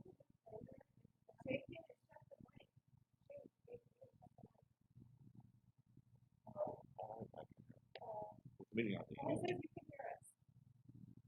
Oh, we're not muted? I'm muted.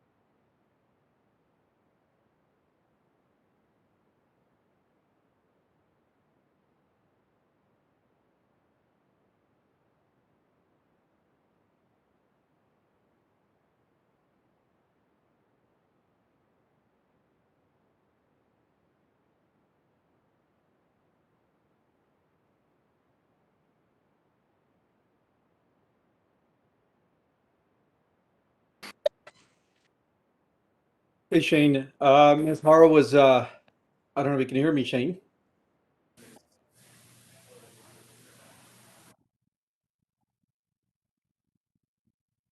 I couldn't really hear anything, but anyways, Ms. Hara was pushed out, or not pushed out, but she was locked out of the closed session, but I don't know if she's trying to log back on.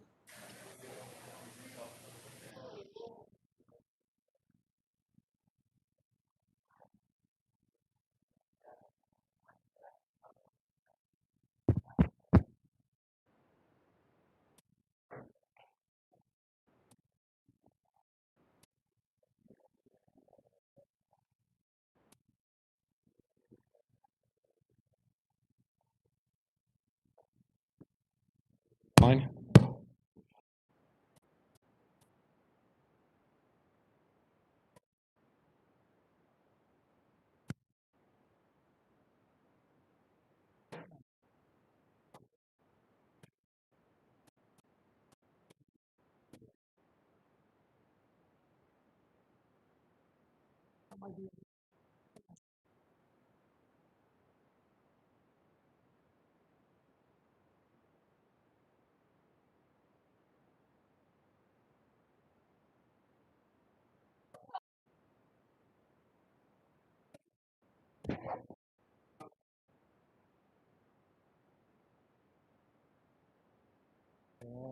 Not we'd all be asleep right now.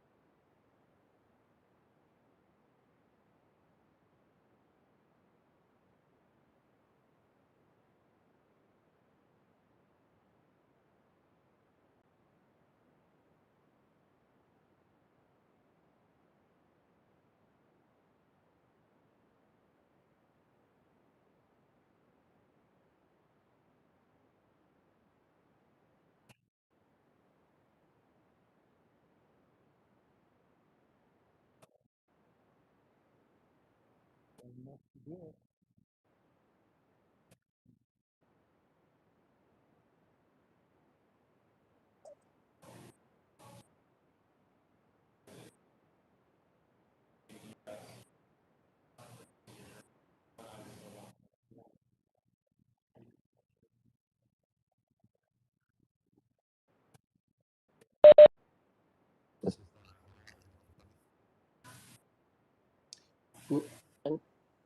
Thank you.